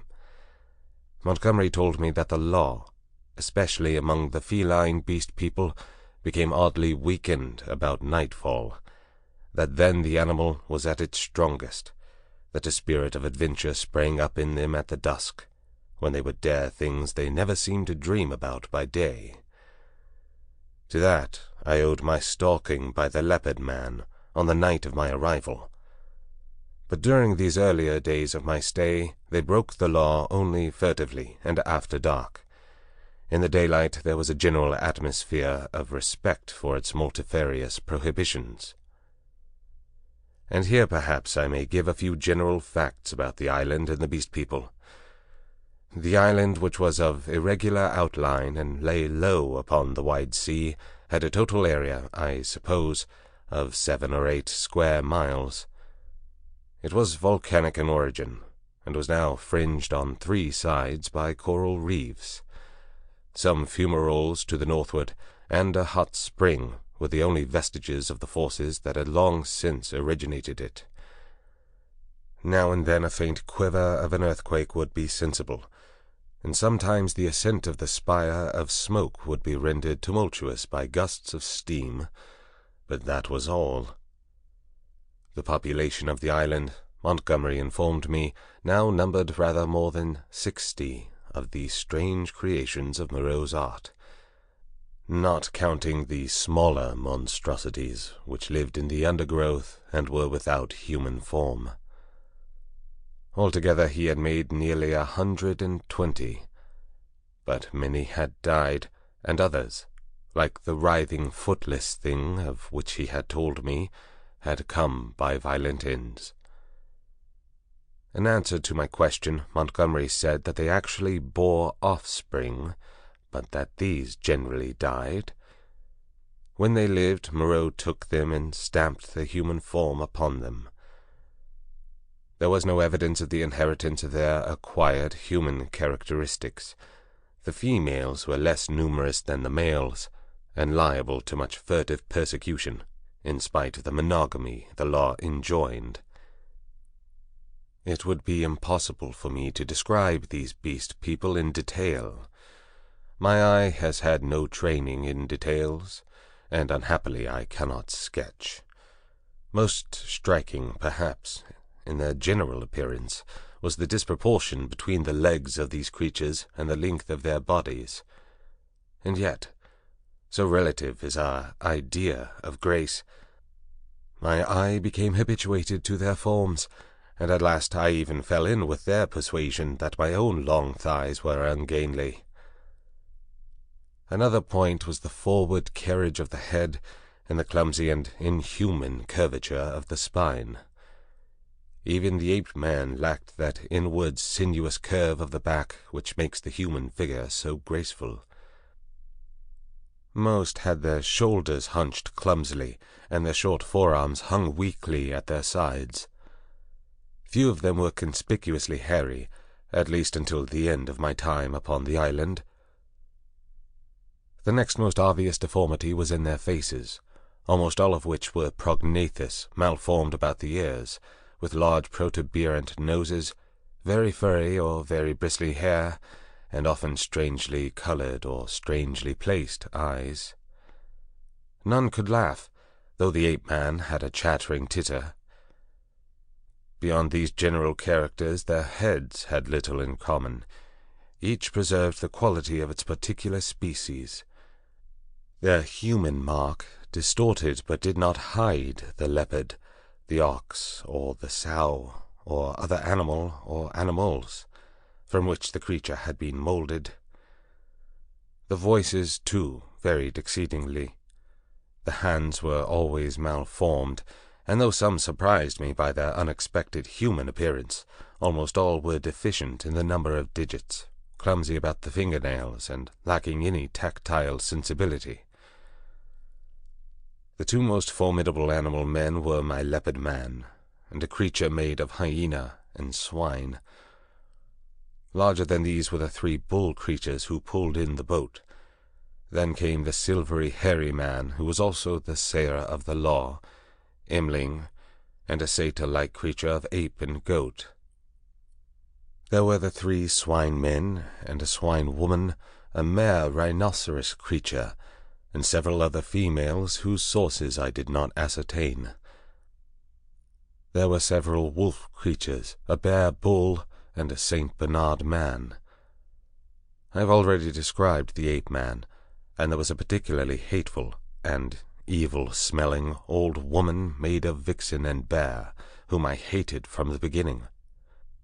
She was said to be a passionate votary of the law. Smaller creatures were certain dappled youths, and my little sloth creature. But enough of this catalogue. At first I had a shivering horror of the brutes, felt all too keenly that they were still brutes, but insensibly I became a little habituated to the idea of them, and moreover I was affected by Montgomery's attitude towards them. He had been with them so long that he had come to regard them as almost normal human beings. His London days seemed a glorious, impossible past to him. Only once in a year or so did he go to Arica to deal with Moreau's agents, a trader in animals there. He hardly met the finest type of mankind in that seafaring village of Spanish mongrels. The men aboard ship, he told me, seemed at first just as strange to him as the beast-men seemed to me, unnaturally long in the leg, flat in the face, prominent in the forehead, suspicious, dangerous, and cold-hearted. In fact, he did not like men. His heart had warmed to me, he thought, because he had saved my life. I fancied even then that he had a sneaking kindness for some of these metamorphosed brutes, a vicious sympathy with some of their ways, but that he attempted to veil it from me at first. Imling, the black-faced man, Montgomery's attendant, the first of the beast-folk I had encountered, did not live with the others across the island, but in a small kennel at the back of the enclosure. The creature was scarcely so intelligent as the ape-man, but far more docile, and the most human-looking of all the beast folk.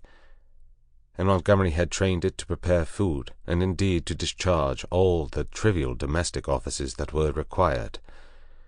It was a complex trophy of Moreau's horrible skill, a bear tainted with dog and ox, and one of the most elaborately made of all his creatures.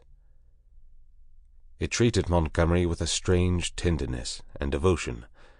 Sometimes he would notice it, pat it, call it half-mocking, half-jocular names, and so make it caper with extraordinary delight. Sometimes he would ill-treat it, especially after he had been at the whiskey, kicking it, beating it, pelting it with stones or lighted fuses. But whether he treated it well or ill, it loved nothing so much as to be near him. I say I became habituated to the beast people, that 1,000 things which had seemed unnatural and repulsive speedily became natural and ordinary to me. I suppose everything in existence takes its color from the average hue of our surroundings. Montgomery and Moreau were too peculiar and individual to keep my general impression of humanity well defined. I would see one of the clumsy bovine creatures who worked the launch, treading heavily through the undergrowth, and find myself asking, trying hard to recall, how he differed from some really human yokel trudging from his mechanical labors. Or I would meet the fox-bear woman's vulpine, shifty face, strangely human in its speculative cunning, and even imagine I had met it before in some city byway. Yet every now and then the beast would flash out upon me beyond any doubt or denial. An ugly-looking man, a hunched-back human savage, to all appearance, squatting in the aperture of one of the dens, would stretch his arms and yawn, showing with startling suddenness scissor-edged incisors and saber-like canines, keen and brilliant as knives. Or in some narrow pathway, glancing with a transitory daring into the eyes of some lithe, white-swathed female figure, I would suddenly see, with a spasmodic revulsion, that she had slit-like pupils. Or glancing down, note the curving nail with which she held her shapeless wrap about her. It is a curious thing, by the by, for which I am quite unable to account, that these weird creatures, the females, I mean, had in the earlier days of my stay an instinctive sense of their own repulsive clumsiness, and displayed in consequence a more than human regard for the decency and decorum of extensive costume. 16. How the beast folk taste blood. My experience as a writer betrays me, and I wander from the thread of my story. After I had breakfasted with Montgomery, he took me across the island to see the fumarole and the source of the hot spring into whose scalding waters I had blundered on the previous day. Both of us carried whips and loaded revolvers. While going through a leafy jungle on our road thither, we heard a rabbit squealing. We stopped and listened, but we heard no more. And presently we went on our way, and the incident dropped out of our minds. Montgomery called my attention to certain little pink animals with long hind legs that went leaping through the undergrowth. He told me they were creatures made of the offspring of the beast people that Moreau had invented. He had fancied they might serve for meat, but a rabbit-like habit of devouring their young had defeated this intention. I had already encountered some of these creatures, once during my moonlight flight from the Leopard Man, and once during my pursuit by Moreau on the previous day. By chance, one hopping to avoid us leapt into the hole caused by the uprooting of a wind-blown tree. Before it could extricate itself, we managed to catch it. It spat like a cat, scratched and kicked vigorously with its hind legs, and made an attempt to bite, but its teeth were too feeble to inflict more than a painless pinch. It seemed to me rather a pretty little creature, and as Montgomery stated that it never destroyed the turf by burrowing, and was very cleanly in its habits, I should imagine it might prove a convenient substitute for the common rabbit in gentlemen's parks. We also saw on our way the trunk of a tree, barked in long strips and splintered deeply. Montgomery called my attention to this. "Not to claw the bark of trees. That is the law," he said. "Much some of them care for it." It was after this, I think, that we met the satyr and the ape-man. The satyr was a gleam of classical memory on the part of Moreau, his face ovine in expression, like the coarser Hebrew type, his voice a harsh bleat, his nether extremities satanic. He was gnawing the husk of a pod-like fruit as he passed us. Both of them saluted Montgomery. "Hail," said they. "to the other with the whip." "There's a third with a whip now," said Montgomery. "So you'd better mind." "Was he not made?" said the ape-man. He said he was made." The satyr man looked curiously at me. "The third with the whip. He that walks weeping into the sea has a thin white face." "He has a thin long whip," said Montgomery. "Yesterday he bled and wept," said the satyr. "You never bleed nor weep. The master does not bleed or weep." "Ollendorfian beggar," said Montgomery. "You'll bleed and weep if you don't look out." "He has 5 fingers. He is a 5-man like me," said the ape-man. "Come along, Prindick," said Montgomery, taking my arm, and I went on with him. The satyr and the ape-man stood watching us and making other remarks to each other. "He says nothing," said the satyr. "Men have voices." "Yesterday he asked me of things to eat," said the ape-man. "He did not know." Then they spoke inaudible things, and I heard the satyr laughing. It was on our way back that we came upon the dead rabbit. The red body of the wretched little beast was rent to pieces, many of the ribs stripped white, and the backbone indisputably gnawed. At that Montgomery stopped. "Good God!" said he, stooping down and picking up some of the crushed vertebrae to examine them more closely. "Good God!" he repeated. "What can this mean?" "Some carnivore of yours has remembered its old habits," I said, after a pause. "This backbone has been bitten through." He stood staring, with his face white and his lip pulled askew. "I don't like this," he said slowly. "I saw something of the same kind," said I, "the first day I came here." "The devil you did! What was it?" "A rabbit with its head twisted off." "The day you came here?" "The day I came here, in the undergrowth at the back of the enclosure, when I went out in the evening, the head was completely wrung off." He gave a long, low whistle. "And what is more, I have an idea of which of your brutes did the thing. It's only a suspicion, you know. Before I came on the rabbit, I saw one of your monsters drinking in the stream." "Sucking his drink?" "Yes." "Not to suck your drink, that is the law. Much the brutes care for the law, eh? When Moreau's not about." "It was the brute who chased me." "Of course," said Montgomery. "It's just the way with the carnivores. After a kill, they drink. It's the taste of blood, you know." "What was the brute like?" he continued. "Would you know him again?" He glanced about us, standing astride over the mess of dead rabbit, his eyes roving among the shadows and screens of greenery, the lurking places and ambuscades of the forest that bounded us in.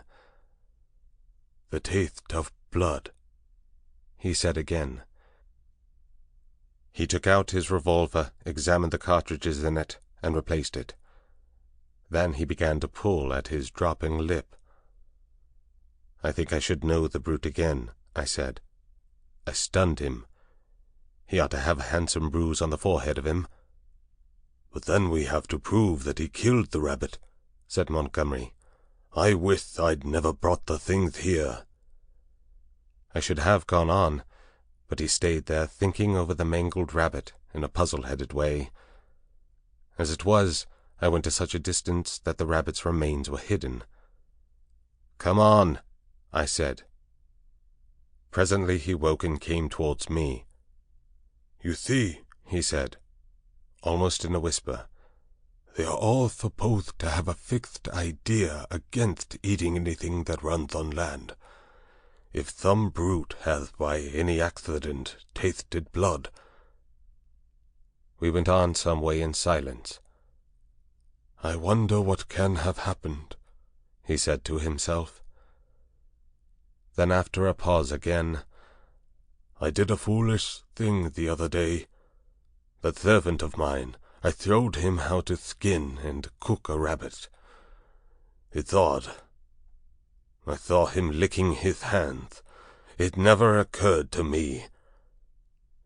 Then, "We must put a stop to this. I must tell Moreau." He could think of nothing else on our homeward journey. Moreau took the matter even more seriously than Montgomery, and I need scarcely say that I was affected by their evident consternation. "We must make an example," said Moreau. "I've no doubt in my mind that the leopard man was the sinner, but how can we prove it? I wish, Montgomery, you had kept your taste for meat in hand, and gone without these exciting novelties. We may find ourselves in a mess yet through it." "I was a silly ass," said Montgomery. "But the thing's done now, and you said I might have them, you know." "We must see to the thing at once," said Moreau. "I suppose if anything should turn up, Imling can take care of himself." "I'm not so sure of Imling," said Montgomery. "I think I ought to know him." In the afternoon, Moreau, Montgomery, myself, and Imling went across the island to the huts in the ravine. We three were armed. Imling carried the little hatchet he used in chopping firewood and some coils of wire. Moreau had a huge coward's horn slung over his shoulder. "You will see a gathering of the beast people," said Montgomery.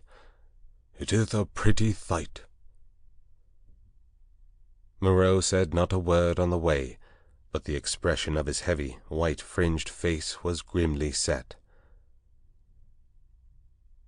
We crossed the ravine down which smoked the stream of hot water, and followed the winding pathway through the cane-brakes until we reached a wide area covered over with a thick, powdery yellow substance, which I believe was sulphur. Above the shoulder of a weedy bank the sea glittered. We came to a kind of shallow natural amphitheatre, and here the four of us halted.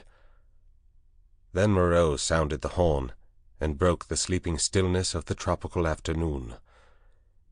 He must have had strong lungs. The hooting note rose and rose amidst its echoes, to at last an ear-penetrating intensity. "Ah," said Moreau, letting the curved instrument fall to his side again. Immediately there was a crashing through the yellow canes, and a sound of voices from the dense green jungle that marked the morass through which I had run on the previous day.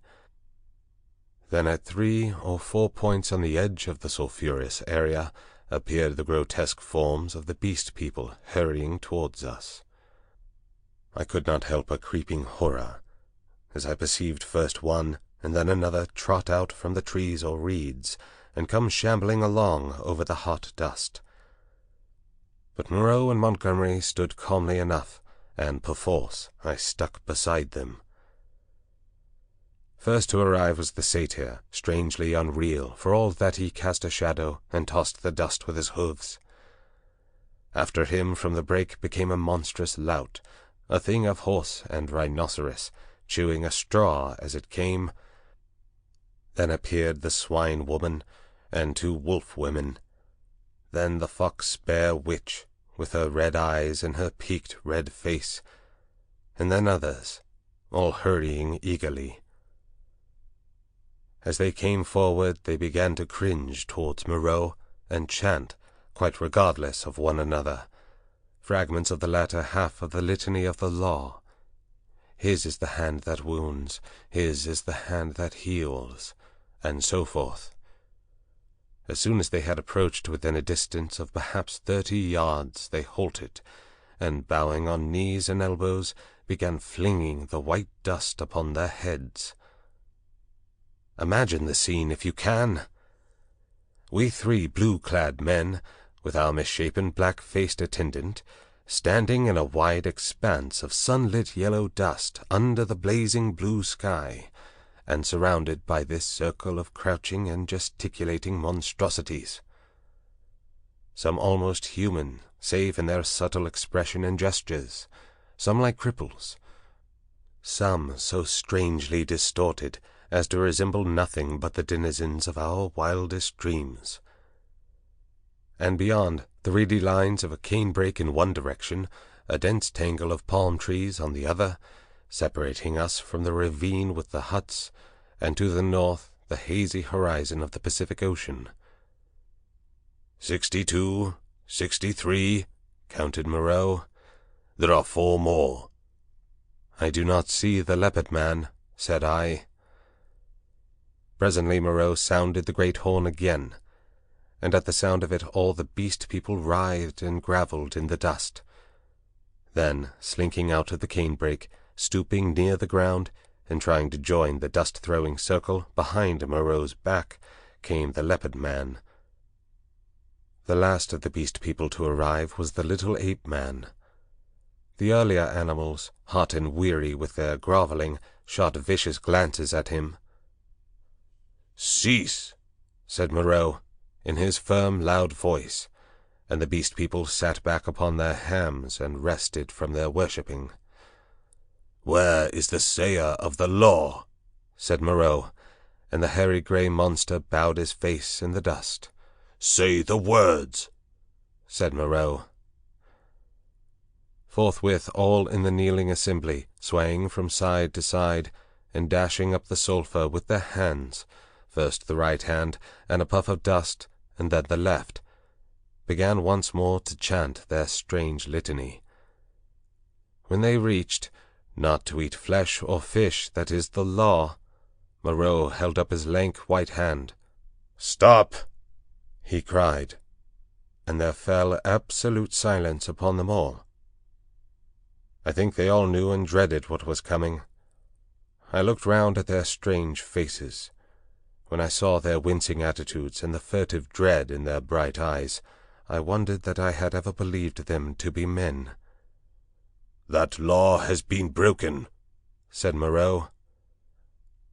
"None escape," from the faceless creature with the silvery hair.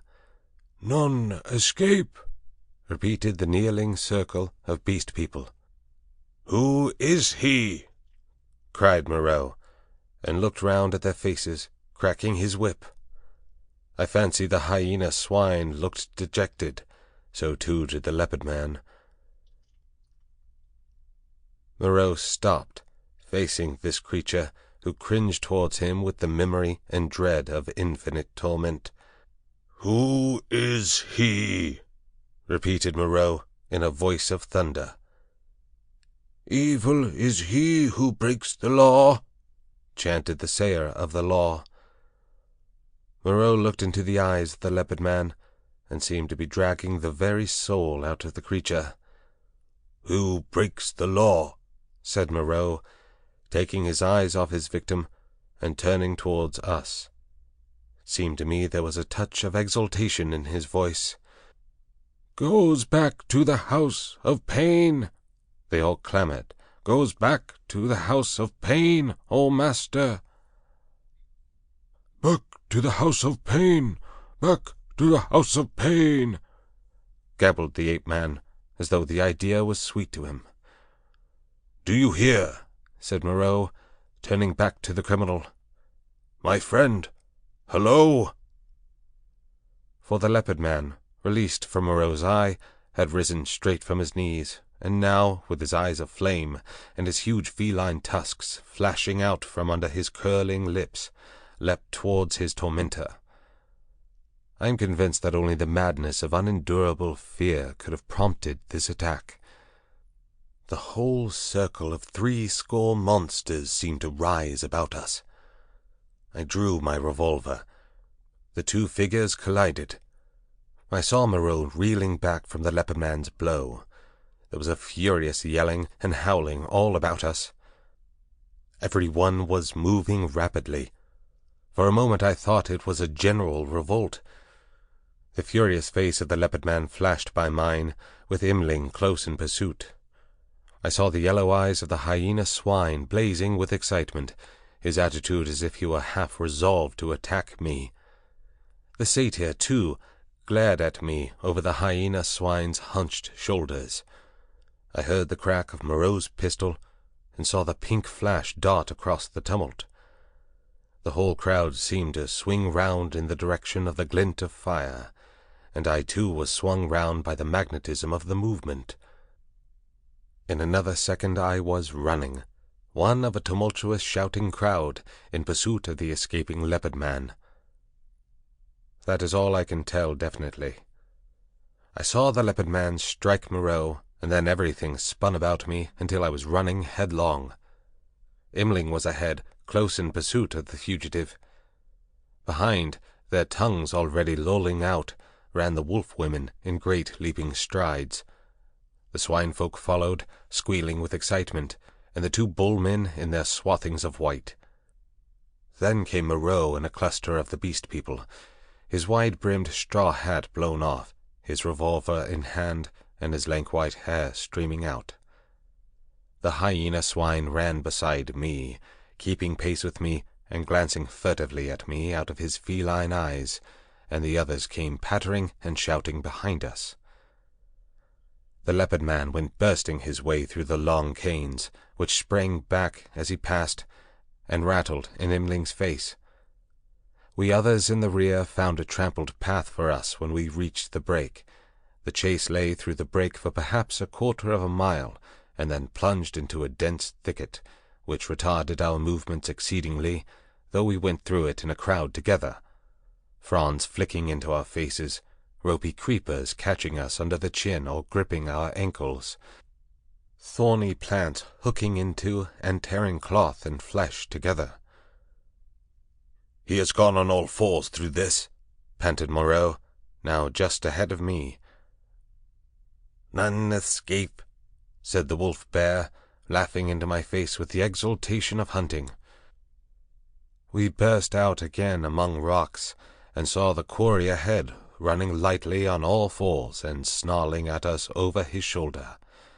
At that the wolf-folk howled with delight. The thing was still clothed, and at a distance its face still seemed human, but the carriage of its 4 limbs was feline, and the furtive droop of its shoulder was distinctly that of a hunted animal. It leaped over some thorny yellow flowering bushes, and was hidden. Imling was halfway across the space. Most of us now had lost the first speed of the chase, and had fallen into a longer and steadier stride. I saw as we traversed the open that the pursuit was now spreading from a column into a line. The hyena swine still ran close to me, watching me as it ran, every now and then puckering its muzzle with a snarling laugh. At the edge of the rocks the leopard man, realizing that he was making for the projecting cape upon which he had stalked me on the night of my arrival, had doubled in the undergrowth. But Montgomery had seen the maneuver, and turned him again. So, panting, tumbling against rocks, torn by brambles, impeded by ferns and reeds, I helped to pursue the leopard man who had broken the law, and the hyena swine ran, laughing savagely, by my side. I staggered on, my head reeling and my heart beating against my ribs, tired almost to death, and yet not daring to lose sight of the chase, lest I should be left alone with this horrible companion. I staggered on in spite of infinite fatigue and the dense heat of the tropical afternoon. At last the fury of the hunt slackened. We had pinned the wretched brute into a corner of the island. Moreau, whip in hand, marshalled us all into an irregular line, and we advanced now slowly, shouting to one another as we advanced and tightening the cordon about our victim. He lurked noiseless and invisible in the bushes through which I had run from him during that midnight pursuit. "Steady!" cried Moreau. "Steady!" as the ends of the line crept round the tangle of undergrowth and hemmed the brute in. "Where the rush?" came the voice of Montgomery from beyond the thicket. I was on the slope above the bushes. Montgomery and Moreau beat along the beach beneath. Slowly we pushed in among the fretted network of branches and leaves. The quarry was silent. "Back to the house of pain, the house of pain, the house of pain," yelped the voice of the ape-man some 20 yards to the right. When I heard that, I forgave the poor wretch all the fear he had inspired in me. I heard the twigs snap and the boughs swish aside before the heavy tread of the horse-rhinoceros upon my right. Then suddenly through a polygon of green, in the half-darkness under the luxuriant growth, I saw the creature we were hunting. I halted. He was crouched together into the smallest possible compass, his luminous green eyes turned over his shoulder regarding me. It may seem a strange contradiction in me. I cannot explain the fact. But now, seeing the creature there in a perfectly animal attitude, with the light gleaming in its eyes and its imperfectly human face distorted with terror, I realized again the fact of its humanity. In another moment other of its pursuers would see it, and it would be overpowered and captured, to experience once more the horrible tortures of the enclosure. Abruptly I slipped out my revolver, aimed between its terror-struck eyes, and fired. As I did so, the hyena swine saw the thing, and flung itself upon it with an eager cry, thrusting thirsty teeth into its neck. All about me the green masses of the thicket were swaying and cracking as the beast people came rushing together.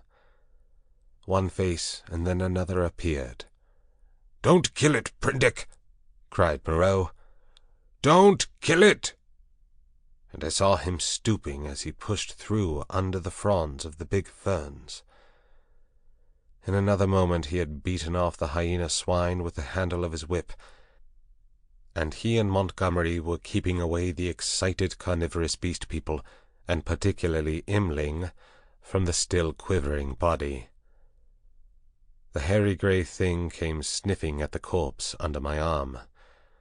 The other animals, in their animal ardor, jostled me to get a nearer view. "Confound you, Prindick," said Moreau. "I wanted him." "I'm sorry," said I, though I was not. It was the impulse of the moment. I felt sick with exertion and excitement. Turning, I pushed my way out of the crowding beast people and went on alone up the slope towards the highest part of the headland. Under the shouted directions of Moreau, I heard the 3 white-swathed bull men begin dragging the victim down towards the water. It was easy now for me to be alone.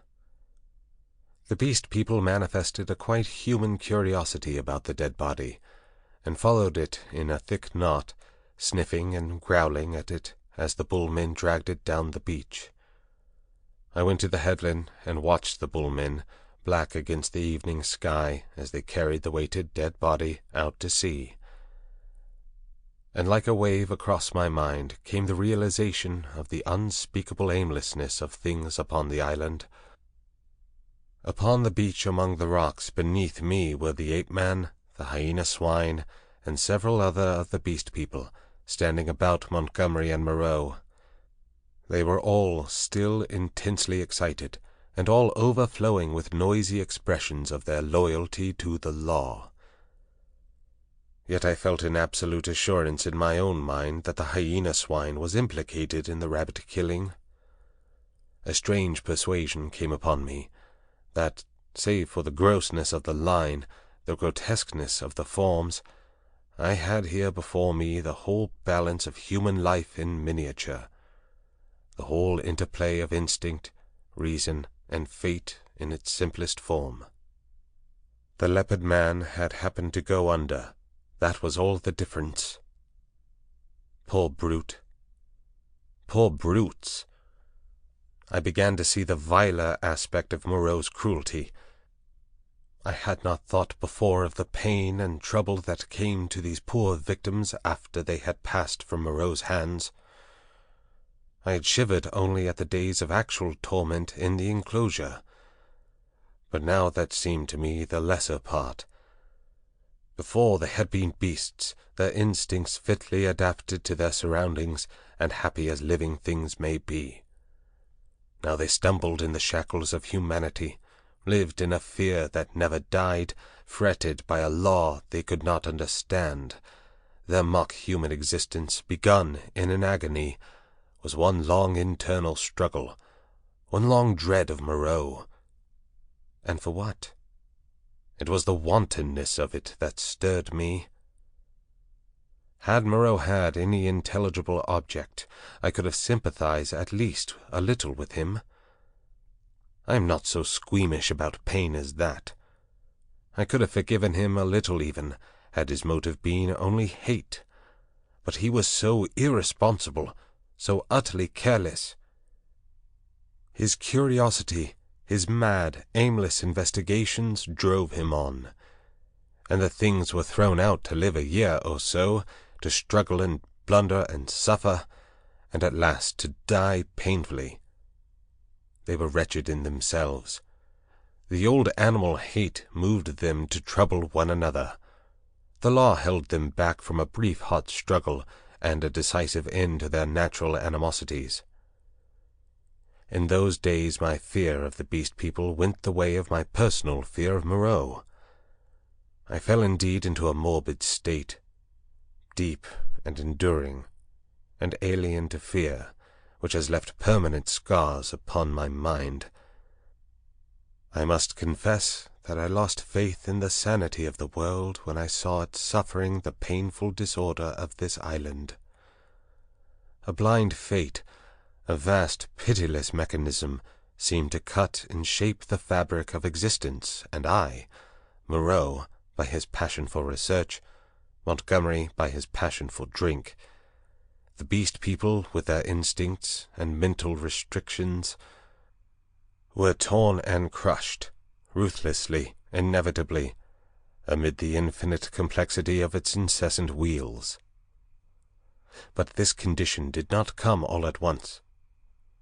I think indeed that I anticipate a little in speaking of it now. 17. A catastrophe. Scarcely 6 weeks passed before I had lost every feeling but dislike and abhorrence for this infamous experiment of Moreau's. My one idea was to get away from these horrible caricatures of my Maker's image, back to the sweet and wholesome intercourse of men. My fellow creatures, from whom I was thus separated, began to assume idyllic virtue and beauty in my memory. My first friendship with Montgomery did not increase. His long separation from humanity, his secret vice of drunkenness, his evident sympathy with the beast people, tainted him to me. Several times I let him go alone among them. I avoided intercourse with them in every possible way. I spent an increasing proportion of my time upon the beach, looking for some liberating sail that never appeared, until one day there fell upon us an appalling disaster, which put an altogether different aspect upon my strange surroundings. It was about 7 or 8 weeks after my landing, rather more, I think, though I had not troubled to keep account of the time, when this catastrophe occurred. It happened in the early morning, I should think about 6. I had risen and breakfasted early, having been aroused by the noise of 3 beastmen carrying wood into the enclosure. After breakfast I went to the open gateway of the enclosure, and stood there smoking a cigarette and enjoying the freshness of the early morning. Moreau presently came round the corner of the enclosure and greeted me. He passed by me, and I heard him behind me unlock and enter his laboratory. So indurated was I at that time to the abomination of the place, that I heard without a touch of emotion the puma victim begin another day of torture. It met its persecutor with a shriek, almost exactly like that of an angry virago. Then suddenly something happened. I do not know what, to this day. I heard a short, sharp cry behind me, a fall, and turning saw an awful face rushing upon me, not human, not animal, but hellish, brown, seamed with red branching scars, red drops starting out upon it, and the lidless eyes ablaze. I threw up my arm to defend myself from the blow that flung me headlong with a broken forearm, and the great monster, swathed in lint and with red-stained bandages fluttering about it, leapt over me and passed. I rolled over and over down the beach, tried to sit up, and collapsed upon my broken arm. Then Moreau appeared, his massive white face all the more terrible for the blood that trickled from his forehead. He carried a revolver in one hand. He scarcely glanced at me, but rushed off at once in pursuit of the puma.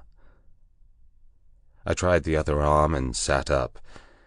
The muffled figure in front ran in great striding leaps along the beach, and Moreau followed her. She turned her head and saw him, then doubling abruptly, made for the bushes. She gained upon him at every stride. I saw her plunge into them, and Moreau, running slantingly to intercept her, fired and missed as she disappeared.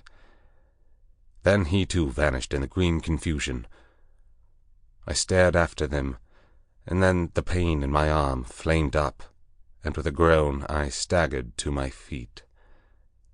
Montgomery appeared in the doorway, dressed, and with his revolver in his hand. "Great God, Prindick!" he said, not noticing that I was hurt. "That brute's loose! Tore the fetter out of the wall! Have you seen them?" Then, sharply, seeing I gripped my arm, "What's the matter?" "I was standing in the doorway," said I. He came forward and took my arm. "Blood on the sleeve," said he, and rolled back the flannel. He pocketed his weapon, felt my arm about painfully, and led me inside. "Your arm is broken," he said, and then, "Tell me exactly how it happened. What happened?" I told him what I had seen.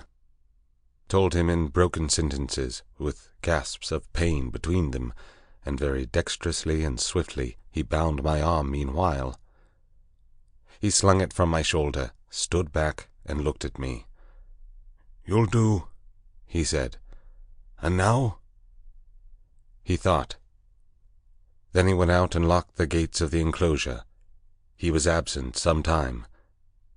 I was chiefly concerned about my arm. The incident seemed merely one more of many horrible things. I sat down in the deck chair, and I must admit swore heartily at the island. The first dull feeling of injury in my arm had already given way to a burning pain when Montgomery reappeared. His face was rather pale, and he showed more of his lower gums than ever. "I can neither see nor hear anything of him," he said. "I've been thinking he may want my help." He stared at me with his expressionless eyes. "That was a strong brute," he said. "It simply wrenched its fetter out of the wall."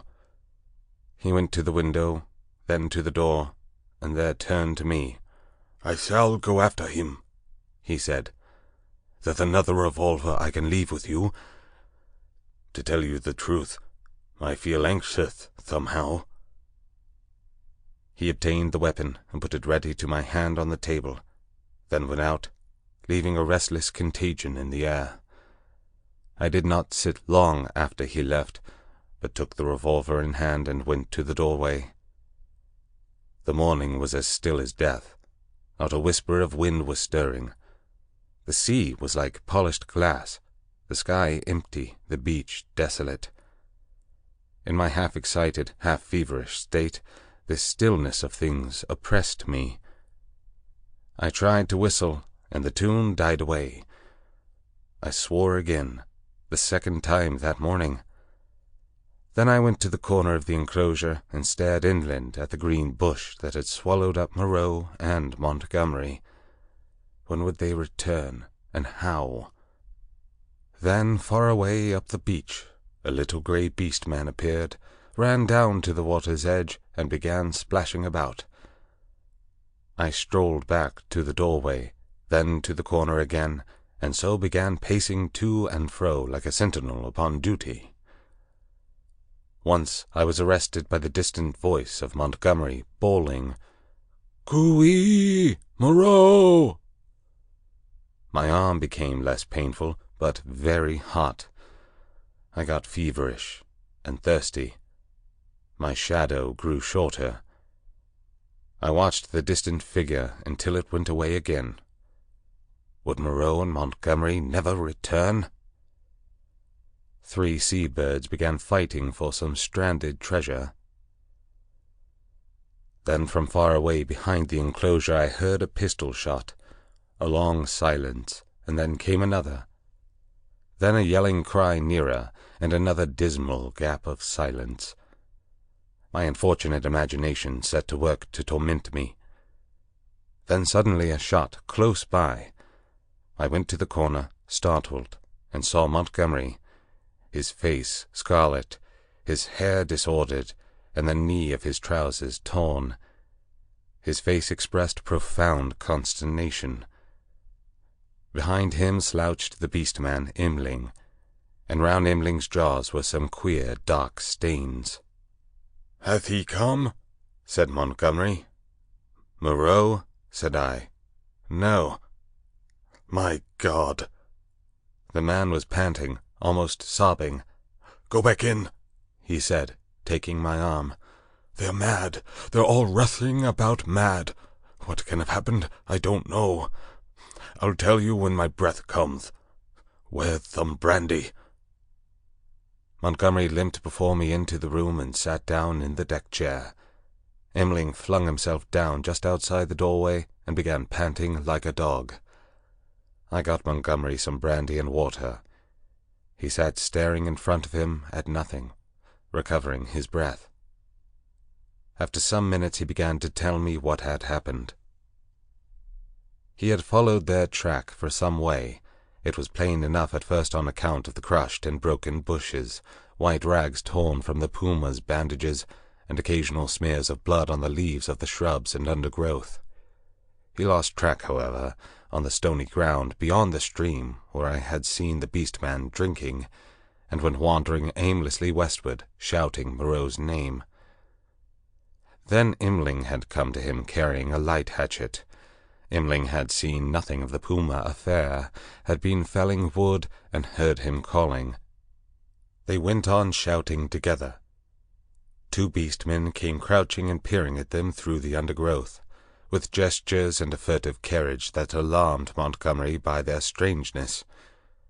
He hailed them, and they fled guiltily. He stopped shouting after that, and after wandering some time farther, in an undecided way, determined to visit the huts. He found the ravine deserted.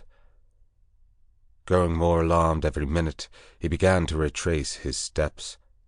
Then it was he encountered the 2 swine-men I had seen dancing on the night of my arrival. Blood-stained they were about the mouth, and intensely excited.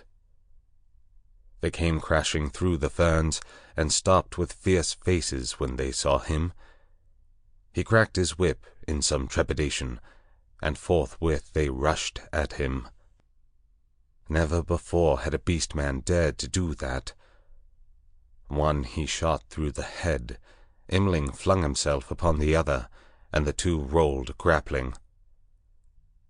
Imling got his brute under, and with his teeth in its throat, and Montgomery shot that too, as it struggled in Imling's grip. He had some difficulty in inducing Imling to come on with him. Thence they had hurried back to me. On the way, Imling had suddenly rushed into a thicket and driven out an undersized ocelot man, also blood-stained, and lame through a wound in the foot. This brute had run a little way, and then turned savagely at bay, and Montgomery, with a certain wantonness, I thought, had shot him. "What does it all mean?" said I. He shook his head, and turned once more to the brandy. 18. The Finding of Moreau. When I saw Montgomery swallow a third dose of brandy, I took it upon myself to interfere. He was already more than half fuddled. I told him that some serious thing must have happened to Moreau by this time, or he would have returned before this, and that it behoved us to ascertain what that catastrophe was. Montgomery raised some feeble objections, and at last agreed. We had some food, and then all three of us started. It is possibly due to the tension of my mind at the time, but even now that start into the hot stillness of the tropical afternoon is a singularly vivid expression. Imling went first, his shoulder hunched, his strange black head moving with quick starts as he peered first on this side of the way and then on that. He was unarmed. His axe he had dropped when he encountered the swine men. Teeth were his weapons when it came to fighting. Montgomery followed with stumbling footsteps, his hands in his pockets, his face downcast. He was in a state of muddled sullenness with me on account of the brandy. My left arm was in a sling. It was lucky it was my left, and I carried my revolver in my right. Soon we traced a narrow path through the wild luxuriance of the island, going northwestward, and presently Imling stopped and became rigid with watchfulness. Montgomery almost staggered into him, and then stopped too. Then, listening intently, we heard coming through the trees the sound of voices and footsteps approaching us. "He is dead," said a deep, vibrating voice. "He is not dead. He is not dead," jabbered another. We saw, said several voices. "Hello!" suddenly shouted Montgomery. "Hello there!" "Confound you!" said I, and gripped my pistol. There was a silence, then a crashing among the interlacing vegetation. First here, then there, and then half a dozen faces appeared. Strange faces, lit by a strange light. Imling made a growling noise in his throat. I recognized the ape-man. I had indeed already identified his voice, and two of the white-swathed, brown-featured creatures I had seen in Montgomery's boat. With these were the two dappled brutes, and that gray, horribly crooked creature who said the law, with his gray hair streaming down its cheeks, heavy gray eyebrows and gray locks pouring off from a central parting upon its sloping forehead, a heavy, faceless thing, with strange red eyes, looking at us curiously from amidst the green. For a space no one spoke. Then Montgomery hiccuped. "Who said he was dead?" The monkey man looked guiltily at the hairy gray thing. "He is dead," said this monster. "They saw." There was nothing threatening about this detachment, at any rate. They seemed awe-stricken and puzzled. "Where is he?" said Montgomery. "Beyond." And the gray creature pointed. "Is there a law now?" asked the monkey man. "Is it still to be this and that? Is he dead indeed?" Is there a law?" repeated the man in white. "Is there a law, thou other with the whip?" "He is dead," said the hairy grey thing, and they all stood watching us. "Prendick," said Montgomery, turning his dull eyes to me, "he's dead, evidently." I had been standing behind him during this colloquy.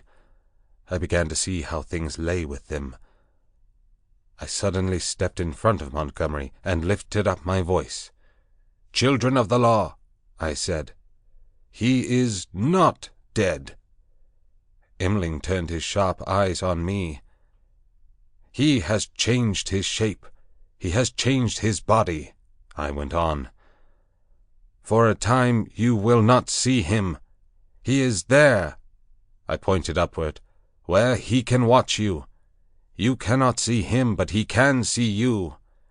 Fear the law." I looked at them squarely. They flinched. "He is great. He is good," said the ape-man, peering fearfully upward among the dense trees. "And the other thing?"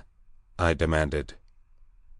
"The thing that bled and ran screaming and sobbing, that is dead too," said the grey thing, still regarding me. "That's well," grunted Montgomery.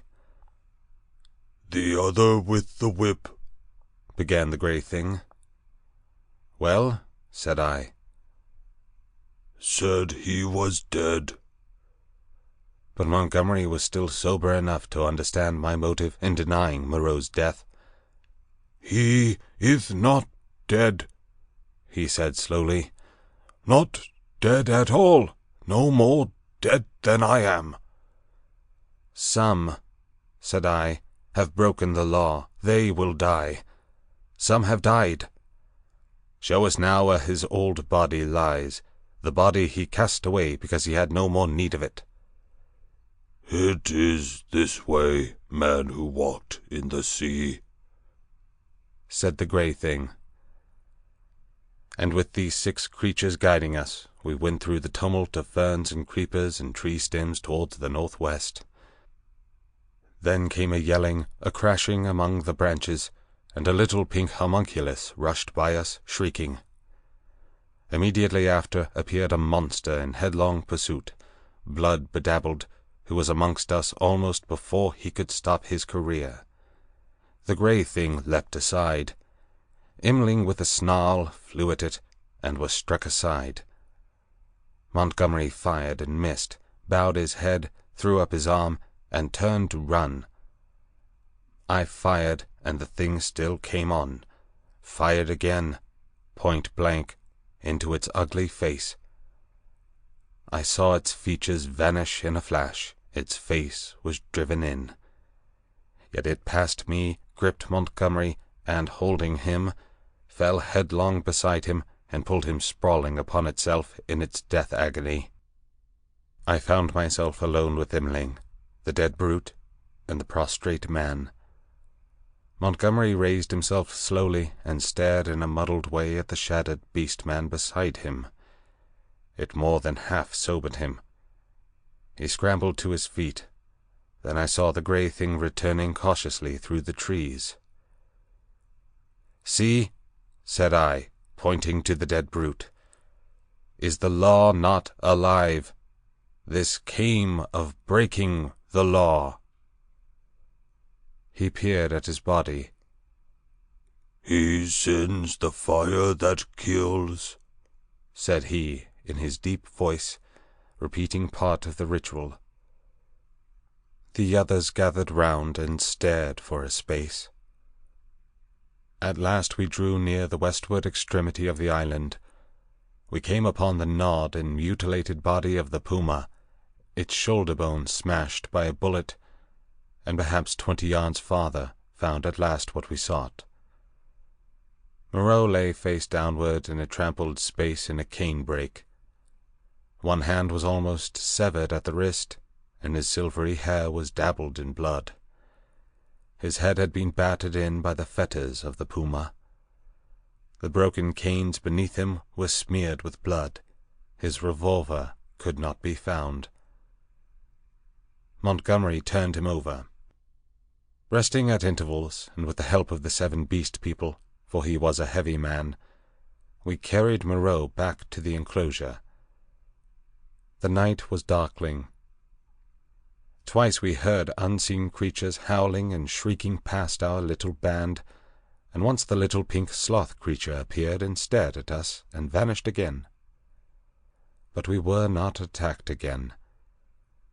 At the gates of the enclosure our company of beast people left us, Imling going with the rest. We locked ourselves in, and then took Moreau's mangled body into the yard and laid it upon a pile of brushwood. Then we went into the laboratory and put an end to all we found living there. 19. Montgomery's Bank Holiday. When this was accomplished, and we had washed and eaten, Montgomery and I went into my little room and seriously discussed our position for the first time. It was then near midnight. He was almost sober, but greatly disturbed in his mind. He had been strangely under the influence of Moreau's personality. I do not think it had ever occurred to him that Moreau could die. This disaster was the sudden collapse of the habits that had become part of his nature in the 10 or more monotonous years he had spent on the island. He talked vaguely, answered my questions crookedly, wandered into general questions. "This silly-ass of a world," he said. "What a muddle it all is. I haven't had any life. I wonder when it's going to begin. 16 years of being bullied by nurses and schoolmasters at their own sweet will. 5 in London, grinding hard at medicine, bad food, shabby lodgings, shabby clothes, shabby vice. A blunder. I didn't know any better, and hustled off to this beastly island. 10 years here. What's it all for, Predick? All we bubbles blown by a baby?" It was hard to deal with such ravings. "The thing we have to think of now," said I, "is how to get away from this island." "What's the good of getting away? I'm an outcast. Where am I to join on? It's all very well for you, Prendick. Poor old Moreau. We can't leave him here to have his bones picked, as it is. And besides, what will become of the decent part of the beast folk?" "Well," said I, "that will do tomorrow. I've been thinking we might make the brushwood into a pyre and burn his body, and those other things. Then what will happen with the beast folk?" "I don't know. I suppose those that were made beasts of prey will make silly asses of themselves sooner or later. We can't massacre the lot, can we? I suppose that's what your humanity would suggest. But they'll change. They are sure to change." He talked thus inconclusively until at last I felt my temper going. "Damnation!" he exclaimed, at some petulance of mine. "Can't you see I'm in a worse hole than you are?" And he got up and went for the brandy. "Drink," he said, returning. "You logic-chopping, chalky-faced saint of an atheist. Drink." "Not I," said I, and sat grimly watching his face under the yellow paraffin flare as he drank himself into a garrulous misery. I have a memory of infinite tedium. He wandered into a maudlin defence of the beast people and of Imling. Imling, he said, was the only thing that had ever really cared for him. And suddenly an idea came to him. "I'm damned," said he, staggering to his feet and clutching the brandy bottle. By some flash of intuition, I knew what it was he intended. "You don't give drink to that beast," I said, rising and facing him. "Beast," said he. You're the beast. He takes his liquor like a Christian. Come out of my way, Prindick." "For God's sake," said I. "Get out of the way!" he roared, and suddenly whipped out his revolver. "Very well," said I, and stood aside, half-minded to fall upon him as he put his hand upon the latch, but deterred by the thought of my useless arm. "You've made a beast of yourself. To the beasts you may go." He flung the doorway open, and stood half-facing me between the yellow lamplight and the pallid glare of the moon. His eye sockets were blotches of black under his stubbly eyebrows. "You're a solemn prig, Prindick, a silly ass. You're always fearing and fancying. We're on the edge of things. I'm bound to cut my throat tomorrow. I'm going to have a damned bank holiday tonight." He turned and went out into the moonlight. "Imling!" he cried. "Imling, old friend!" 3 dim creatures in the silvery light came along the edge of the wan beach. One a white-wrapped creature, the other 2 blotches of blackness following it. They halted, staring. Then I saw Imling's hunched shoulders as he came round the corner of the house. "Drink!" cried Montgomery. "Drink, you brutes! Drink and be men! Damn, I'm the cleverest. Moreau forgot this. This is the last touch. Drink, I tell you!" And waving the bottle in his hand, he started off at a kind of quick trot to the westward, Imling ranging himself between him and the 3 dim creatures who followed. I went to the doorway. They were already indistinct in the midst of the moonlight before Montgomery halted. I saw him administer a dose of the raw brandy to Imling, and saw the 5 figures melt into one vague patch. "Sing!" I heard Montgomery shout. "Sing all together! Confound old Prindick! That's right, now again! Confound old Prindick!" The black group broke up into 5 separate figures, and wound slowly away from me along the band of shining beach. Each went howling at his own sweet will, yelping insults at me, or giving whatever other vent this new inspiration of brandy demanded.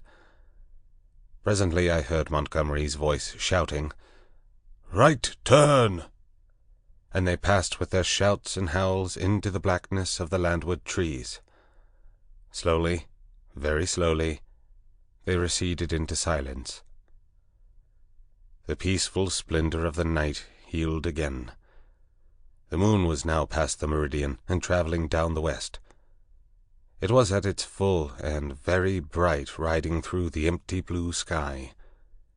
The shadow of the wall lay, a yard wide and of inky blackness, at my feet.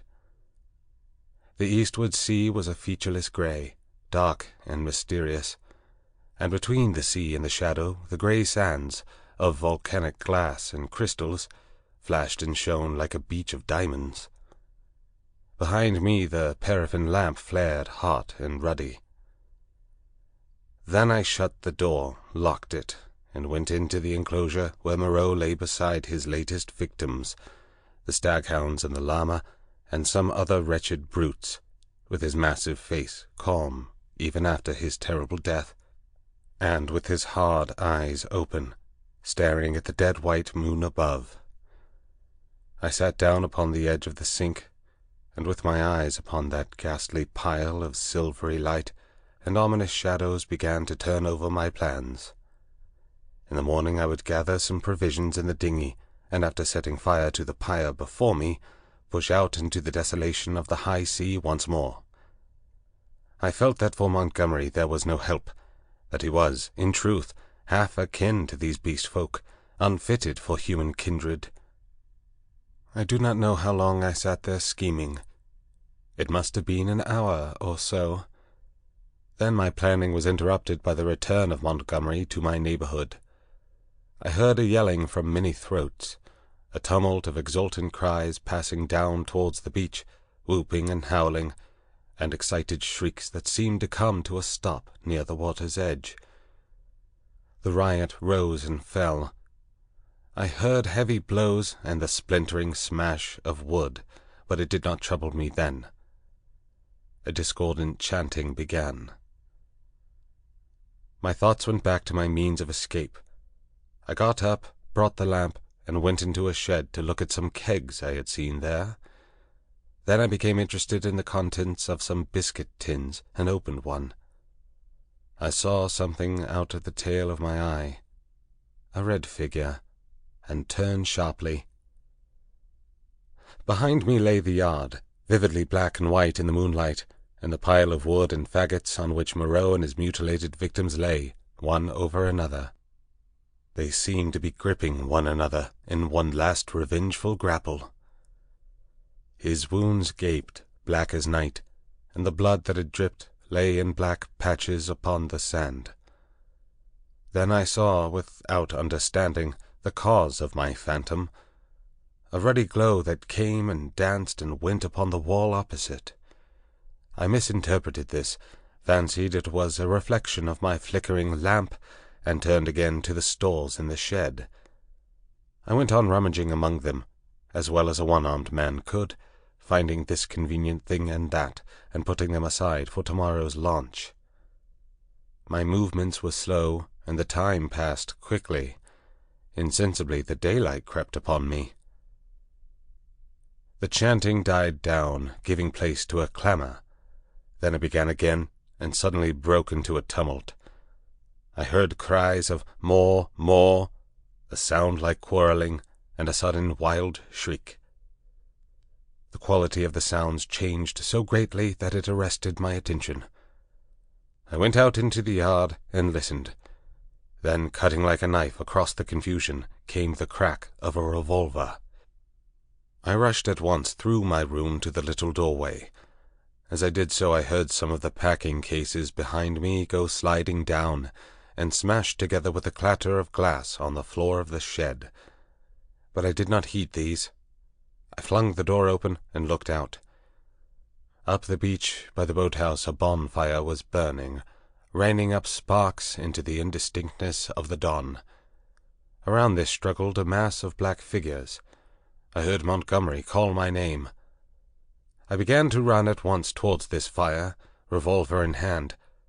I saw the pink tongue of Montgomery's pistol lick out once, close to the ground. He was down. I shouted with all my strength and fired into the air. I heard someone cry, "The Master!" The knotted black struggle broke into scattering units. The fire leapt and sank down. The crowd of beast people fled in sudden panic before me up the beach. In my excitement I fired at their retreating backs as they disappeared among the bushes. Then I turned to the black heaps upon the ground. Montgomery lay on his back, with a hairy grey beast-man sprawling across his body.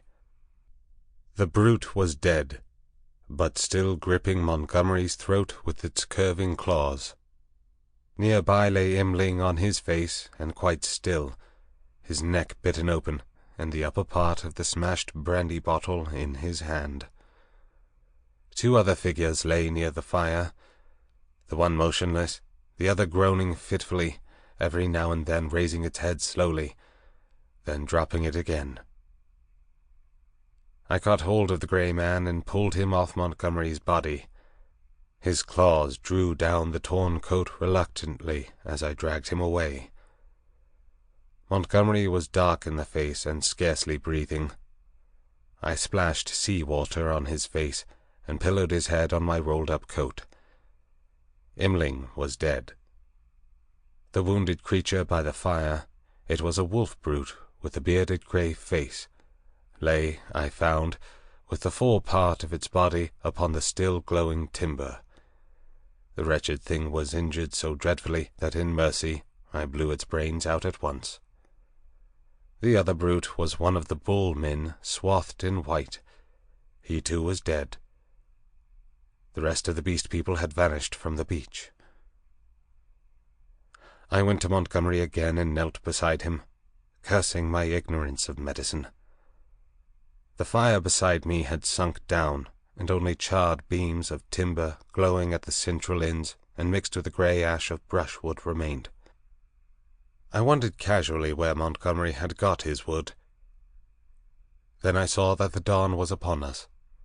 The sky had grown brighter. The setting moon was becoming pale and opaque in the luminous blue of the day.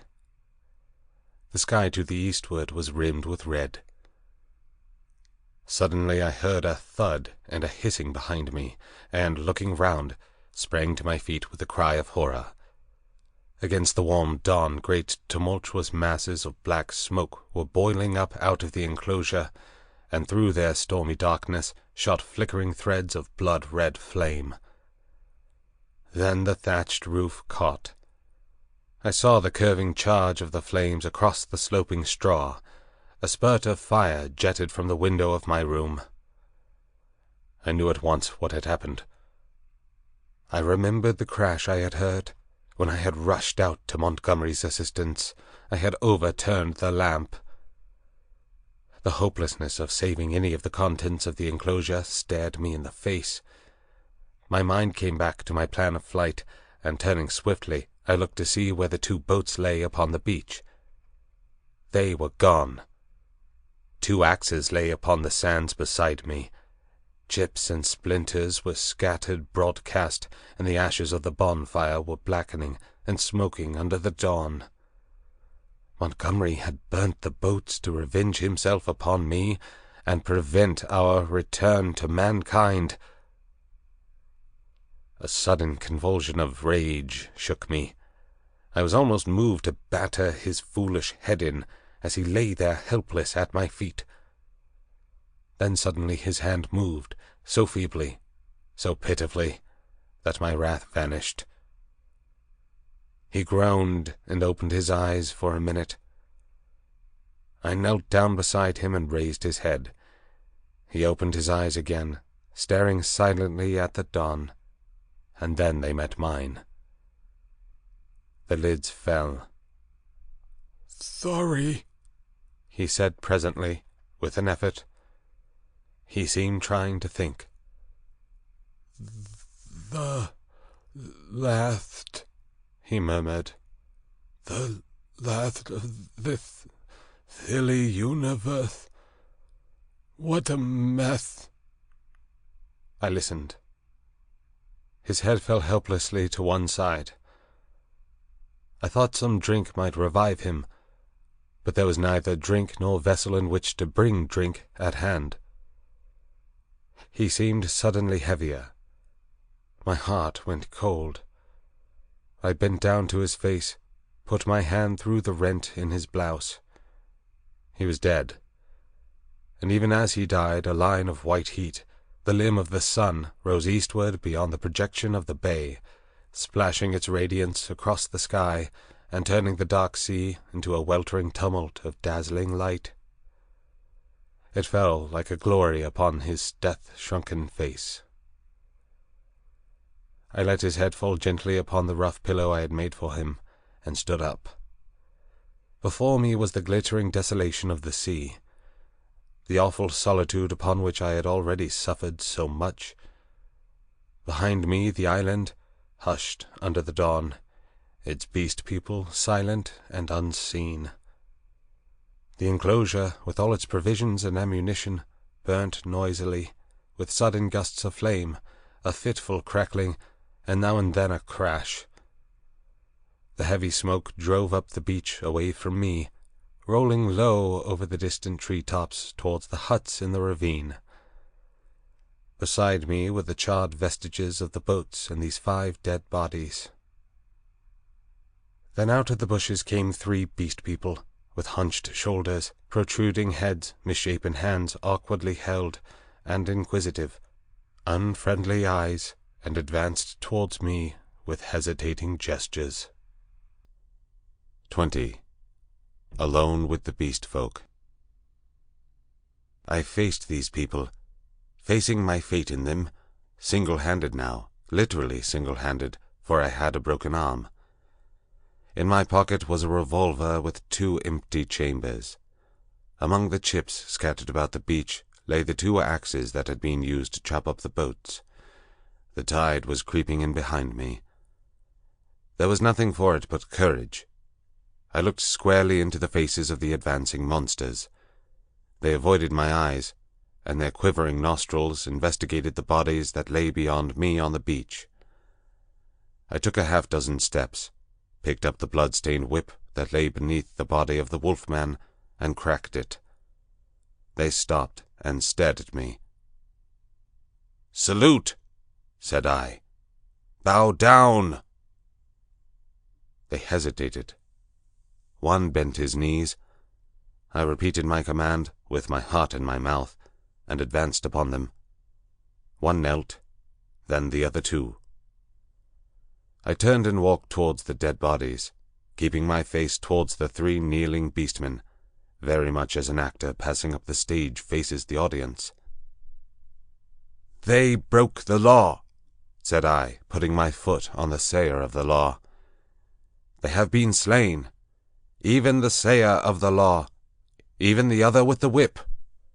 Great is the law, come and see." "None escape," said one of them, advancing and peering. "None escape," said I. "Therefore hear and do as I command." They stood up, looking questioningly at one another. "Stand there," said I. I picked up the hatchets and swung them by their heads from the sling of my arm. Turning Montgomery over, picked up his revolver, still loaded in 2 chambers, and bending down to rummage, found a half-dozen cartridges in his pocket. "Take him," said I, standing up again and pointing with the whip. "Take him, and carry him out, and cast him into the sea." They came forward, evidently still afraid of Montgomery, but still more afraid of my cracking red whiplash. And after some fumbling and hesitation, some whip-cracking and shouting, they lifted him gingerly, carried him down to the beach, and went splashing into the dazzling welter of the sea. "On," said I, "on! Carry him far!" They went in up to their armpits and stood regarding me. "Let go," said I, and the body of Montgomery vanished with a splash. Something seemed to tighten across my chest. "Good," said I, with a break in my voice, and they came back, hurrying and fearful, to the margin of the water, leaving long wakes of black in the silver. At the water's edge they stopped, turning and glaring into the sea, as though they presently expected Montgomery to arise therefrom and exact vengeance. "Now these," said I, pointing to the other dead bodies. They took care not to approach the place where they had thrown Montgomery into the water, but instead carried the 4 dead beast people slantingly along the beach for perhaps 100 yards before they waded out and cast them away. As I watched them disposing of the mangled remains of Imling, I heard a light footfall behind me, and turning quickly, saw the big hyena swine perhaps a dozen yards away. His head was bent down, his bright eyes were fixed upon me, his stumpy hands clenched and held close by his side. He stopped in this crouching attitude when I turned, his eyes a little averted. For a moment we stood eye to eye.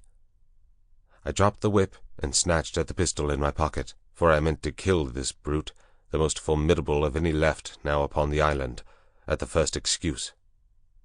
It may seem treacherous, but so I was resolved. I was far more afraid of him than any of the other 2 of the beast folk. His continued life was, I knew, a great threat against mine. I was perhaps a dozen seconds collecting myself. Then cried I, "Salute! Bow down!" His teeth flashed upon me in a snarl. "Who are you, that I should—" Perhaps a little too spasmodically, I drew my revolver, aimed quickly, and fired. I heard him yelp, saw him run sideways and turn, knew I had missed, and clicked back the cock with my thumb for the next shot.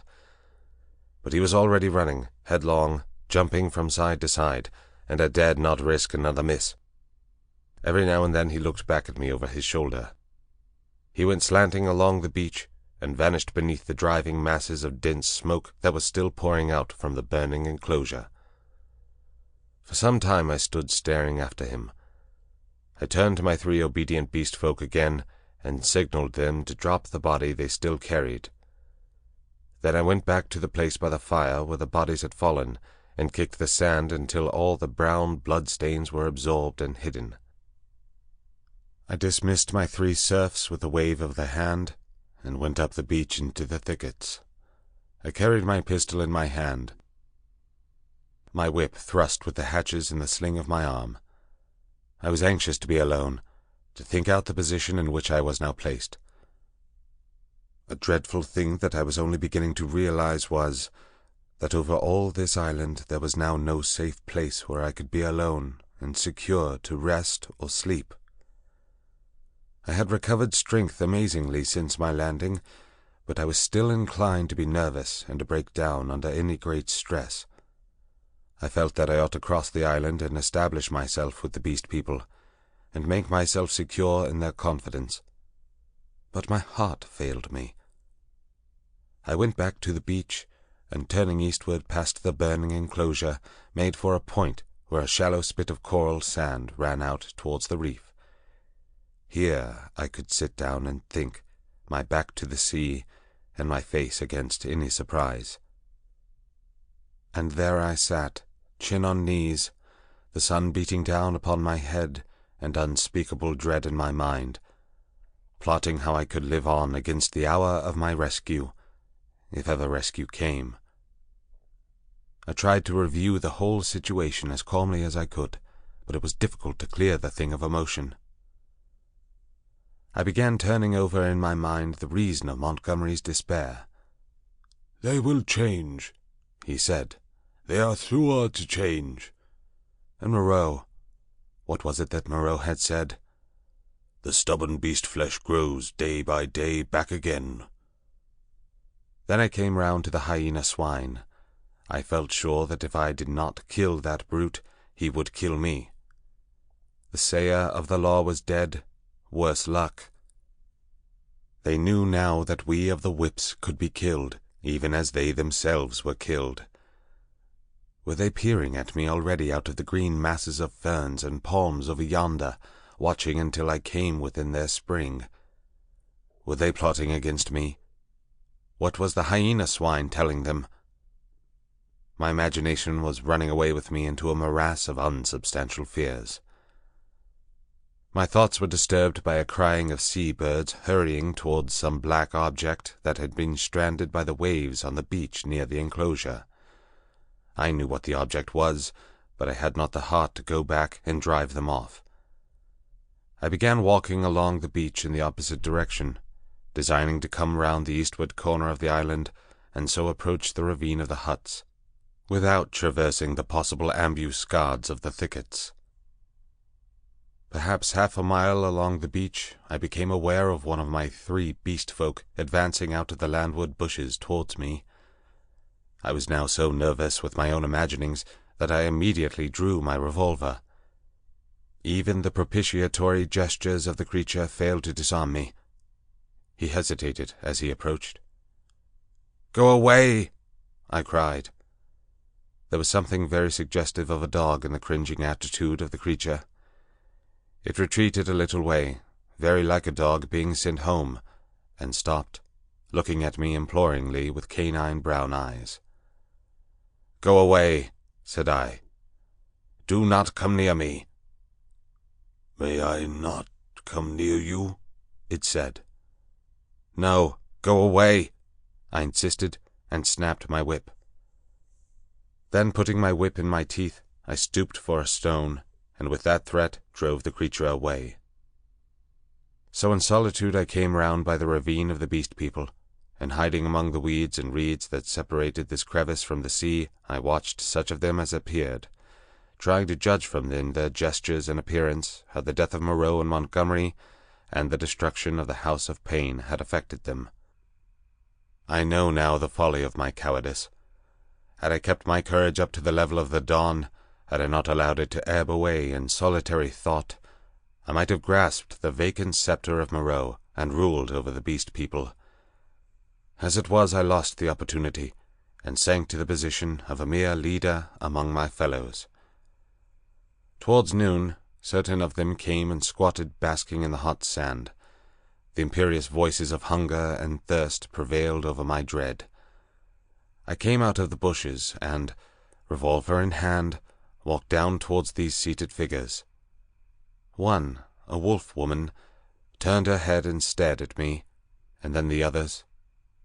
None attempted to rise or salute me. I felt too faint and weary to insist, and I let the moment pass. "I want food," said I, almost apologetically, and drawing near. "There is food in the huts," said an ox-boar man, drowsily, and looking away from me. I passed them, and went down into the shadow and odours of the almost deserted ravine. In an empty hut I feasted on some specked and half-decayed fruit, and then after I had propped some branches and sticks about the opening, and placed myself with my face towards it and my hand upon my revolver, the exhaustion of the last 30 hours claimed its own, and I fell into a light slumber, hoping that the flimsy barricade I had erected would cause sufficient noise in its removal to save me from surprise. 21. The Reversion of the Beast Folk. In this way I became one among the beast people in the island of Doctor Moreau. When I awoke, it was dark about me. My arm ached in its bandages. I sat up, wondering at first where I might be. I heard coarse voices talking outside.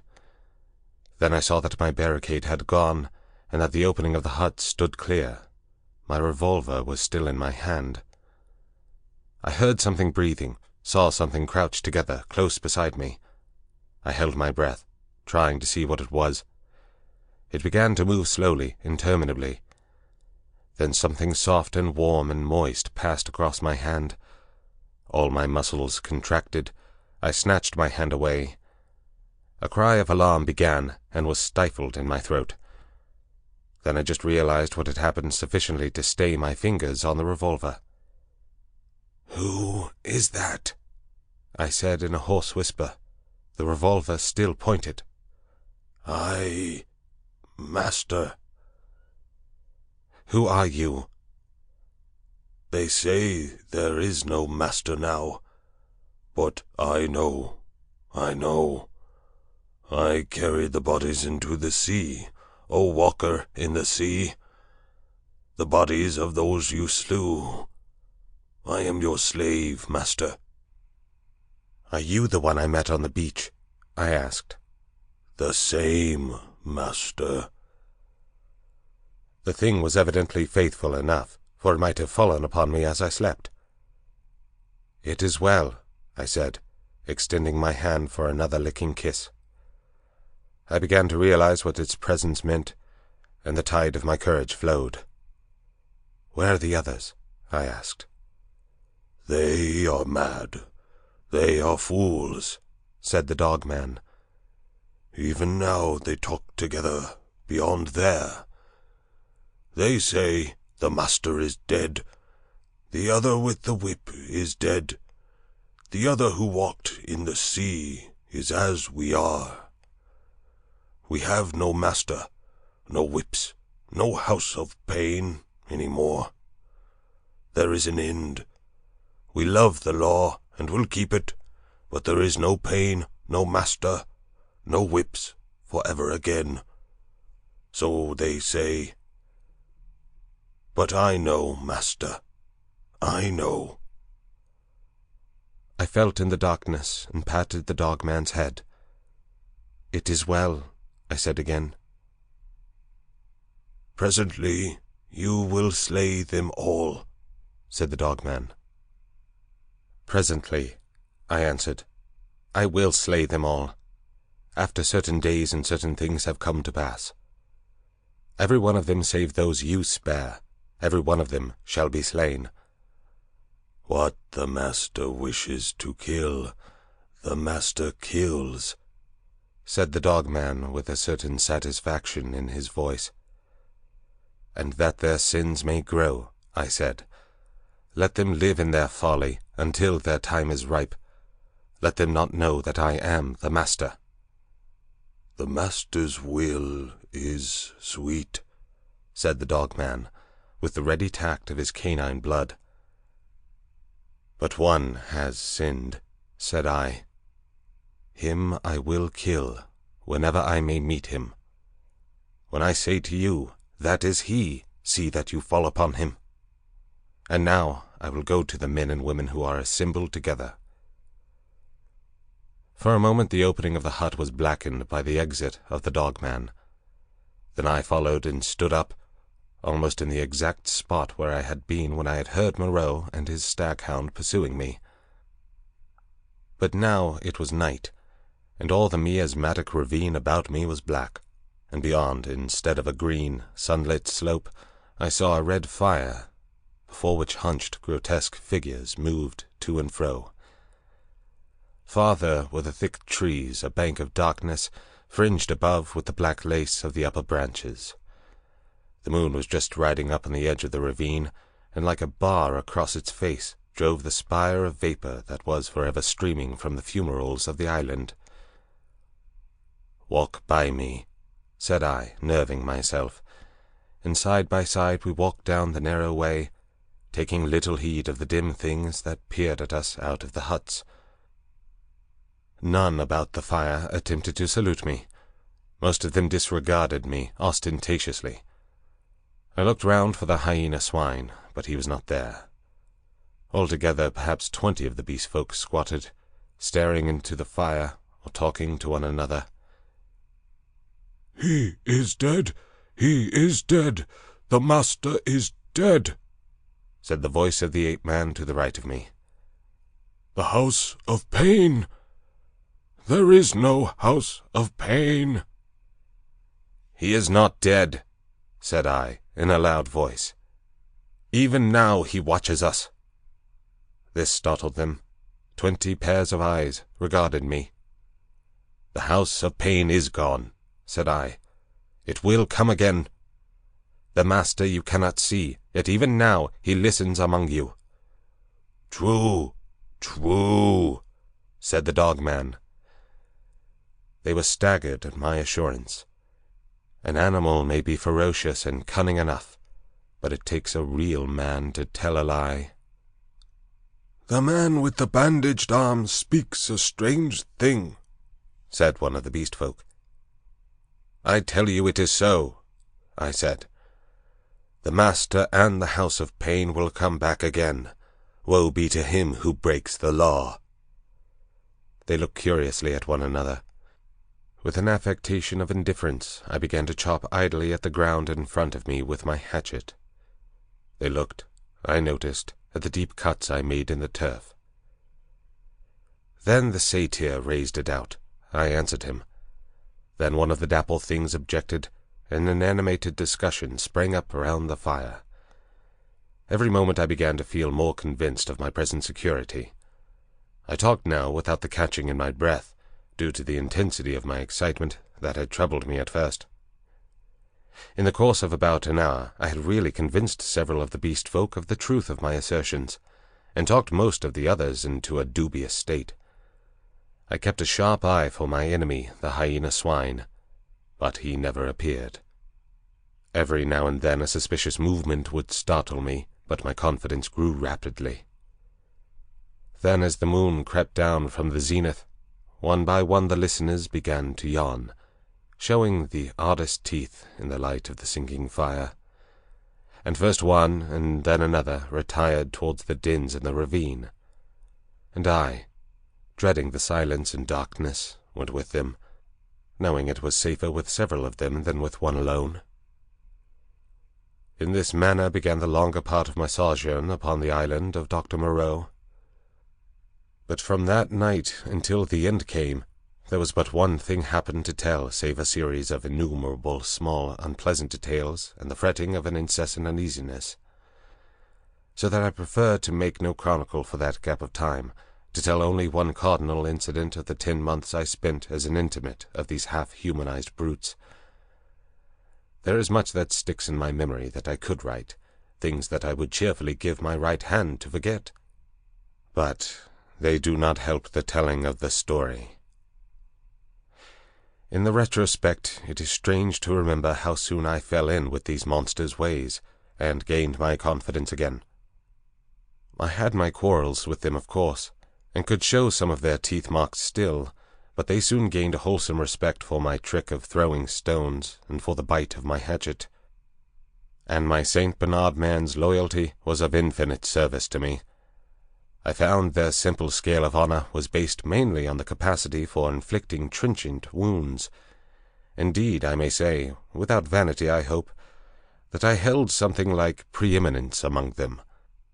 One or two, whom in a rare access of high spirits I had scarred rather badly, bore me a grudge, but it vented itself chiefly behind my back, and at a safe distance from my missiles, in grimaces. The hyena swine avoided me, and I was always on the alert for him. My inseparable dog-man hated and dreaded him intensely. I really believe that was at the root of the brute's attachment to me. It was soon evident to me that the former monster had tasted blood, and gone the way of the leopard man. He formed a lair somewhere in the forest, and became solitary. Once I tried to induce the beast folk to hunt him, but I lacked the authority to make them cooperate for one end. Again and again I tried to approach his den and come upon him unaware, but always he was too acute for me, and saw or winded me and got away. He too made every forest pathway dangerous to me and my ally with his lurking ambuscades. The dog-man scarcely dared to leave my side. In the first month or so the beast folk, compared with their latter condition, were human enough, and for one or two besides my canine friend I even conceived a friendly tolerance. The little pink sloth creature displayed an odd affection for me, and took to following me about. The monkey man bored me, however. He assumed, on the strength of his 5 digits, that he was my equal, and was for ever jabbering at me, jabbering the most errant nonsense. One thing about him entertained me a little. He had a fantastic trick of coining new words. He had an idea, I believe, that to gabble about names that meant nothing was the proper use of speech. He called it big thinks, to distinguish it from little thinks, the sane, everyday interests of life. If ever I made a remark he did not understand, he would praise it very much, ask me to say it again, learn it by heart, and go off repeating it, with a word wrong, here or there, to all the milder of the beast people. He thought nothing of what was plain and comprehensible. I invented some very curious big thinks for his especial use. I think now he was the silliest creature I had ever met. He had developed in the most wonderful way the distinctive silliness of man without losing one jot of the natural folly of a monkey. This, I say, was in the earlier weeks of my solitude among these brutes. During that time they respected the usage established by the law, and behaved with general decorum. Once I found another rabbit torn to pieces, by the hyena swine, I am assured, but that was all. It was about May when I first distinctly perceived a growing difference in their speech and carriage, a growing coarseness of articulation, a growing disinclination to talk. My monkey man's jabber multiplied in volume, but grew less and less comprehensible, more and more simian. Some of the others seemed altogether slipping their hold upon speech, though they still understood what I said to them at that time. Can you imagine language, once clear-cut and exact, softening and guttering, losing shape and import, becoming mere lumps of sound again? And they walked erect with an increasing difficulty. Though they evidently felt ashamed of themselves, Every now and then I would come upon one or another running on toes and fingertips, and quite unable to recover the vertical attitude. They held things more clumsily. Drinking by suction, feeding by gnawing, grew commoner every day. I realized more keenly than ever what Moreau had told me about the stubborn beast flesh. They were reverting, and reverting very rapidly. Some of them, the pioneers in this, I noticed with some surprise, were all females, began to disregard the injunction of decency, deliberately for the most part. Others even attempted public outrages upon the institution of monogamy. The tradition of the law was clearly losing its force. I cannot pursue this disagreeable subject.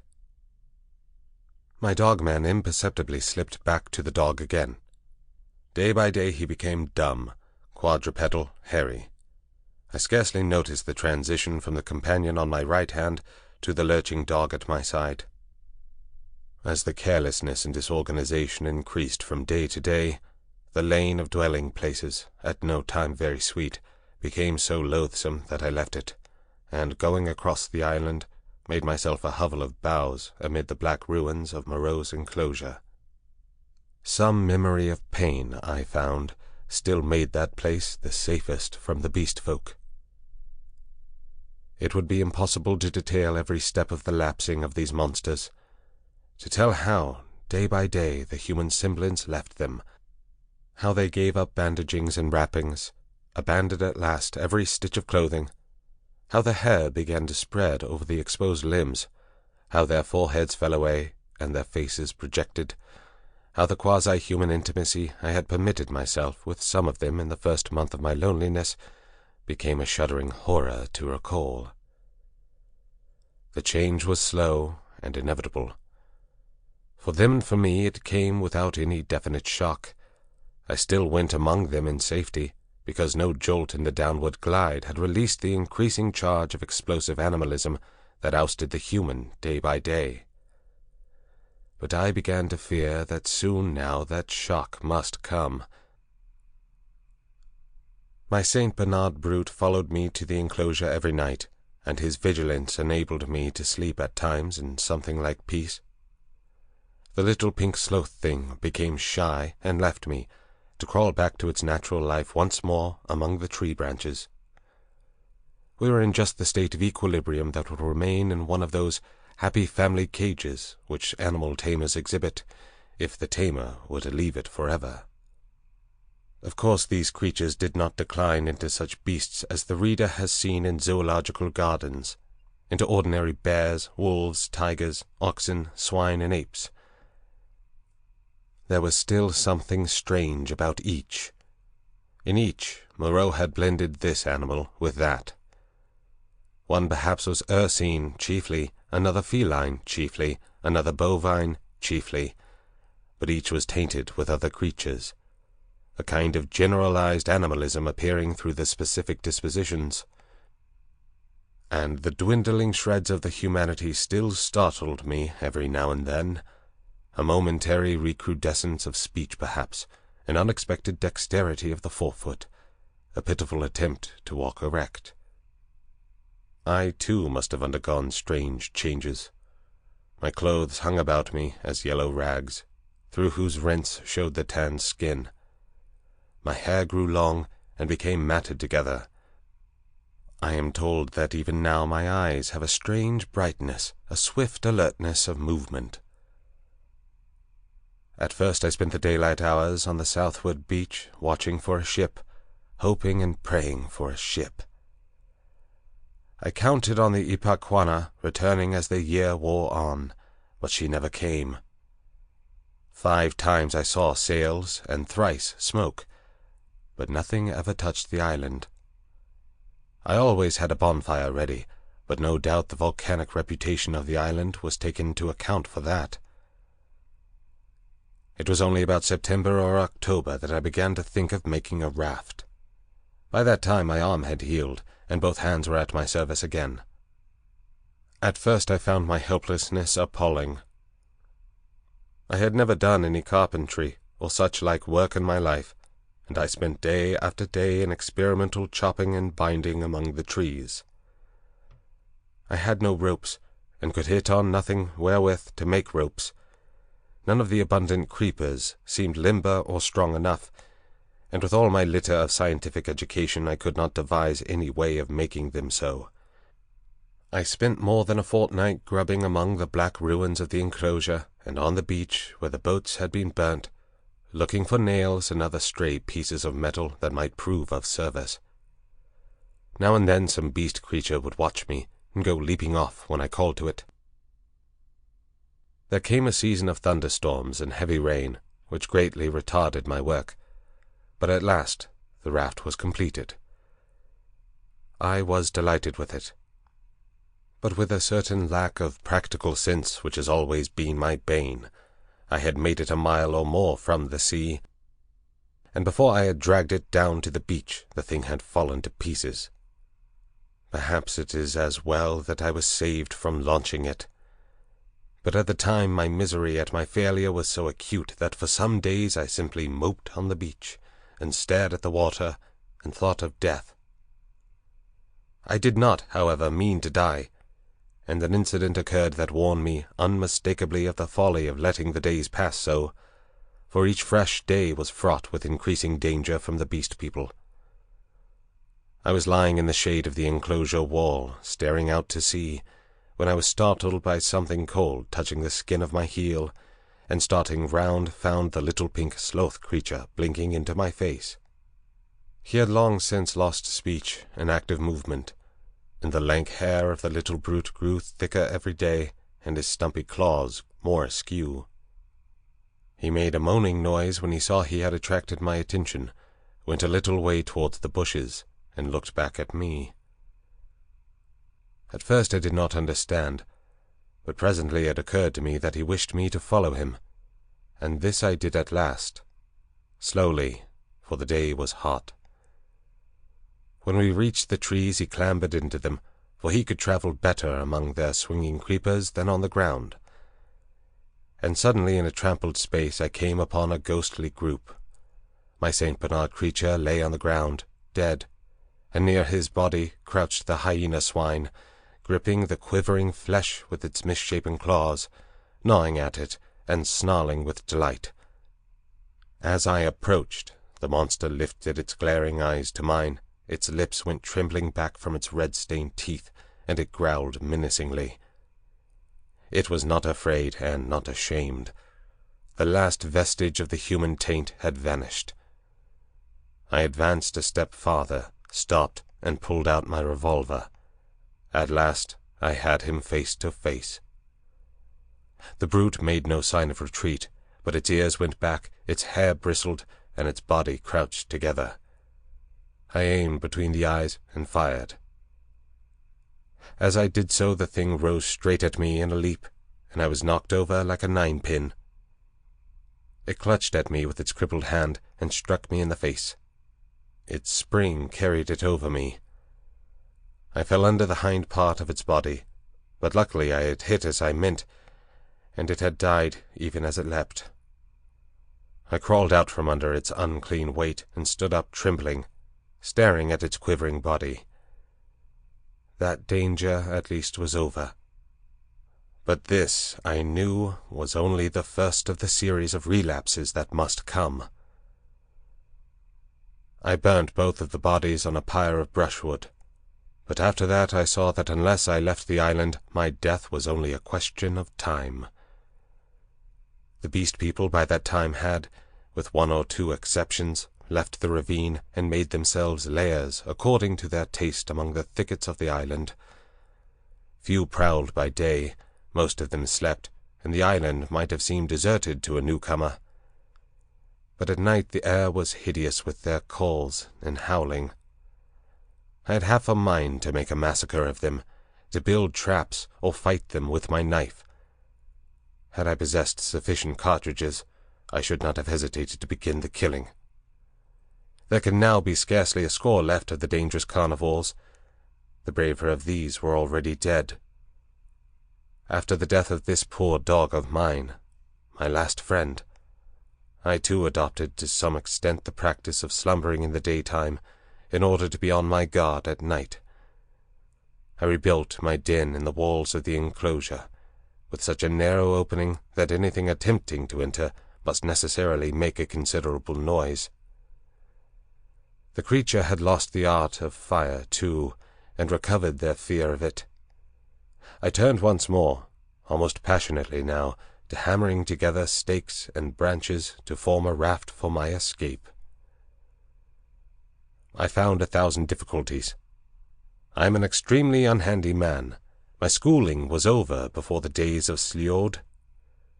But most of the requirements of a raft I met at last in some clumsy, circuitous way or another, and this time I took care of the strength. The only insurmountable obstacle was that I had no vessel to contain the water I should need if I floated forth upon these untravelled seas. I would have even tried pottery, but the island contained no clay. I used to go moping about the island, trying with all my might to solve this one last difficulty. Sometimes I would give way to wild outbursts of rage, and hack and splinter some unlucky tree in my intolerable vexation.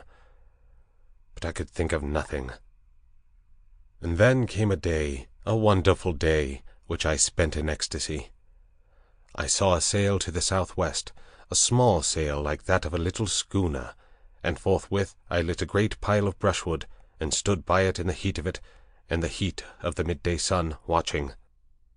All day I watched that sail, eating or drinking nothing, so that my head reeled, and the beasts came and glared at me, and seemed to wonder, and went away. It was still distant when night came and swallowed it up, and all night I toiled to keep my blaze bright and high, and the eyes of the beasts shone out of the darkness, marvelling. In the dawn the sail was nearer, and I saw it was the dirty lug sail of a small boat, but it sailed strangely. My eyes were weary with watching, and I peered and could not believe them. 2 men were in the boat, sitting low down, one by the bows, the other at the rudder. The head was not kept in the wind, it yawed and fell away. As the day grew brighter, I began waving the last rag of my jacket to them, but they did not notice me, and sat still, facing each other. I went to the lowest point of the low headland, and gesticulated and shouted.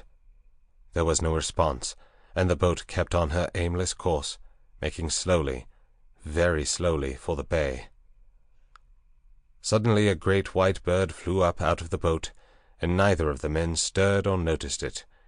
It circled round, and then came sweeping overhead with its strong wings outspread. Then I stopped shouting, and sat down on the headland, and rested my chin on my hands and stared. Slowly, slowly, the boat drove past towards the west. I would have swum out to it, but something, a cold, vague fear, kept me back. In the afternoon the tide stranded the boat, and left it 100 yards or so to the westward of the ruins of the enclosure. The men in it were dead, had been dead so long that they fell to pieces when I tilted the boat on its side and dragged them out. One had a shock of red hair, like the captain of the Ipecacuanha, and a dirty white cap lay in the bottom of the boat. As I stood beside the boat, 3 of the beasts came slinking out of the bushes and sniffing towards me. One of my spasms of disgust came upon me. I thrust the little boat down the beach and clambered on board her. 2 of the brutes were wolf beasts, and came forward with quivering nostrils and glittering eyes. The third was the horrible nondescript of bear and bull. When I saw them approaching, those wretched remains, heard them snarling at one another, and caught the gleam of their teeth, a frantic horror succeeded my repulsion. I turned my back upon them, struck the lug, and began paddling out to sea. I could not bring myself to look behind me.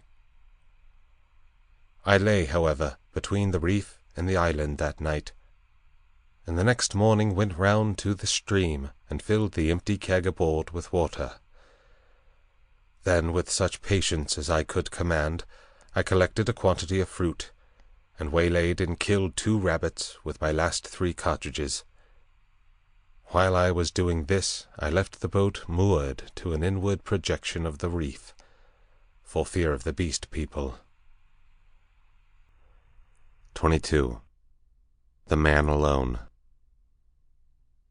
In the evening I started, and drove out to the sea before a gentle wind from the southeast, slowly, steadily, and the island grew smaller and smaller, and the lank spire of smoke dwindled to a finer and finer line against the hot sunset. The ocean rose up around me, hiding that low, dark patch from my eyes.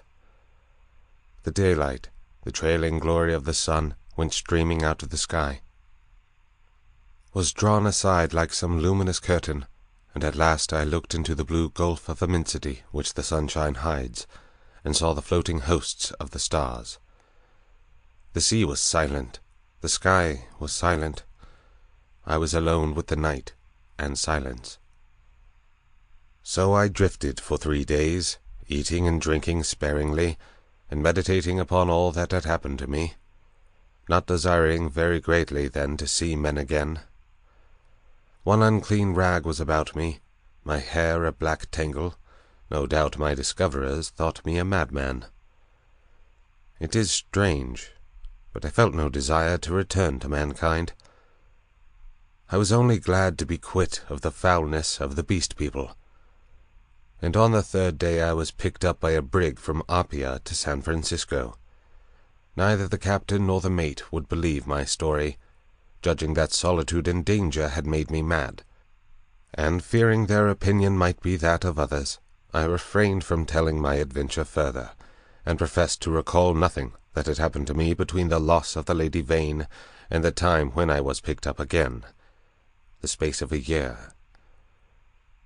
I had to act with the utmost circumspection to save myself from the suspicion of insanity.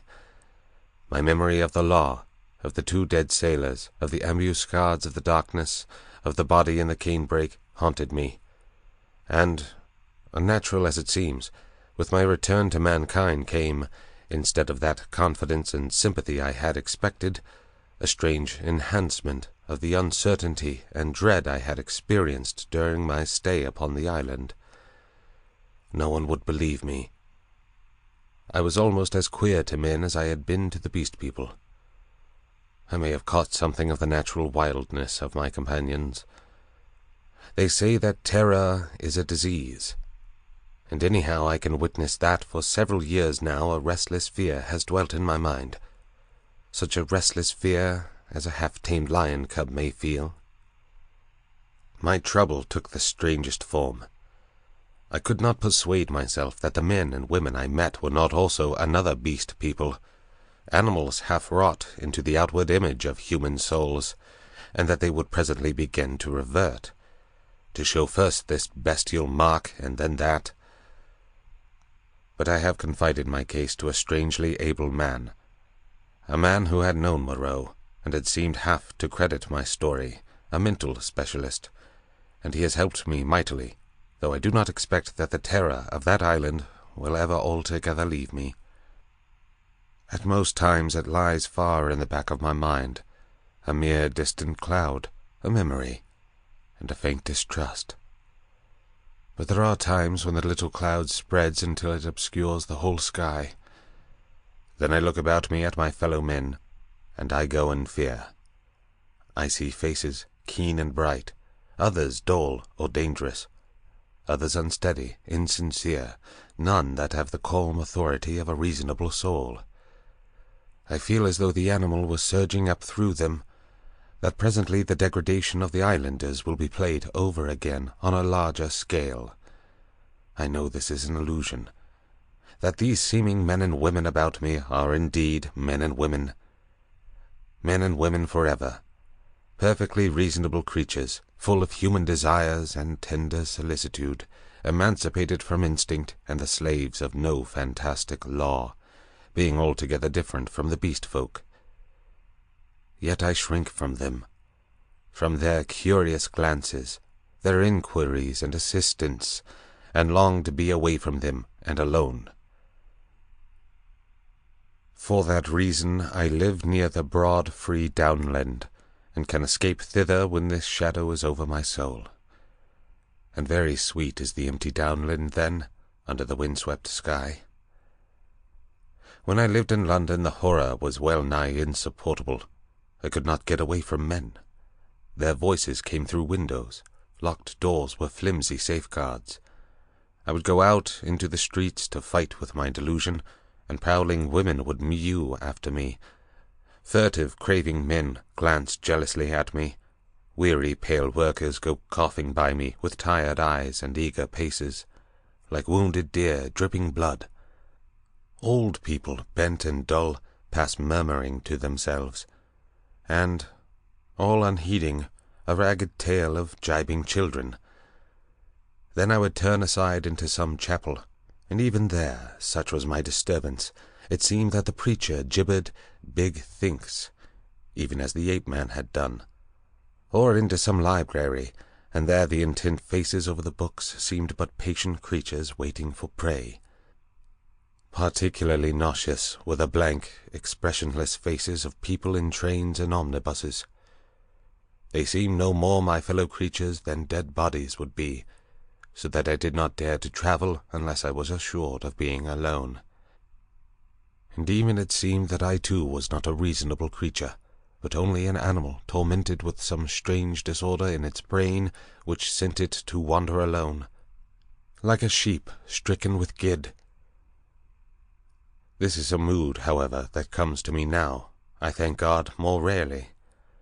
I have withdrawn myself from the confusion of cities and multitudes, and spent my days surrounded by wise books, bright windows in this life of ours, lit by the shining souls of men. I see few strangers, and have but a small household. My days I devote to reading and to experiments in chemistry, and I spend many of the clear nights in the study of astronomy. There is, though I do not know how there is or why there is, a sense of peace and protection in the glittering hosts of heaven. There it must be, I think, in the vast and eternal laws of matter, and not in the daily cares and sins and troubles of men, that whatever is more than animal within us must find its solace and its hope. I hope, or I could not live. And so, in hope and solitude, my story ends. Edward Prindick.